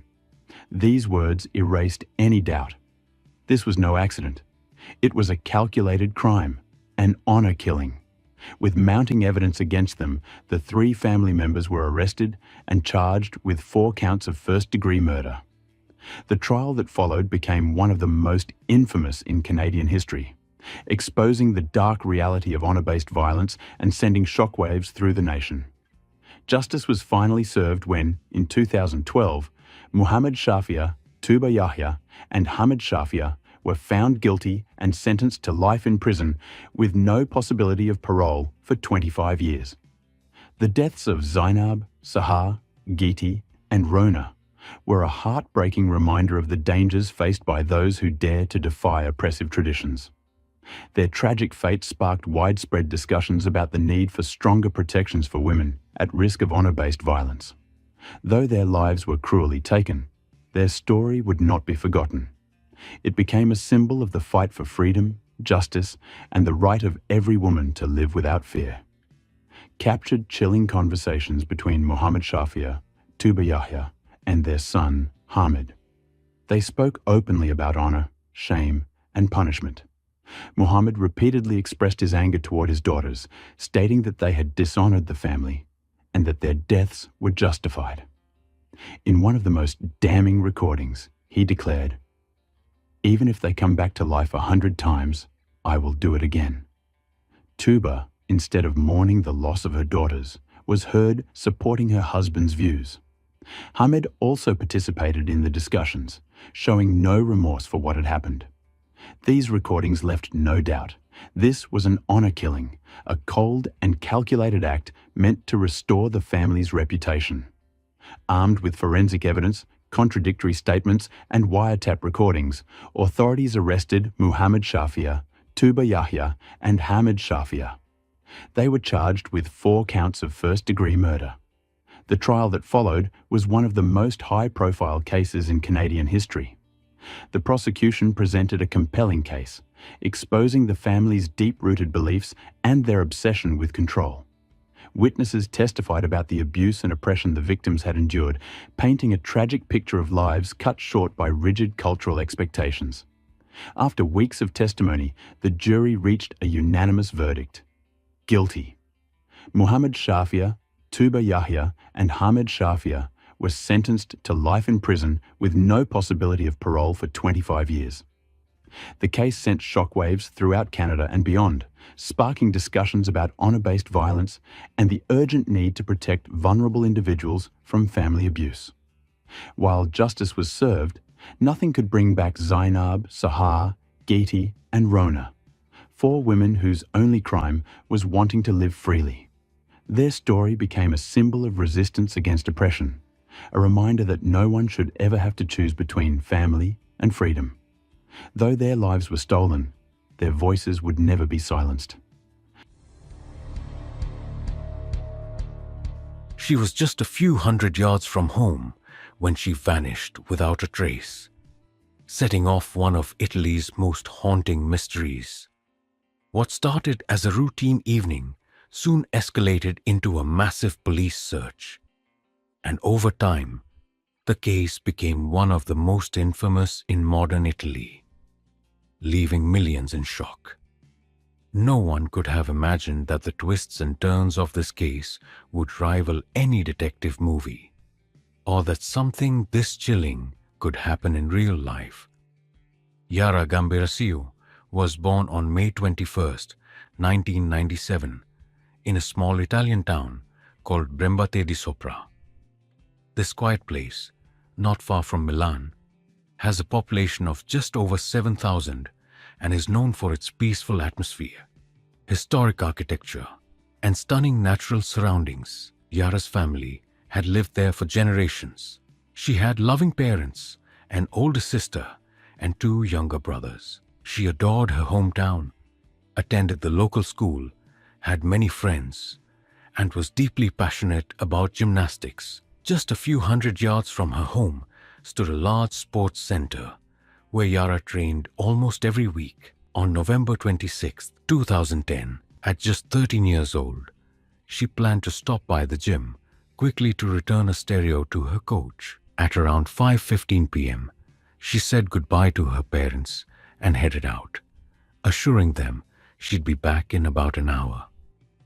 Yara's parents weren't worried about letting her go alone. Despite her age, the town was safe, and the walk to the gym took just minutes. But as the evening wore on, concerns started creeping in. By 7 p.m., Yara still hadn't returned, which was unusual. At 7:11, her mother called her phone, but it went straight to voicemail. Now genuinely alarmed, her parents immediately contacted the police. The case was referred to a larger police department in a nearby city, and an experienced detective, Letizia Ruggeri, was assigned to investigate Yara's disappearance. She quickly dispatched officers to the town to begin the search and enlisted the help of the military police. After speaking with Yara's parents, investigators headed to the gym to reconstruct her last known movements. Her coach confirmed she had been there around 5:30 p.m. Her friends said they saw her, chatted briefly, watched her do some exercises, and then saw her leave for home. The police also discovered that Yara had sent a text to a friend at 6:44 p.m., the last time anyone heard from her. From this, investigators concluded that Yara had vanished somewhere between the sports complex and her home. Teams were deployed, some combing the streets, while others searched for witnesses and possible clues, including CCTV footage. Several people near the sports center that evening reported seeing a girl matching Yara's description, speaking with 2 men near a red car, but police couldn't confirm if it was really her. A thorough search of the entire sports center turned up nothing. Meanwhile, local and military police scoured the streets, fields, and the banks of a small river running through town. Firefighters and volunteers joined the effort, but Yara was nowhere to be found. Detective Ruggeri then brought in canine units. The The search dogs picked up Yara's scent from her belonging, but instead of leading police toward her home, they indicated she had gone in the opposite direction, toward a small town called Mapello. Ruggeri also requested Yara's cell phone location data, which revealed that at 6:49 p.m., just 5 minutes after she texted her friend, her phone had connected to a cell tower in Mapello. Given the distance from the sports center, it was almost certain Yara hadn't walked there on her own. She must have been taken in a vehicle. At this point, Yara's trail went cold. Police focused on two main theories. The most likely, that she had been kidnapped. The other, that she had run away. But there were serious doubts about the latter. Her last message made plans to meet a friend the next day, making it hard to believe she would suddenly decide to disappear. Despite their doubts, investigators interviewed all of Yara's family and friends, but nothing suggested any trouble at home. Ruggeri went a step further, ordering wiretaps on the phones of her relatives and several dozen other individuals. She made a bold move, requesting location data for every phone that had connected to cell towers in Mapello on the night Yara disappeared. If this was an abduction, the kidnapper's phone would have pinged those same towers. However, identifying the perpetrator would still be incredibly difficult. The police received records for 15,000 phones that had been active in the area that evening. A special team was assembled to analyze these numbers and monitor thousands of individuals who seemed suspicious for various reasons. Meanwhile, active searches for Yara continued, but day after day, they led nowhere. Ruggeri began to fear that the investigation was reaching a dead end. Her last hope rested on the phone records. One of those numbers had to belong to the kidnapper. Within days, officers had listened to thousands of hours of recorded conversation, but none appeared linked to Yara's case. The process dragged on for weeks until suddenly, in late November, one officer heard something deeply unsettling. On a wiretapped call, a man whispered a chilling phrase, "Forgive me, Lord. I didn't kill her." Investigators quickly identified the man as Muhammad Fikri, a construction worker from Morocco who lived in the same town where Yara's phone signal had last been detected. The police tried to locate him, but there was a problem. The team monitoring phone conversations was working with a delay of several days. Processing so many calls in real time was impossible, so Fikri's call was only reviewed 3 days after it was made. By the time police became interested in him, he was already aboard a ship heading to Morocco. The situation looked highly suspicious, so Italian authorities made the urgent decision to intercept the vessel. They located Fikri, arrested him, and brought him back to Italy. Meanwhile, investigators uncovered another chilling clue. Searching Fikri's car, they discovered a mattress in the trunk stained with blood. It was immediately sent to a lab for testing.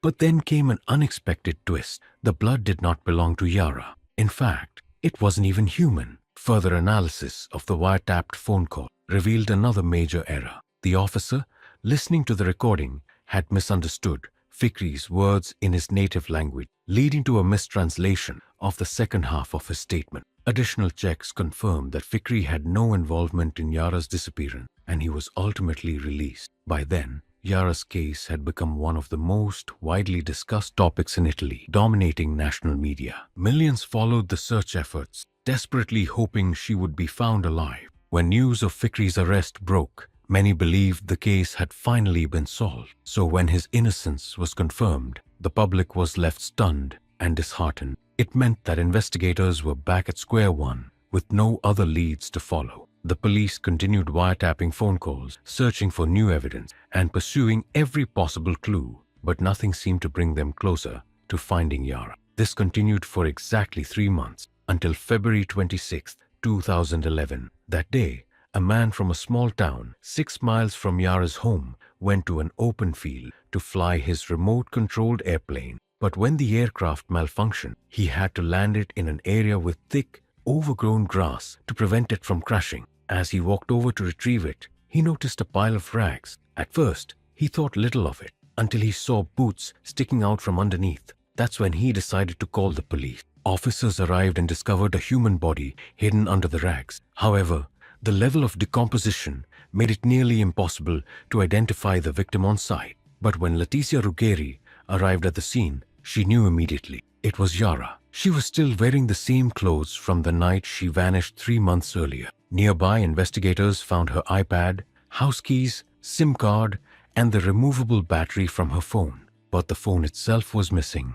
Italy's top forensic pathologist was brought in to examine the remains. After a thorough analysis, she determined that Yara's cause of death was multiple stab wounds. No evidence of assault was found, but the fact that some of her clothing had been removed led investigators to believe this was the motive. Experts also uncovered fibers on the body, commonly used in a specific type of fabric, suggesting the killer might have worked in a related manufacturing facility in the area. In addition to this, 2 foreign DNA samples were found, one on Yara's gloves and another on the battery of her missing phone. However, investigators faced several frustrating challenges. The DNA samples they had were incredibly small, making it extremely difficult to extract a complete profile. To make matters worse, there were no matches in any of the national or international DNA database, leaving them stranded at yet another dead end. It was a devastating setback. But then,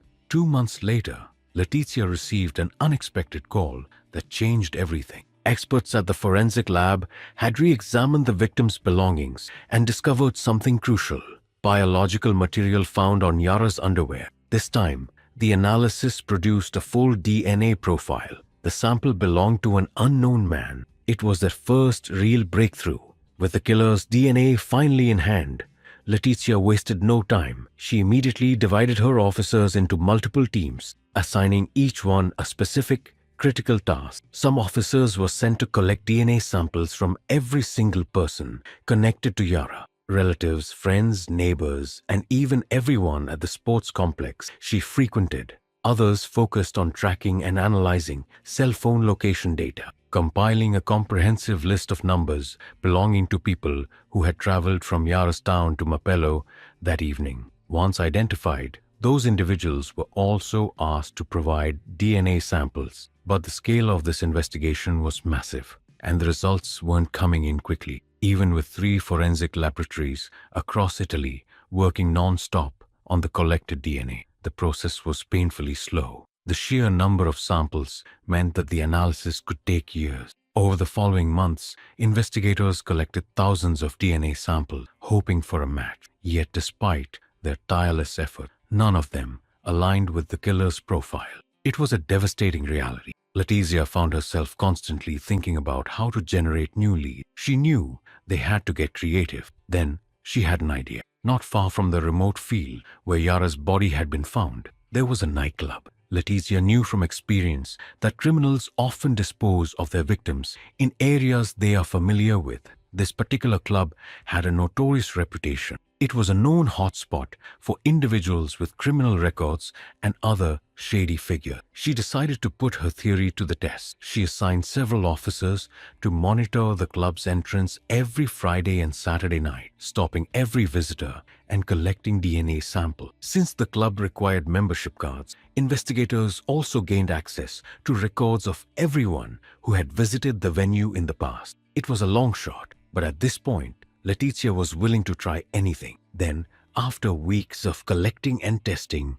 the breakthrough finally came. One day, she received a life-changing call from the lab. DNA from one of the nightclub visitors partially matched the killer's profile. It was the first real lead in months. The man's name was Damiano. But just as quickly as hope had risen, a new problem emerged. The match was only partial, and upon further investigation, Damiano was immediately ruled out as a suspect. He had been on another continent at the time of Yara's disappearance. However, despite this setback, the discovery was still a huge breakthrough. Forensic experts concluded that because his DNA was so close to the killer's profile, Damiano had to be related to the actual perpetrator. This realization sent investigators down a new path, one that would require them to painstakingly reconstruct Damiano's entire family tree to pinpoint the most likely suspect. At the time, forensic genealogy was not commonly used in criminal investigation. This was uncharted territory,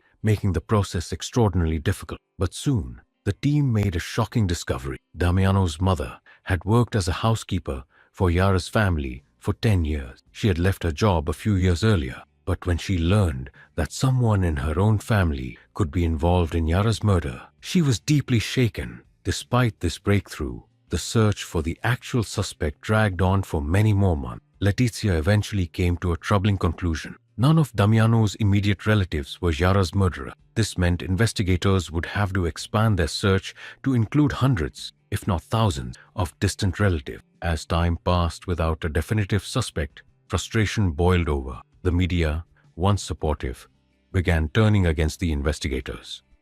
Newspapers and television programs openly accused Letizia and her team of incompetence, claiming they were failing to make progress. Several politicians even attempted to have her removed from the case, criticizing her approach. But despite the mounting pressure, Letizia remained determined. She refused to back down. She and her team worked tirelessly, poring over countless historical records, family trees, and birth certificates, some dating all the way back to 1716. It was an overwhelming task. They combed through thousands of names, painstakingly cross-referencing details, only to keep hitting dead ends. The investigation was turning into a grueling battle against time. This exhausting, high-stakes search continued relentlessly until September 2011, when investigators finally made a breakthrough. One particular family tree led them to a man named Giuseppe Garinoni, who had already passed away. This was a crucial lead,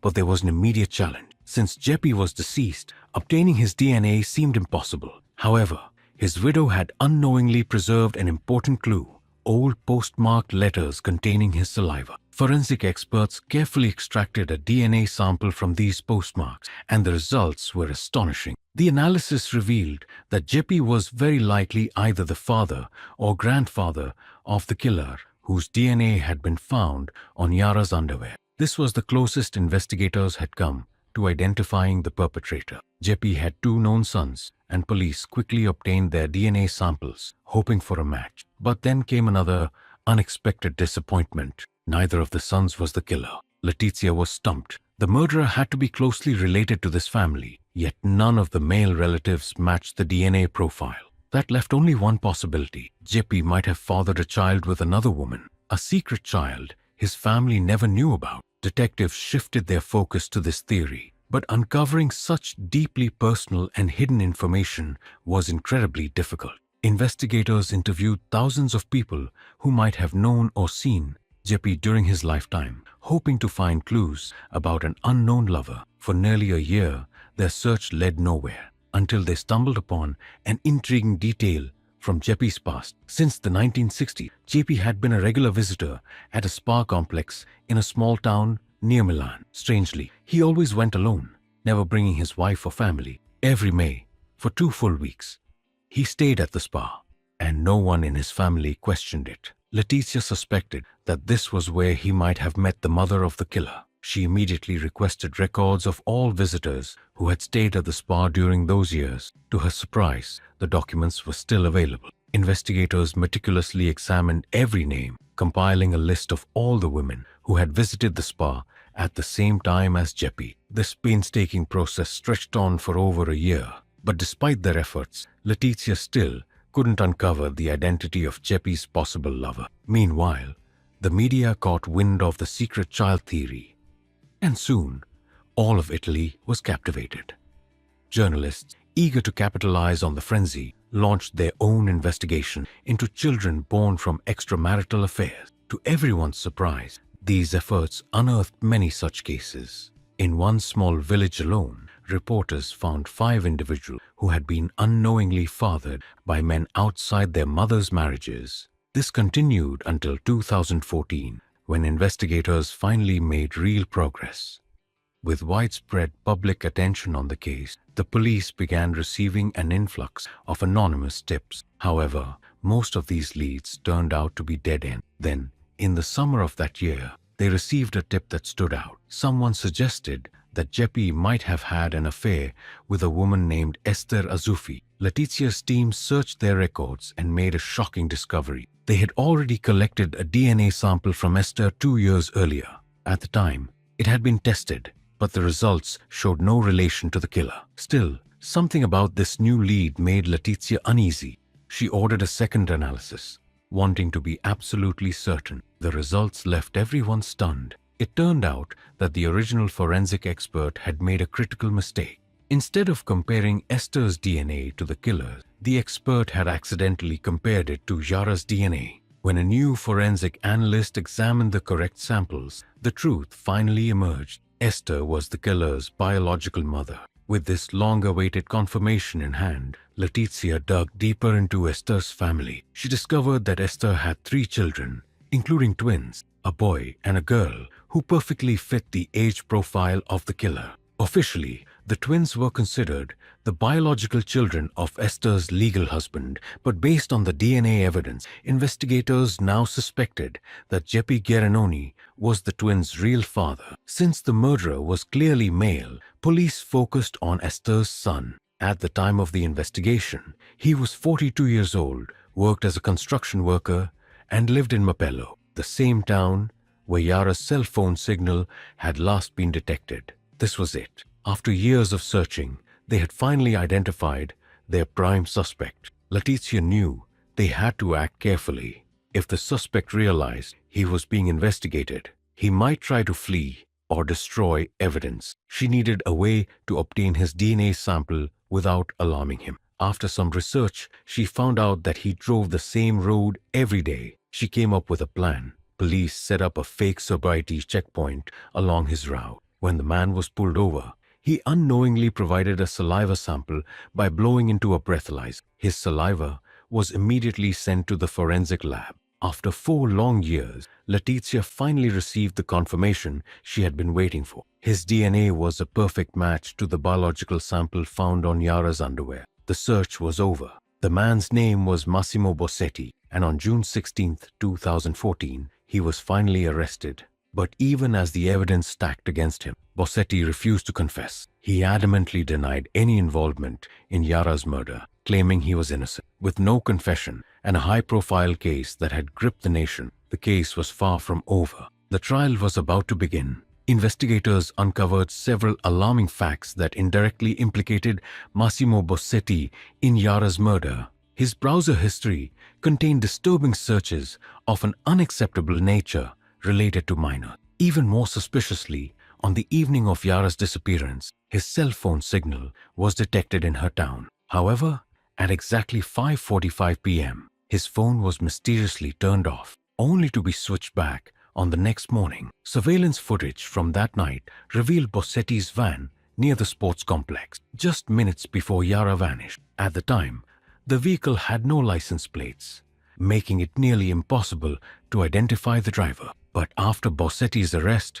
authorities were able to confirm that the van in the footage was indeed his. Even more damning, forensic analysis showed that fibers from his van's seats perfectly matched fibers found on Yara's body. The prosecution also introduced a key witness, a local woman who lived in Yara's town. She testified that on the night of the disappearance, she had stepped outside to take out the trash when she saw a vehicle speeding past her house. According to her, the car resembled Bossetti's van, and more disturbingly, she saw a child inside. She also recalled hearing screams coming from the vehicle, which sent chills through the courtroom. Further investigations revealed that Bossetti had frequently stopped at a pizzeria located on the same street as Yara's home. This suggested that he had likely seen her before and may have planned the crime in advance. As for the surveillance footage, Bossetti claimed he had simply been driving home from work that evening. But investigators quickly disproved this claim. His colleagues confirmed that he hadn't worked that day. CCTV footage and cell phone location data further contradicted his alibi. With growing public interest, the trial began in the summer of 2015, 1 year after Bossetti's arrest. The case gripped the nation as millions across Italy closely followed the courtroom proceeding. While most people were already convinced of Bossetti's guilt, no one expected the trial to take such shocking turn. The prosecution's version of events was clear.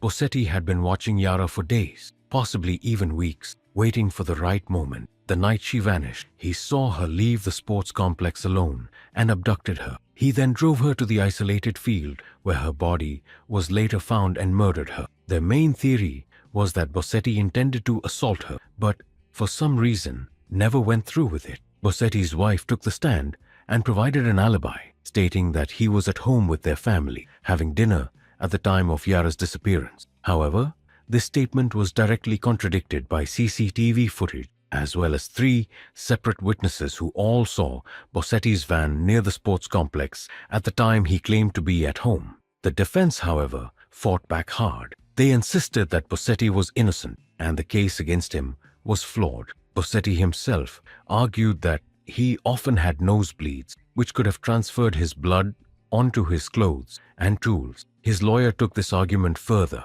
suggesting that the real killer might have somehow come into contact with Bossetti's blood before committing the crime, implying that this could explain why Bossetti's DNA was found on Yara's underwear. The defense also challenged the DNA evidence, questioning its reliability. They pointed out that there are 2 types of DNA, one that changes significantly between relatives and another that remains stable over generation. The DNA found on Yara's underwear belonged to the second type, meaning, according to them, that it could belong to anyone distantly related to Bossetti. But forensic experts from the prosecution strongly disagreed. They maintained that Bossetti's DNA was an exact match and left no room for doubt. However, just when it seemed like the case was settled, the defense dropped a bombshell. They named a new suspect, a gym instructor named Sylvia. The courtroom was stunned.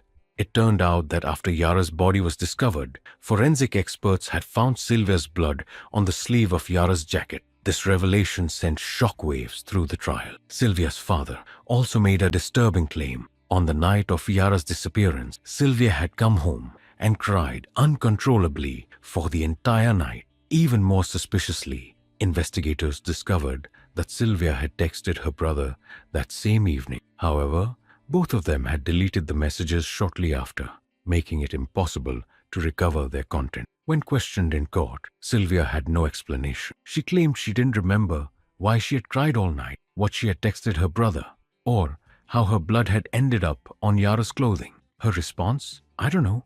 Despite this shocking revelation, there was no concrete evidence linking Sylvia to Yara's abduction or murder. With no alternative suspect, the trial reached its climax. In the summer of 2016, Bossetti was found guilty and sentenced to life in prison. His legal team fought hard, trying to overturn the verdict, but every appeal failed. But the story didn't end there. The day after the verdict, Bossetti's wife visited him in prison. During the visit, she dropped a devastating revelation. None of their 3 children were biologically his. She admitted that she had been unfaithful multiple times, and Bossetti was not the father of any of them. In another strange twist, it was later revealed that Esther's 3rd child, Bossetti's supposed sibling, wasn't fathered by Geppi Gerinoni either. Instead, the child's biological father was another man entirely. Since his conviction, Bossetti has remained in prison, insisting on his innocence. But with overwhelming evidence against him, the case was considered closed, a case that gripped an entire nation and took 4 years to solve. But the mystery surrounding Sylvia and her blood continues to haunt many who closely followed this case. Some find the circumstances so suspicious that they question Bossetti's guilt, arguing that he may have been wrongfully convicted. Conspiracy theories suggest that the DNA evidence could have been manipulated, raising doubts about whether the real killer was ever caught. However, despite these lingering questions, this case remains one of the most high-profile investigations in modern Italian history. Every piece of evidence was thoroughly examined by the country's leading forensic experts, and the likelihood of Bossetti's innocence is considered extremely low. What do you think about this case? Do you believe Bossetti was truly guilty, or do you think there's more to the story? Share your thoughts in the comments. And We're diving into a chilling case that shook an entire community. A little girl who vanished without a trace from her bedroom in the middle of the night.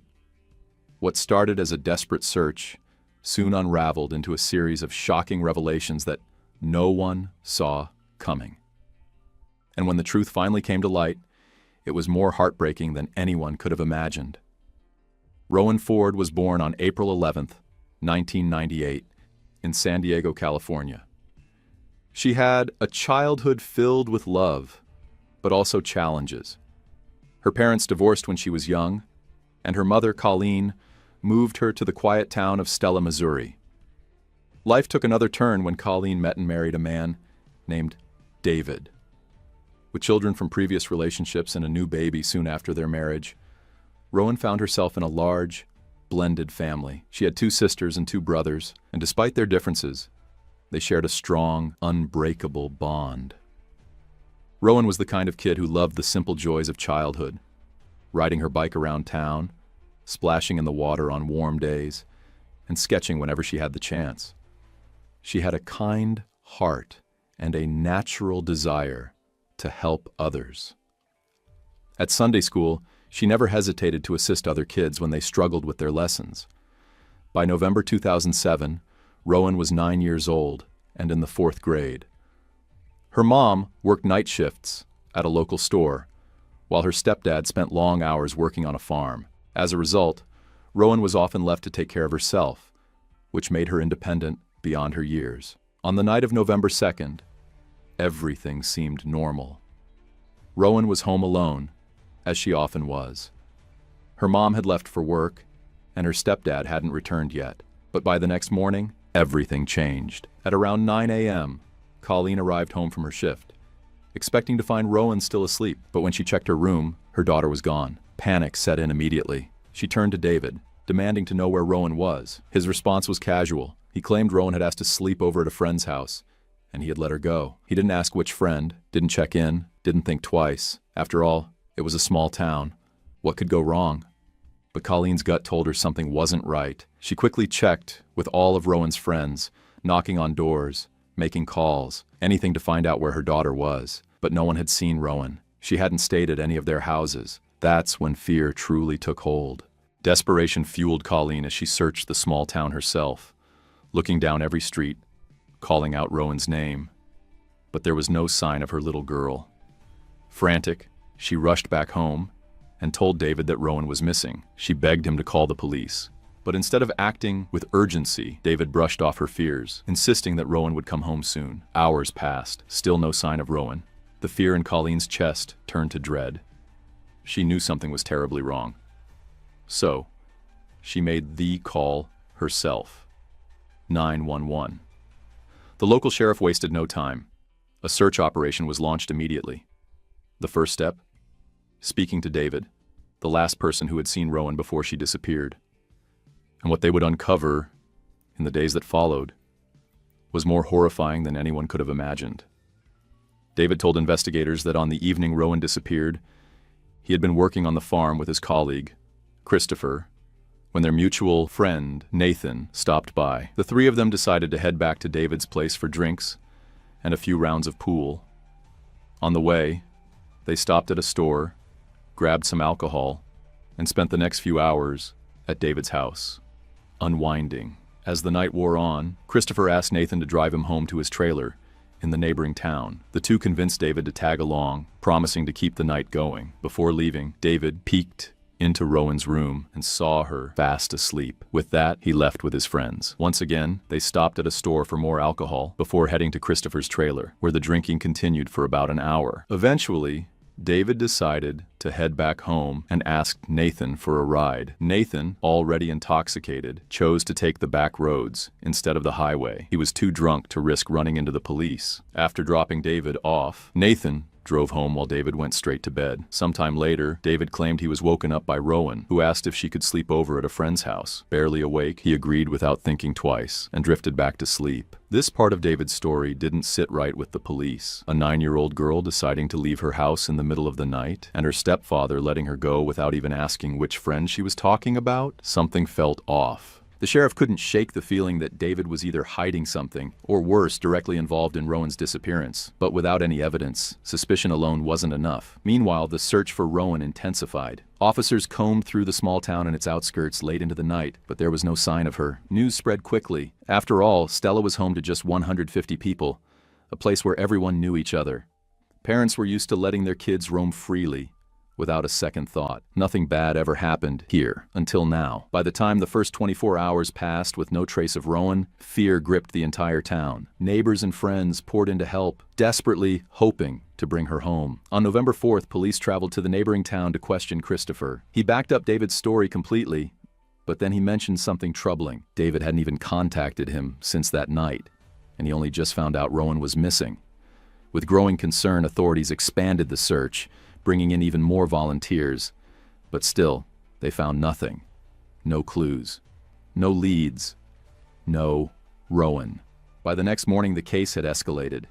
The FBI joined the investigation. While local police continued searching every corner of Stella, detectives turned their attention to a terrifying possibility. What if Rowan had been abducted? Investigators were deeply skeptical of David's story. It simply didn't add up. They had already spoken to all of Rowan's friends, and not one of them had seen her that night, confirming that she had never gone to a sleepover. Meanwhile, as they continued questioning David, they noticed something alarming. He kept changing small but crucial details in his account. At first, his timeline for the night was inconsistent, making it unclear exactly how long he had been away from home. Then he backtracked on his original statement, suggesting that maybe Rowan hadn't even asked him for permission to leave and had simply wandered off on her own. This sudden shift only deepened the authorities' suspicions. The real turning point came when FBI agents discovered something David had conveniently failed to mention. On the night Rowan disappeared, he had asked his mother to borrow her car. Why would he need another vehicle when he had his own pickup truck? And why hadn't he told the police about this before? Determined to find answers, investigators seized both his mother's car and his truck for forensic examination. But despite their efforts, experts found no trace of evidence linking either vehicle to Rowan's disappearance. As doubts about David grew, detectives decided to take another look at the two men who had been with him that night, Christopher and Nathan. Christopher was brought in for questioning again. He stuck to the same story he had given the day before and even agreed to take a polygraph test. The results showed no signs of deception. For a moment, it seemed like there was nowhere left to turn. But then, something unexpected happened. A few hours after leaving the police station, Christopher was back at work when he spotted Sheriff Clark's car passing by. He waved for him to stop. Sheriff Clark wasn't directly involved in Rowan's case. He was in charge of the police department in Witten, a neighboring town. But he had known Christopher for nearly 2 decades, ever since his childhood. Clark had been close friends with Christopher's foster parents, and over the years, Christopher had come to see him as a trusted figure, someone he could turn to in difficult times. As they stood there talking, the conversation naturally drifted to Rowan's disappearance. Sheriff Clark listened carefully, but something about Christopher's demeanor struck him as odd. He seemed nervous, like there was something weighing on him. Clark had a gut feeling that Christopher wasn't telling the whole truth, and with a child's life potentially hanging in the balance, he couldn't ignore it. He immediately contacted the FBI, sharing his concerns. Investigators began to suspect that Christopher might be hiding information, perhaps even protecting David. Maybe David had asked him to tweak certain details of that night, and now Christopher was afraid that if he came clean, he could be implicated as an accomplice. Given his long-standing relationship with Christopher, Sheriff Clark offered to help get through to him. That evening, Christopher stopped by Colleen's house, asking if there were any updates on the search. Almost at the same time, FBI agents arrived to speak with Rowan's mother again. Seeing Christopher there, they decided to question him once more. At first, he stuck to his story. Everything had happened exactly as he had described before. Nothing had changed. But then, for the first time, Christopher hesitated. And finally, he admitted something that shifted the entire investigation. He wasn't ruling out the possibility that David was involved in Rowan's disappearance. And more importantly, he was ready to help uncover the truth, no matter how devastating it might be. Christopher was so determined to get to the truth that he even suggested wearing a wire and confronting David in hopes of coaxing a confession out of him. But at that point, detectives decided not to take such a drastic step. Instead, they asked him if he had any idea where David might have hidden Rowan's body. He hesitated, then named several locations. The next morning, police set out to search those areas, while the broader search around Stella continued. Meanwhile, FBI agents brought David in for questioning once again. But as expected, he stuck to his story, denying any involvement over and over again. Investigators combed through his home, hoping to find any shred of evidence that could crack the case. But once again, they came up empty-handed. At the same time, Christopher found himself back at the sheriff's office, sitting across from Sheriff Clark. He told him about his latest encounter with the FBI, but something about his demeanor didn't sit right with Clark. There was something else, something Christopher wasn't saying. After their meeting, the sheriff immediately contacted the detectives. He was certain Christopher was still holding back crucial information, something that could finally link David to Rowan's disappearance. The FBI agreed. Christopher had reached out to Clark multiple times since the case began, which told them one thing: he wanted to talk, but for some reason, he was scared to. So, the next day, November 7th, police called Christopher back to the station. This time, they needed his consent to search his safe, which was still inside David's house. He had lived with David for several months when he had nowhere else to stay, and some of his belongings remained there. Christopher agreed, and he also voluntarily allowed police to search his trailer, his car, and even provided a DNA sample. Then, the real questioning began. Detectives pressed him once again about the events of that night, urging him to confirm David's story. But this time, something shifted. Christopher hesitated. His expression changed. And then finally, he admitted it. David's story wasn't entirely true. The room tensed. Detectives leaned in, urging him to keep going. They needed to know what really happened that night. But the pressure overwhelmed him. Christopher became defensive, his voice rising as he accused them of treating him like a suspect. If they were going to try and pin Rowan's disappearance on him, he said, then he had nothing more to say. And with that, the interrogation ended. Later that evening, Christopher went straight to Sheriff Clark. Frustrated, he vented about the way the detectives had questioned him, saying they were treating him like a criminal and that he might need a lawyer. Clark remained calm, reminding him that the police weren't trying to accuse him of anything. They were simply doing everything in their power to find Rowan. Christopher was quiet for a moment. Then he made a decision. If I share anything else, he said, it'll only be with you. Clark didn't push. Instead, he did what he had always done. He listened. And slowly, Christopher began to open up. Tears welled in his eyes. His voice shook. He swore he loved Rowan, that he would never hurt her. When he had lived at David's house, he had grown attached to her and the other kids. They had treated him like family. They had even called him Uncle Christopher. Clark watched him carefully. He could see it. Christopher was on the edge of revealing the truth. The question was, would he finally let it out? Just as Christopher was on the verge of revealing the truth, an unexpected visitor arrived at the police station, pulling Sheriff Clark away. By the time Clark returned, Christopher was gone, taking whatever he had been about to confess with him. Frustrated but careful not to push too hard, Clark immediately contacted the FBI.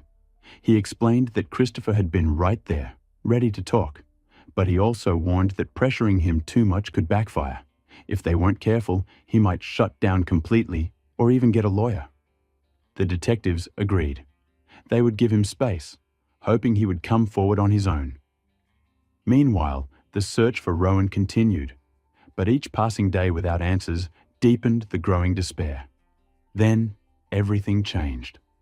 On November 9th, exactly 1 week after Rowan's disappearance, a search team combing through a remote area near Powell, about 10 miles from Stella, stumbled upon something chilling: a large pit in the ground. As they peered inside, they saw leaves and debris carefully arranged to conceal what lay beneath. Rowan's body.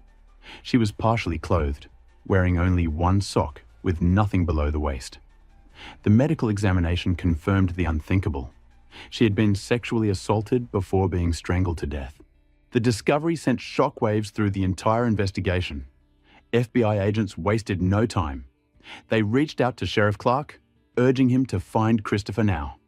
With Rowan's body recovered and the case officially classified as a homicide, they were convinced he knew more than he had admitted. And this time, there was no room for hesitation. But there was a problem. That morning, while Clark had been away, Christopher had actually come to the station looking for him. He told the officers he needed to speak with Clark urgently, then left before anyone could stop him. Now he was nowhere to be found. Clark searched every place he thought Christopher might go, but he had seemingly vanished. Hours passed. Then, finally, his phone rang. It was Christopher. His voice was tense, almost frantic. The first thing he asked was whether he was being followed. He explained that ever since hearing the news about Rowan's body being found, he had been driving aimlessly, trying to clear his head. But then he noticed something, a grey car trailing him. No matter where he went, it was always there. Fear seeped into his voice. Was someone watching him? Were they planning to pin the murder on him? Or worse, was someone looking for revenge? Clark reassured him that as far as he knew, there was no surveillance on him. Then he made a simple offer. Let's meet in person. Christopher agreed. When they met, it was clear something had changed. He was on edge, his body tense, his hands shaking. He was scared, and not just in an anxious way. This was deep fear. Clark wasted no time. He brought Christopher back to the station and told him plainly, Rowan's death is now a homicide case. If there's ever been a time to tell the truth, it's right now. What did David do to Rowan? Tears welled up in Christopher's eyes. His breathing became uneven. But instead of answering, he hesitated. Then he glanced around the station, scanning the people moving through the building. And finally, he whispered, There are too many people here. I can't talk about this here. Clark could see it. Christopher was standing on the edge of a confession. The question was, would he finally take the leap? Christopher suggested they go somewhere quieter, away from prying eyes. He mentioned a small bridge a few miles outside of town. Sheriff Clark agreed, and the two drove there in silence. As they stepped out of the car, Christopher did something unexpected. He raised his hands. You should handcuff me, he said. Clark looked at him, startled. That's not necessary, he replied. Christopher shook his head. After I tell you what I did, you'll have to. And then he started talking. At first, his story sounded the same, the version he had repeated to the police many times. He, Nathan, and David had been drinking at his trailer. Later, David asked Nathan for a ride home, and they took the back roads to avoid the cops. But then Christopher took a deep breath and began telling the real story. One that sent a chill down Clark's spine.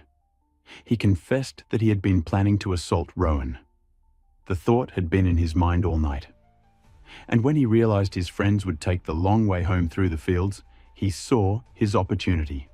Instead of waiting, Christopher got into his car and sped toward David's house, taking the highway to get there as fast as possible. Once inside, he crept into Rowan's room, carefully lifted her sleeping body, and carried her to his car, making sure she didn't wake up. He took her straight to his trailer. That was where she finally woke up. Disoriented and terrified, she struggled against him, but she was too small to fight back. Christopher never turned on the lights. He never spoke. He didn't want her to recognize him. And then he did the unthinkable. His original plan had been to take her back home afterward, to leave as if nothing had happened.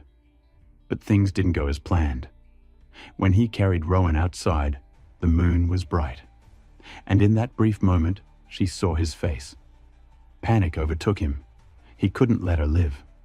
He grabbed a rope, and before she could scream, he strangled her. Sheriff Clark felt sick. He stood frozen, barely able to process what he was hearing. Christopher continued. Once Rowan was dead, he put her body in his car and started driving aimlessly, trying to figure out what to do next.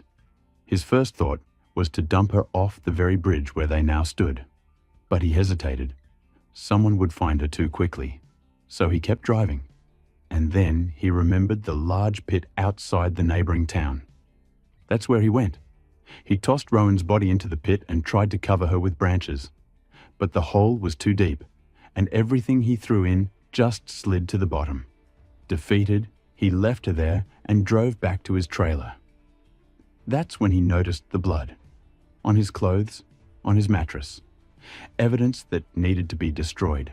Rowan's pants, underwear, and the rope he used to kill her, all of it had to disappear. So he gathered everything, stuffed it into a large barrel, and planned to set it on fire. But then he realized something. A fire that size would be impossible to hide. Someone would see the flames, or worse, the smoke. So he dragged the barrel into the shed, shut the doors, and lit the fire inside. As Christopher finished his confession, Sheriff Clark was left speechless. For days, he had been convinced that David was the one responsible. He had thought Christopher was just holding back information, afraid of getting caught up in his friend's crime. But now, the truth was staring him in the face. The man he had known for nearly 20 years. The man who had always respected him. The man with 3 children of his own was a monster. And Clark had just listened to him confess to a crime so unspeakable, so horrifying, that he barely recognized the person standing in front of him. Sheriff Clark had always thought Christopher was a decent man. But now, faced with the horrifying reality of who he truly was, the truth felt colder than ever. After Christopher finished his confession, he agreed to go to the station voluntarily. Clark didn't handcuff him. It wasn't until Christopher repeated his confession to the FBI that he was officially placed under arrest for murder. He even signed a voluntary consent form allowing investigators to search his trailer and car. Before being taken away, he muttered that he regretted everything, that he had cried like a baby the entire next day. But just when detectives thought they had uncovered the full truth, the case took yet another shocking turn. When they informed David that Christopher had confessed, they expected some kind of reaction, maybe relief, maybe fear. What they didn't expect was for David to suddenly change his version of events. This time, his story was even darker. According to David, when he got home that night and saw that Rowan was missing, he immediately suspected Christopher had taken her. Instead of calling the police, he took his mother's car and drove straight to Christopher's trailer. What he saw inside made him freeze. Rowan was lying on the bed. Christopher was leaning over her. And instead of stopping him, instead of saving Rowan, David joined in. He claimed that after they both assaulted her, they decided she couldn't be allowed to live. Together, they strangled her and dumped her body. David insisted that his brain had shut off that night and that for days afterward, he couldn't even remember what had happened. Detectives, stunned by this revelation, rushed back to Christopher to confirm David's claims. But Christopher denied it. He stuck to his original story, saying David wasn't involved, that he alone had committed the crime. This contradiction left investigators baffled. Whose version was the truth? Forensic evidence provided some clarity. The medical exam confirmed Rowan had been strangled with a thin rope, just as Christopher had described. And during a search of his trailer, police found ashes in a barrel, evidence of the items he had burned. In his car, they discovered strands of hair that appeared to belong to Rowan. Despite the conflicting confessions, both men had admitted to serious crimes. There was no question. They were both going to be prosecuted. Christopher was charged with murder. David was arrested too, but his case was more complicated. If prosecutors pursued murder charges against him, it could create legal loopholes that might allow Christopher's conviction to be overturned. Worse yet, without solid DNA or physical evidence linking David to the murder, there was a real possibility he could walk free entirely. It was a gamble the prosecution couldn't afford to take. So they made a difficult decision. To ensure Christopher's death sentence remained intact, they lowered David's charges to child endangerment and obstruction of justice. David pleaded guilty. His punishment? 11 years in prison, with a minimum of only 5 years before possible release. The sentence was met with outrage. If David had been involved in the murder, then his punishment was nothing short of an insult. But legally, there was no other way to guarantee a conviction. And with double jeopardy laws in place, it was unlikely he would ever be tried for Rowan's murder again. As for Christopher, he was sentenced to death in 2012, 5 years after the crime. He appealed the ruling, but all attempts were denied. He remains in prison, awaiting execution. But as with many death row cases, years, sometimes decades, can pass before a sentence is carried out. There's a strong possibility that Christopher will never face execution at all, and will simply live out the rest of his life behind bars. In 2022, a young man named Bryce Brawl disappeared under strange circumstances, leaving only scattered clues and many unanswered questions. His girlfriend Cordelia's family was puzzled by what had happened, and her father, Michael Elix, seemed to know more than he let on. What started as a routine missing persons case quickly turned into a chilling tale of lies, revenge, and desperation. What really happened that fateful day? How deep does this mystery run? Stay with us as we uncover the truth buried beneath layers of deceit and suspicion. It was a cold day in a small Minnesota town, with mist blanketing the streets and a damp chill in the air. The usually quiet town of Center felt even more desolate. This was the last place Bryce was seen, leaving home to visit a storage unit with Cordelia's father, Michael.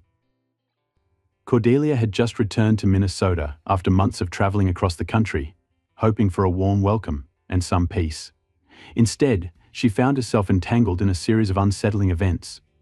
Shortly after her return, she sensed something was off.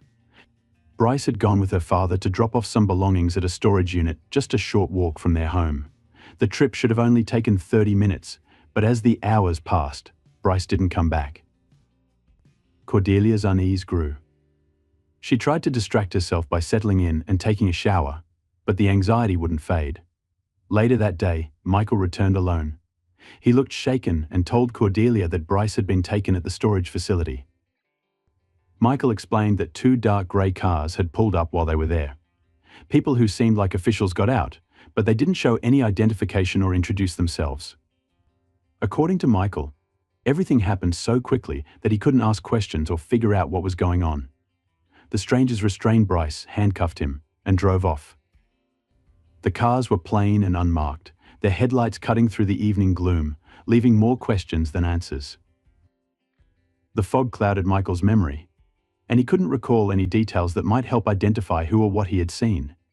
His vague words left Cordelia shocked. Desperate for answers, she immediately tried calling Bryce, but his phone was off. She sent him messages, begging him to come back and explain what had happened, but he never replied.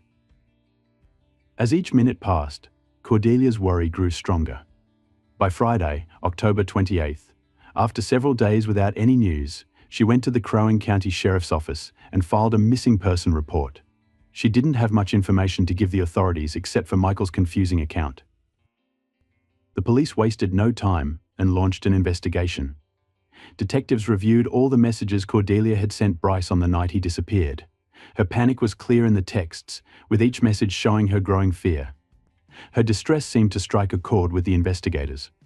What started as a standard missing persons case quickly became something much darker and more complicated. Officers questioned Michael Elix, but his statements were inconsistent and left too many unanswered questions. This led to further interviews with him. Meanwhile, investigators visited the storage facility where Bryce was last seen. What they found there only made the situation more mysterious. There were drag marks, like something heavy had been moved, and other pieces of evidence that added a sinister feel to the story. The deeper the police dug into the case, the more unsettling the details became. Bryce Brawl's disappearance wasn't just a simple case anymore, it had turned into a troubling enigma filled with fear and uncertainty. Cordelia, who initially trusted her father's story, started to doubt him as everything around her became increasingly strange and incomprehensible. Michael Elix knew he would be the first person the police would question after Cordelia reported Bryce missing. He tried to mentally prepare himself for the inevitable. That Friday, October 28th, officers tracked Michael down at a family Halloween party in Brainerd. He agreed to return with them to the storage facility and provide a more detailed explanation of what had happened on the day Bryce vanished. Despite this, the story only grew more complex. Each new detail uncovered by the police seemed to raise even more questions. The truth felt increasingly out of reach. Michael recounted the events, trying to include every detail. He explained that he and Bryce had arrived at the storage unit in a white Ford Escape with a trailer to go through some belongings after the long road trip he and Cordelia had recently taken. The task took about 45 minutes, with Bryce sorting through his items to decide what to keep and what to throw away. Around 5:45 p.m., they were getting ready to leave when something unexpected happened. As they started pulling out of the storage unit, two dark grey vehicles blocked their path. Michael described the cars as having flashing lights, but not the kind used by regular patrol cars. Instead, they looked like the lights often seen on unmarked law enforcement vehicles. This immediately made Michael suspicious and question if the people inside were legitimate authorities. According to Michael, both he and Bryce were briefly detained by these unidentified individuals. Michael was taken back to his white Ford Escape, while Bryce was placed in a different vehicle, a dark grey SUV. Michael remembered the COV's interior as plain, except for a small computer mounted on the dashboard. During the encounter, Michael said it seemed highly organized, involving several people. Bryce appeared to understand that this wasn't a random situation. Before they were separated, Bryce thanked Michael for his help but didn't say anything else. Earlier that day, on the drive to the storage unit, the two men had barely spoken. When Michael asked Bryce about the road trip he and Cordelia had taken, Bryce had replied briefly, saying the drive was fine. Both men remained quiet and distant, showing little interest in starting a conversation. As detectives continued their investigation, they uncovered hints of tension within the family. Michael admitted that he felt uneasy around Bryce and was hesitant to spend time with him. This raised questions about why Michael had agreed to help Bryce with the storage unit in the first place, especially without Cordelia being there. Cordelia later explained that she had stayed home that day because she was too exhausted from the long road trip and needed to rest. From Michael's perspective, the trip to the storage unit had been routine until it was interrupted by the strange and unsettling encounter. He speculated that the events might be tied to some kind of trouble Bryce had gotten himself into, especially since Bryce had just returned to town after a lengthy road trip across the United States. Michael wasn't convinced. The mention of Arizona nagged at him. It was too specific to ignore. He pressed Cordelia further, asking why Bryce would be connected to Arizona or why it was relevant to his sudden disappearance. Cordelia hesitated, her eyes darting away as she stammered that it was nothing, just a passing mention. But Michael noticed the tremor in her voice and the way her hands fidgeted nervously. "You're hiding something," Michael said gently but firmly. "Cordelia, if you know anything about this, you have to tell me. This isn't just about Bryce, it could be about your safety too." Cordelia froze for a moment before lowering her gaze. "It's complicated," she muttered. Michael's patience was wearing thin, but he resisted the urge to raise his voice. "I don't care how complicated it is. Tell me what's going on." Finally, Cordelia relented. "There was someone we met on the road in Arizona. Bryce got involved," she began hesitantly. Involved in what Michael asked, his heart sinking as he prepared for the worst. She shook her head. "I don't know everything, Dad. It was just supposed to be a simple deal. Some guy approached Bryce when we were at a diner, said he needed someone to deliver a package. Bryce thought it would be easy money. We were running low on cash and I didn't think it was a big deal." Michael felt his stomach twist. "What kind of package?" Cordelia's voice dropped to a whisper. "I don't know. He wouldn't tell me, and Bryce wouldn't let me see it. He just said it wasn't a big deal, that we'd drop it off and be done with it. But after that, things started happening. People started following us, leaving notes on the car. Bryce said he could handle it, but I was scared. Dad. I wanted to come home, but he insisted we finish the trip." Michael's mind raced. "And when you came home early, was it because of this?" Cordelia nodded slowly. "Something happened. Bryce didn't tell me everything, but he said we had to leave right away. He looked terrified." Michael's instincts told him they were in over their heads. If Bryce had gotten tangled up in something illegal, it could explain his disappearance. But there was still so much Cordelia wasn't saying or didn't know. "Did you ever see the man again?" "The one who gave Bryce the package." Cordelia shook her head. "No, but Bryce got a call from someone after we got home. I don't know who it was, but after that he started acting even stranger. Michael exhaled, his mind piecing together fragments of a puzzle that still didn't make sense. Whoever Bryce had gotten involved with, it wasn't over. Okay, Michael said, trying to steady his voice. We're going to figure this out. But you have to tell me everything, Cordelia. No more hiding things, no matter how bad they seem. Cordelia nodded, her eyes glistening with tears. I'm sorry, Dad. I didn't mean for any of this to happen. As Michael embraced his daughter, he couldn't shake the feeling that they were both standing at the edge of something far darker than they had imagined. And for Bryce, wherever he was, time might be running out. Michael's mind raced as he processed Cordelia's revelation. Washington? What were you doing there? Cordelia hesitated, her hands fidgeting nervously. Bryce wanted to meet someone there, she said. He said it was important, something about tying up loose ends. I didn't ask too many questions because, well, he wasn't in the mood to explain. Do you remember where in Washington? Who he was meeting? Michael pressed, his voice tight with concern.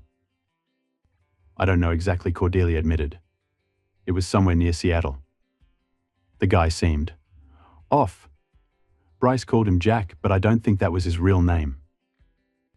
Michael leaned forward, trying to piece together the fragments of information. Did you meet this Jack? What did he want? Cordelia nodded reluctantly. I saw him once. He was older, maybe in his late 40s or 50s. He gave Bryce something, a small package. Bryce told me to wait in the car while they talked. He didn't want me involved. Did Bryce ever tell you what was in the package? Michael asked. No, Cordelia said, her voice trembling. But after that meeting, Bryce started acting even more paranoid. He kept checking his phone, looking over his shoulder, and talking about people following us. Michael's heart sank. Whatever Bryce had gotten involved in, it was serious. He realized that his daughter might be in more danger than she realized. Did Bryce ever say why he was so worried? Or what these people wanted? Cordelia shook her head. Not really. He just said that we needed to lay low and stay out of sight for a while. Michael stood up and began pacing the room. Cordelia, this is bigger than just Bryce disappearing. If he was involved with dangerous people, they might come after you too. We need to go to the police and tell them everything you know. Cordelia's eyes widened in fear. No, we can't do that, Dad. Bryce said they would kill us if we talked to anyone. Michael stopped in his tracks, his chest tightening. He knelt in front of his daughter, gripping her shoulders gently. Listen to me, Cordelia. Keeping quiet isn't going to protect you. If these people are as dangerous as Bryce thought, they won't stop just because you stay silent. We need help. Cordelia hesitated, tears streaming down her face. I'm scared, Dad. I don't know what to do. Michael pulled her into a tight embrace. We'll figure this out together. But I need you to trust me, okay? We'll find a way to keep you safe. As he held his daughter, Michael resolved to get to the bottom of the mystery, no matter the cost. Bryce's disappearance was just the beginning. Whatever secrets had been buried during their travels, Michael was determined to uncover them before it was too late. The tension was palpable as the investigation progressed. Michael, though cooperative, found himself increasingly under scrutiny. Investigators began to notice inconsistencies in his timeline, which only added to the air of suspicion surrounding the case. Cordelia, for her part, seemed trapped in a web of fear and loyalty. She admitted to the controlling nature of her relationship with Bryce, but still appeared reluctant to speak ill of him outright. Her hesitance frustrated both her father and the authorities. I don't understand, Michael confided to the lead detective one evening. I just want to help my daughter, but she's hiding something. Bryce's disappearance feels like a piece of a much larger puzzle. The detective nodded. That's what we're trying to figure out, Mr. Howard. But we need complete transparency from everyone involved. A new development. Just when it seemed the case had stalled, the police received a tip from a motel owner in Flagstaff, Arizona. The owner recognized Bryce and Cordelia from a photo circulated by investigators. He claimed they had stayed there for 3 nights about 2 weeks prior to Bryce's disappearance. The motel records confirmed that they had checked in under fake names and paid in cash. Surveillance footage showed Bryce frequently leaving their room late at night, sometimes returning with small packages. When confronted with this information, Cordelia broke down. Bryce was in trouble, she admitted tearfully. He owed money to people. Dangerous people. That's why we were in Arizona. He said he needed to settle a debt. Debt? For what? Michael asked, his voice trembling. I don't know exactly, Cordelia replied. But he was desperate. He said if he didn't pay, they'd come after us. The revelation sent chills through Michael. It confirmed his worst fears that Bryce's disappearance was tied to something criminal. The missing phones. Investigators focused on tracking down Bryce's and Cordelia's phones, hoping they held vital information. After days of searching, they located one of Bryce's smartphones at a pawn shop in Flagstaff. The device had been wiped clean, but forensic experts managed to recover fragments of data. Among the recovered messages was an exchange with a contact saved as J. The messages were cryptic, but hinted at a deal gone wrong. Phrases like running out of time and they want more than we agreed painted a grim picture. The storage unit. Attention shifted back to the storage unit where Bryce was last seen. A thorough search revealed a hidden compartment in one of the walls. Inside, police found a burner phone and a small stash of cash. The burner phone contained a single unsent message. I'm out. Can't do this anymore. If you come near her, I'll make sure everyone knows. The message was time-stamped just hours before Bryce's disappearance. The unraveling. As the pieces of the puzzle came together, a troubling narrative emerged. Bryce appeared to be entangled in a smuggling operation, likely involving drugs or illegal goods. His sudden disappearance suggested he had either tried to back out of the arrangement or had been silenced. Cordelia, despite her loyalty to Bryce, seemed to be an unwitting accomplice. Her fear and evasiveness made sense in light of the danger they were in. Michael, meanwhile, remained determined to protect his daughter. But as he reflected on the events leading up to Bryce's disappearance, he couldn't shake the feeling that something or someone was still missing from the story. The deeper the investigation went, the more it revealed the tangled history between the Elix family and the tragic events surrounding Bryce and Cordelia. As authorities unraveled more details, it became clear that the relationship between father and daughter had a significant impact on the unfolding situation. Family dynamics and tensions. Michael's tight control over Cordelia's life was a growing point of concern. His mistrust of her choices, and especially his dislike for Bryce, painted a clearer picture of why Cordelia had been so eager to escape on her cross-country trip. While it had initially seemed like an innocent adventure, it was clear that the road trip served as an escape from the mounting pressures and tension at home. Cordelia's family dynamics were complex. Her mother's battle with Huntington's disease, combined with the challenges faced by her younger sibling, had created an already volatile household. But Michael's behavior, specifically his relentless pressure on Cordelia, had pushed her further away. Hiring a private investigator to follow her ex-boyfriend was just one example of the lengths Michael went to, showing how deep his mistrust ran. Investigators began to suspect that Michael's influence over his daughter had more to do with the conflict than Cordelia was willing to admit.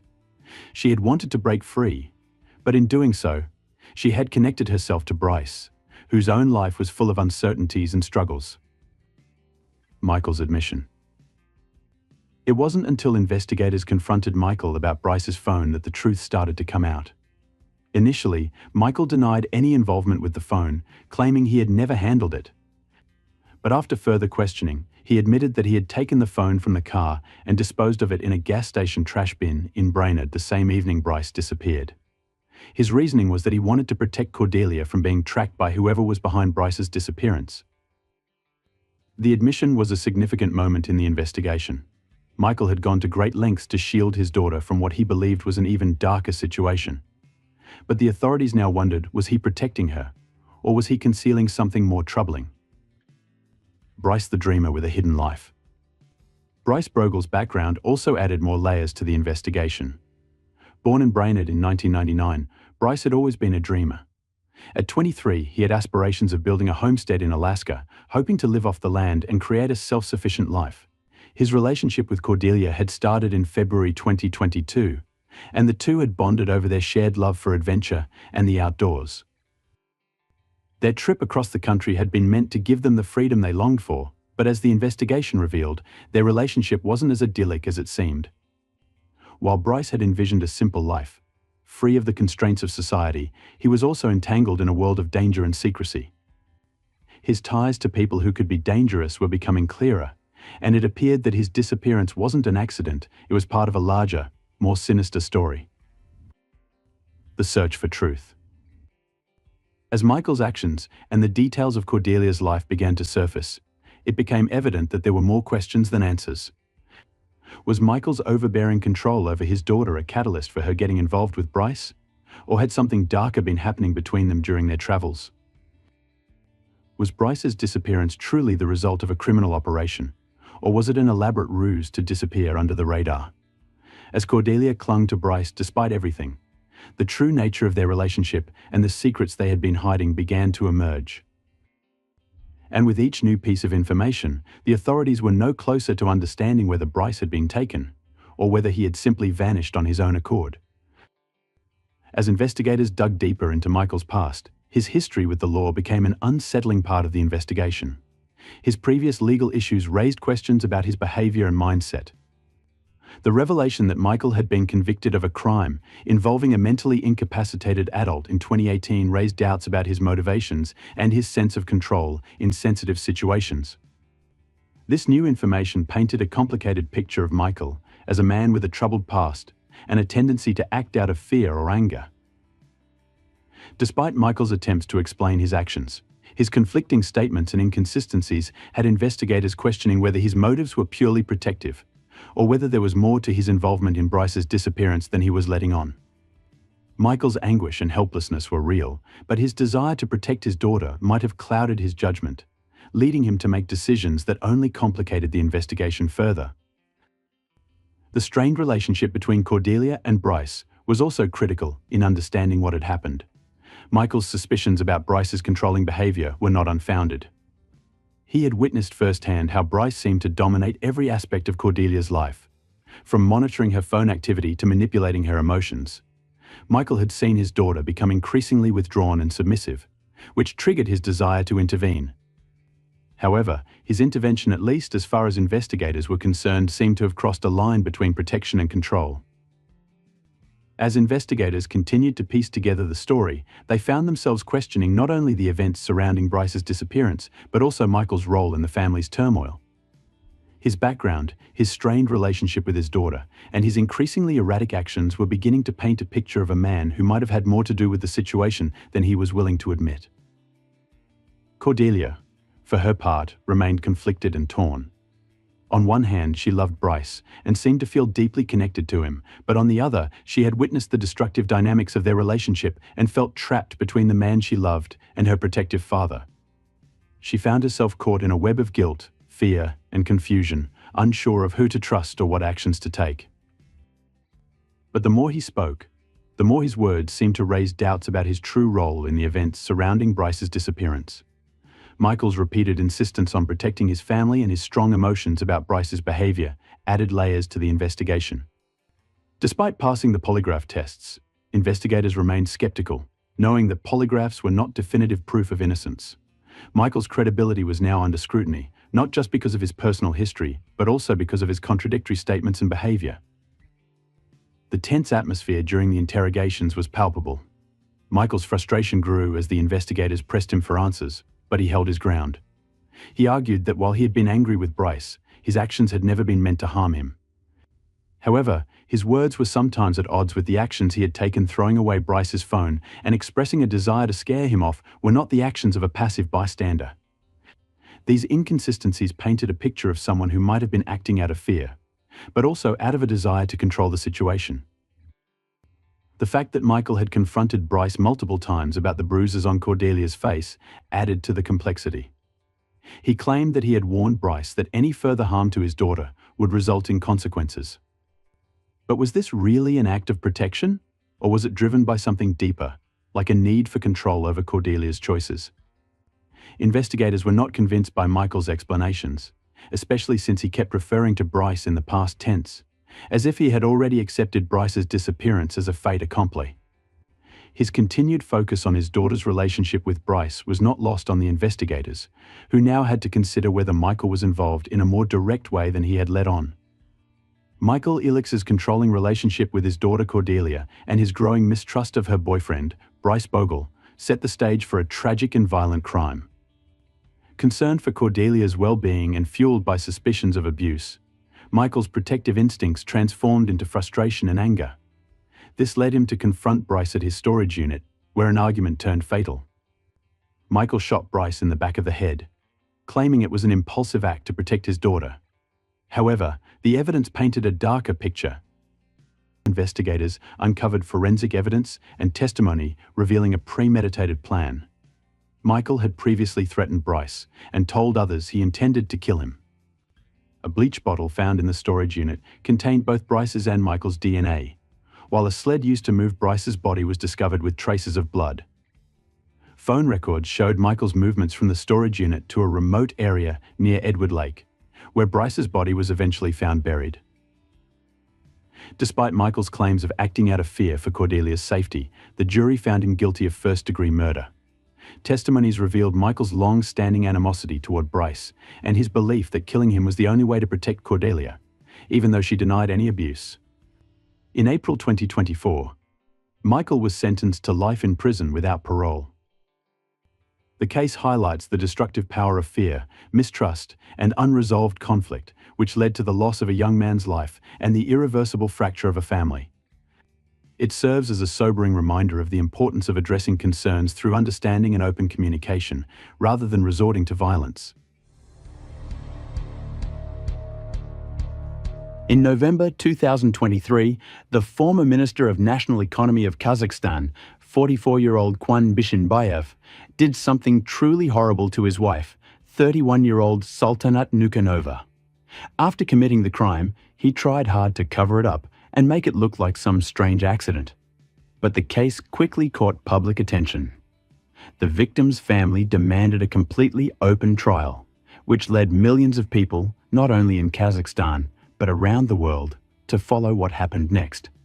It's interesting to note that a few years earlier, Bishinbayev had already been found guilty of taking very large bribes and had been sentenced to 10 years in prison. But surprisingly, he was released after serving only about a year. Many people thought he would again use his wealth and powerful connections to escape real punishment. There was no real doubt about whether he was guilty. The big question was just how long his sentence would end up being. To truly understand this case, where it all started, and if the tragedy could have been avoided, we have to look closely at the couple's complicated history and also learn about each of their backgrounds. We'll also explore how the trial happened and why Bishinbayev asked for a jury trial. Let's start with what's known about him and his family. Kwan Valovich Bishinbayev was born on April 11, 1980, in the city of Kyzyloda, which was part of the Kazakh Soviet Socialist Republic at the time. He was the older of two children born to Vakan Bishinbayev, who was a deputy in the parliament, and his wife, Almira.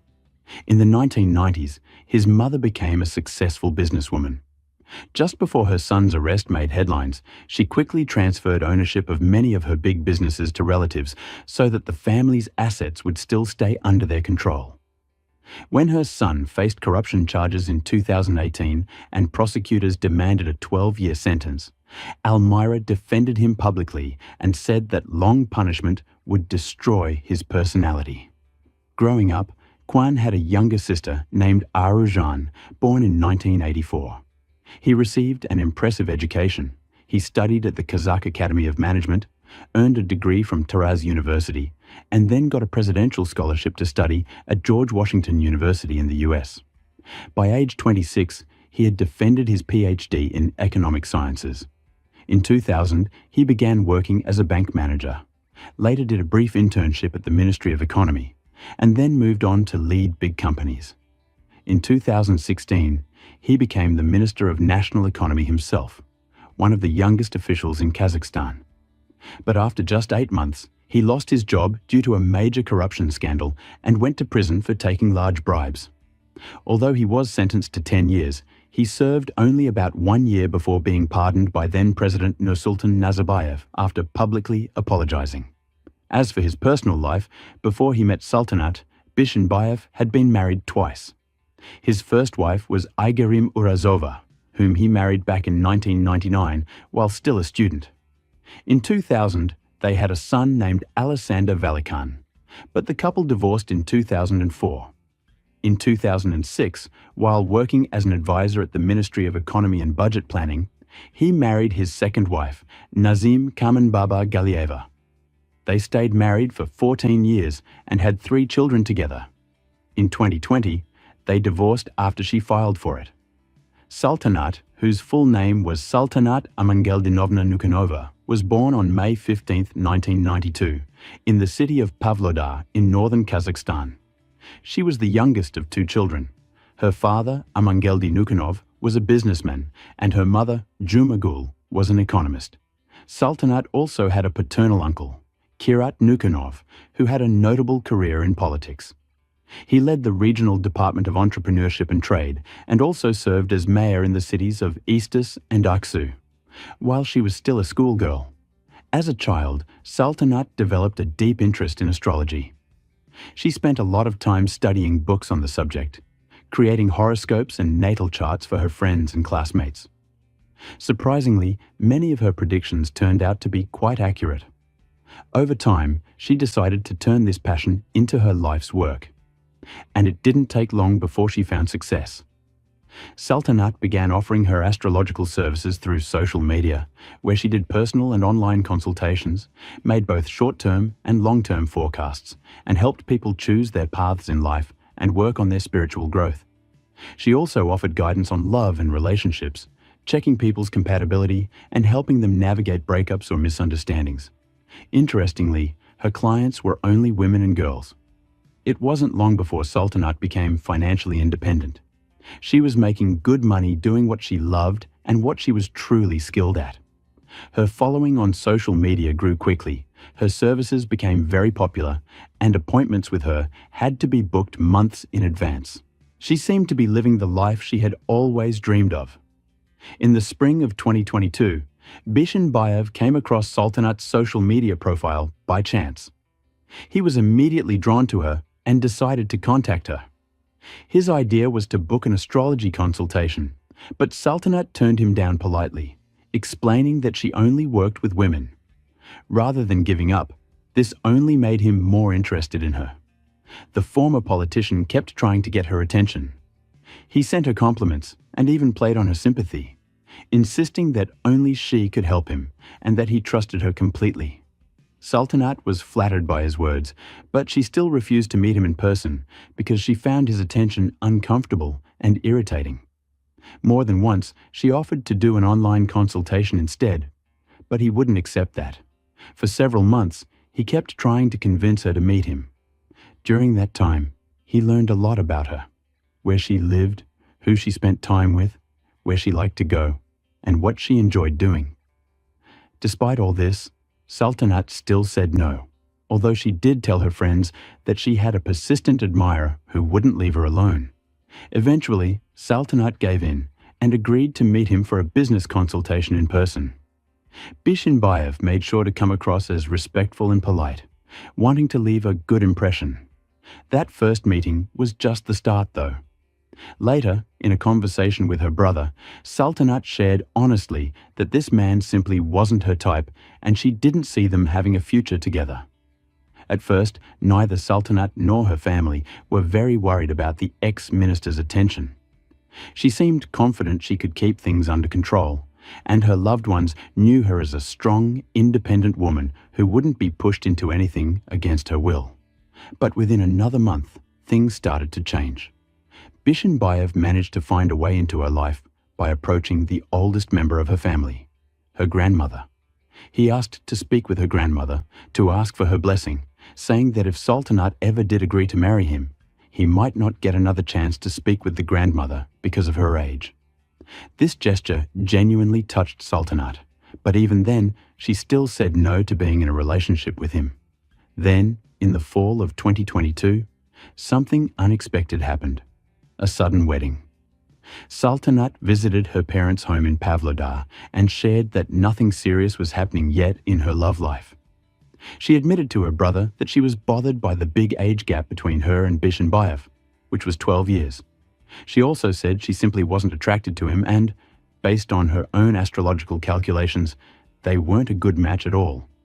Yet less than a month after that visit, her brother Ibek was scrolling through his social media feed when he stumbled on a post from Sultanat. In it, she announced that Kwan had officially proposed and she had happily accepted. The whole family was stunned by this unexpected news, to say the least. Her friends were equally surprised because Sultanat had recently told them she didn't see a future with this man and nothing serious would happen.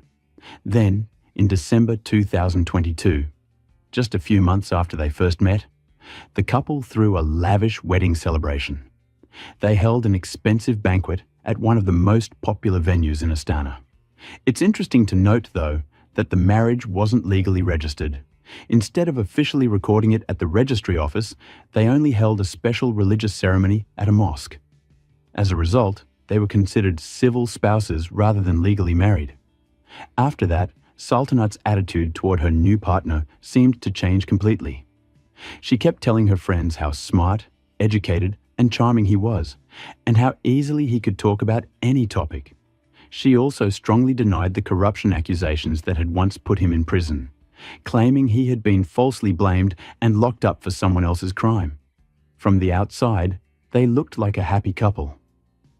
Kwan often bought her gifts, and she called him the most wonderful husband, insisting she would never regret marrying him. Her friends felt happy for her, and even envied her, thinking she was very lucky. But this happiness didn't last very long.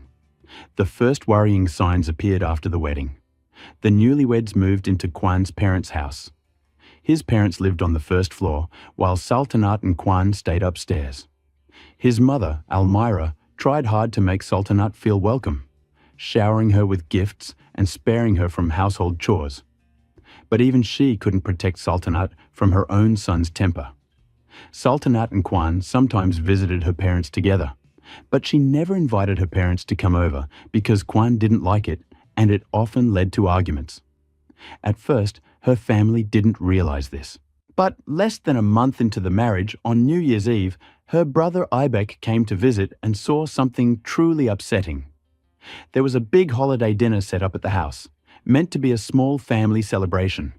When Kwan's cousin, also named Kwan, and his wife came over and brought gifts for everyone, Sultanat suddenly realized she didn't have a return gift for the cousin's wife.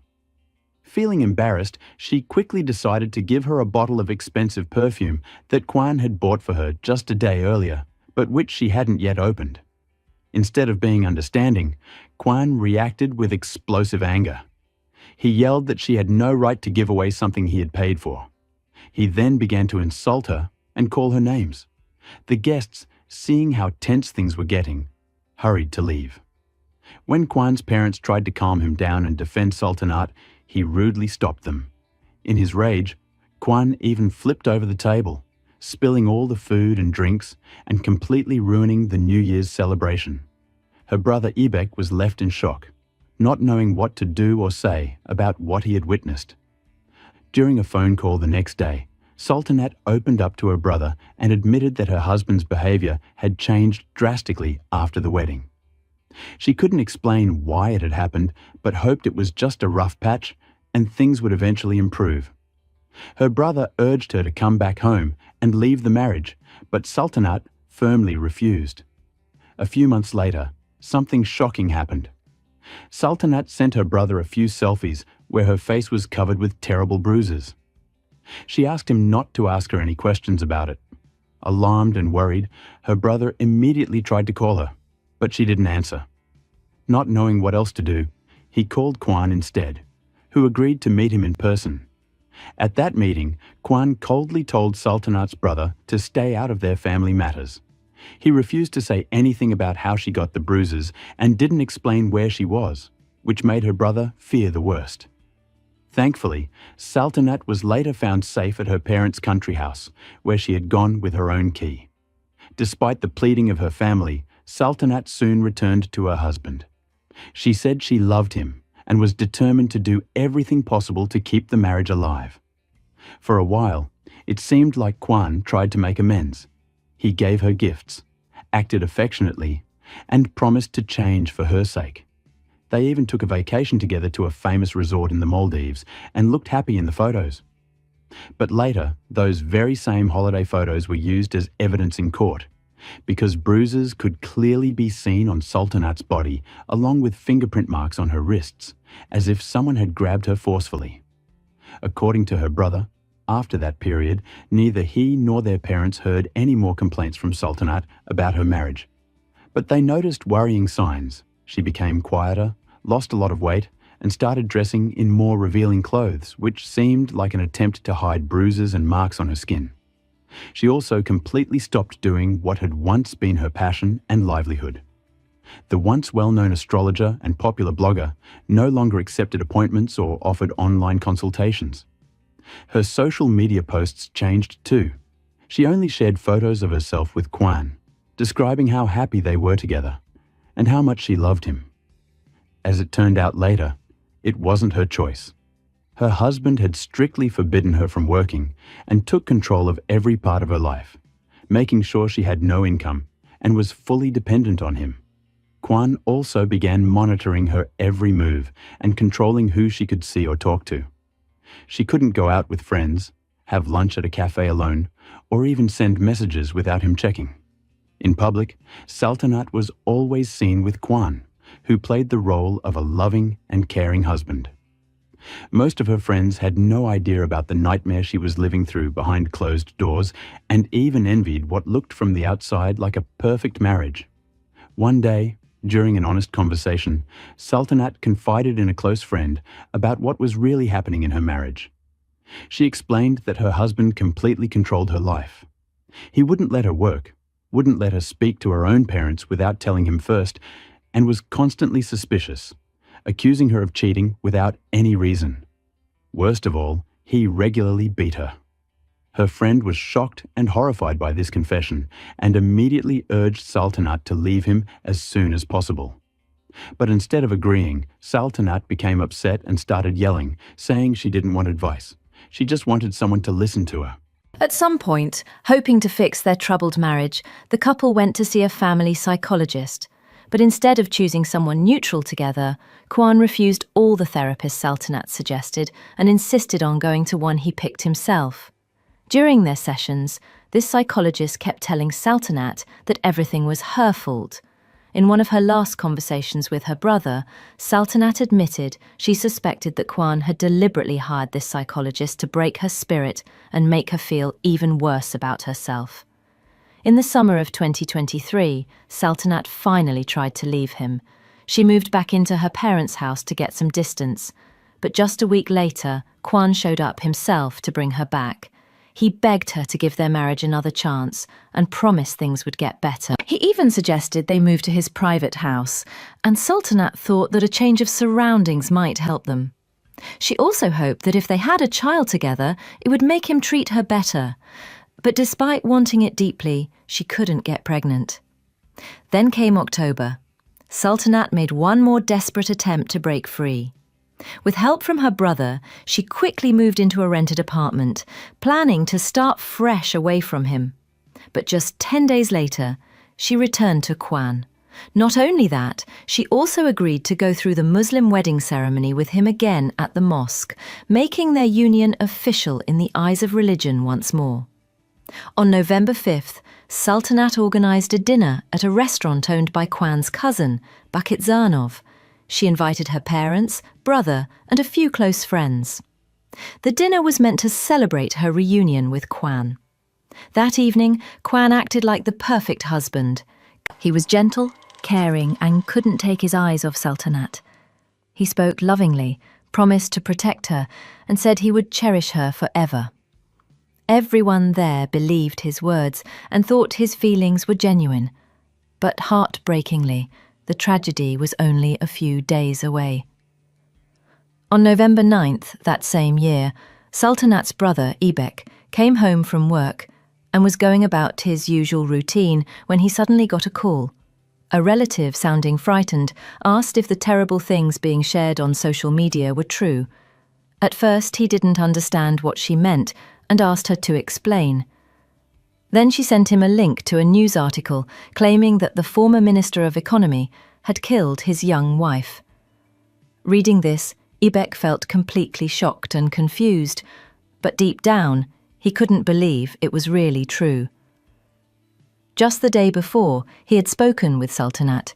She had told him again that she planned to leave her husband soon. She had even asked if she could come stay at his place for the night, and he had reassured her that she could come any time, telling her where the spare keys were kept. But that evening, and even the next day, Sultanat never showed up. Even worse, her phone stayed silent, and she didn't answer any calls. Worried, Ibek rushed over to his sister's house, but found it empty.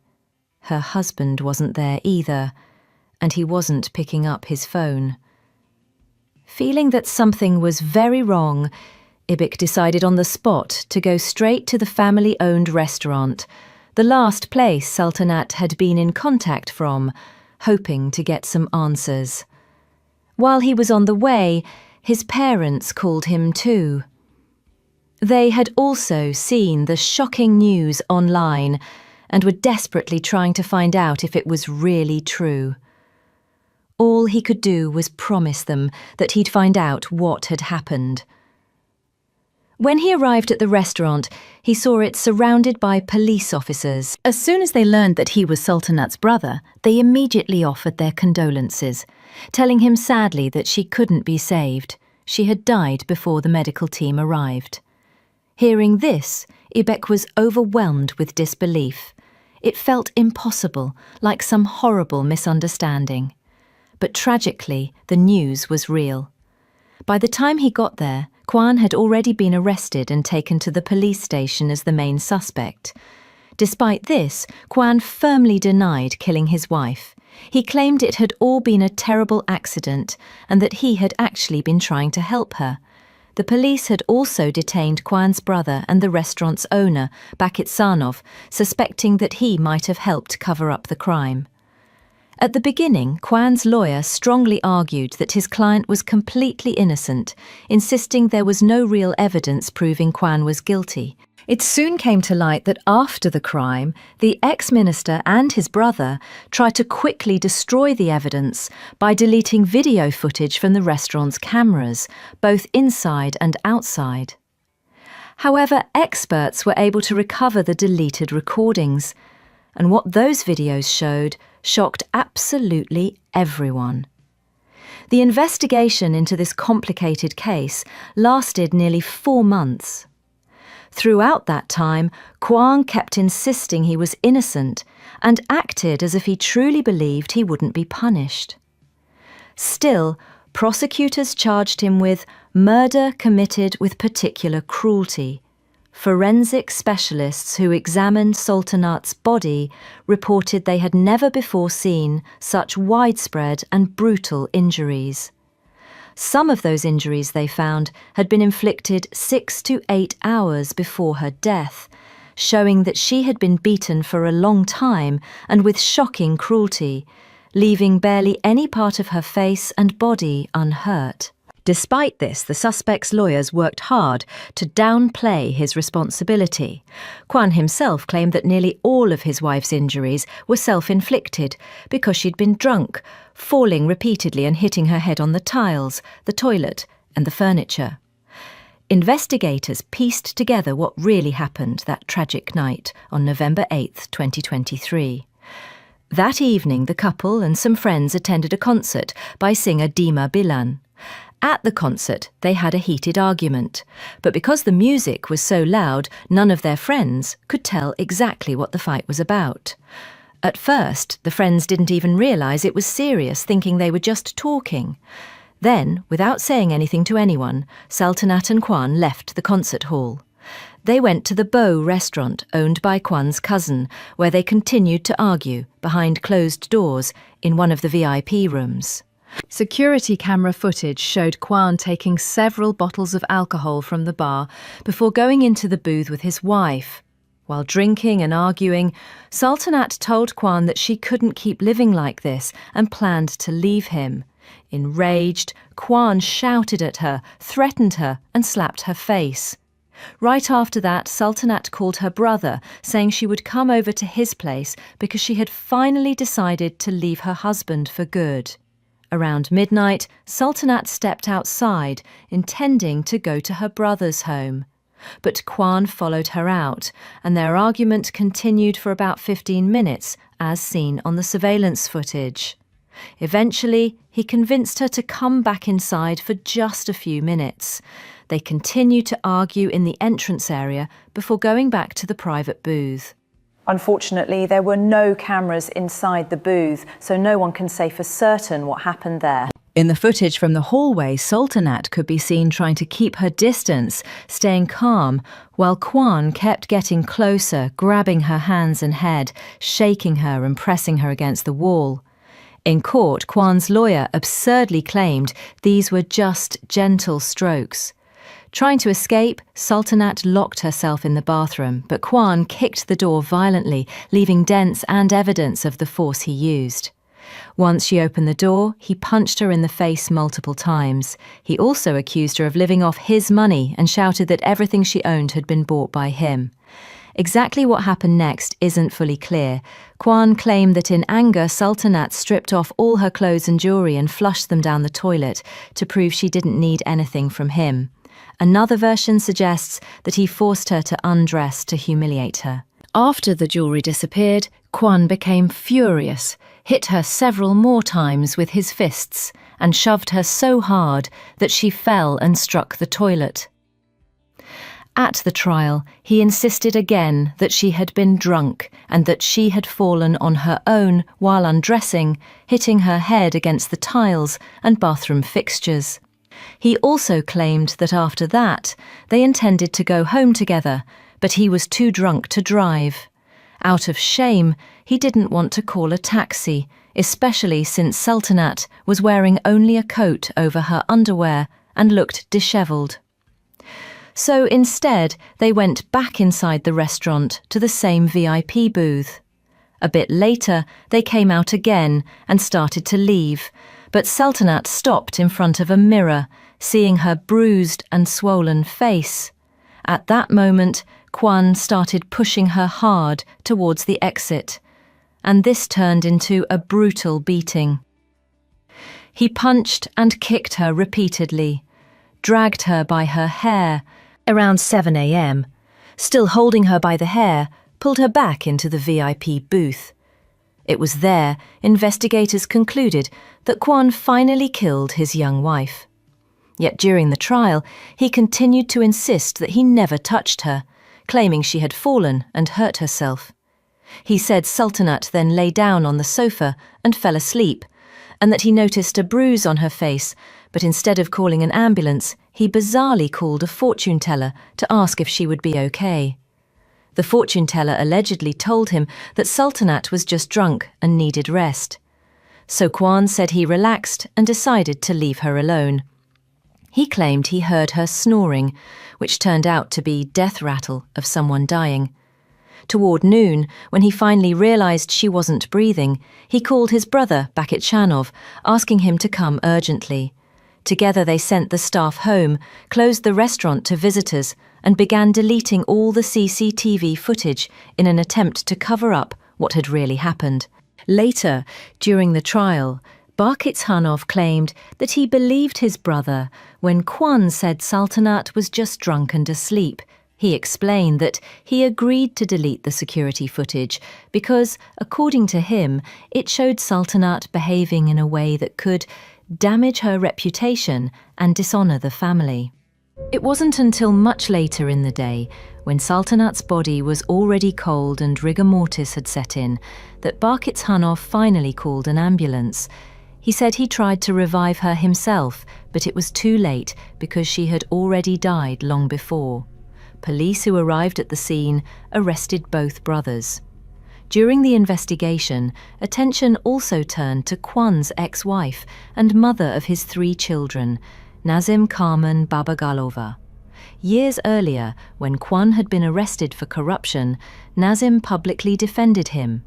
But not long after he was released, she filed for divorce, citing the usual irreconcilable differences.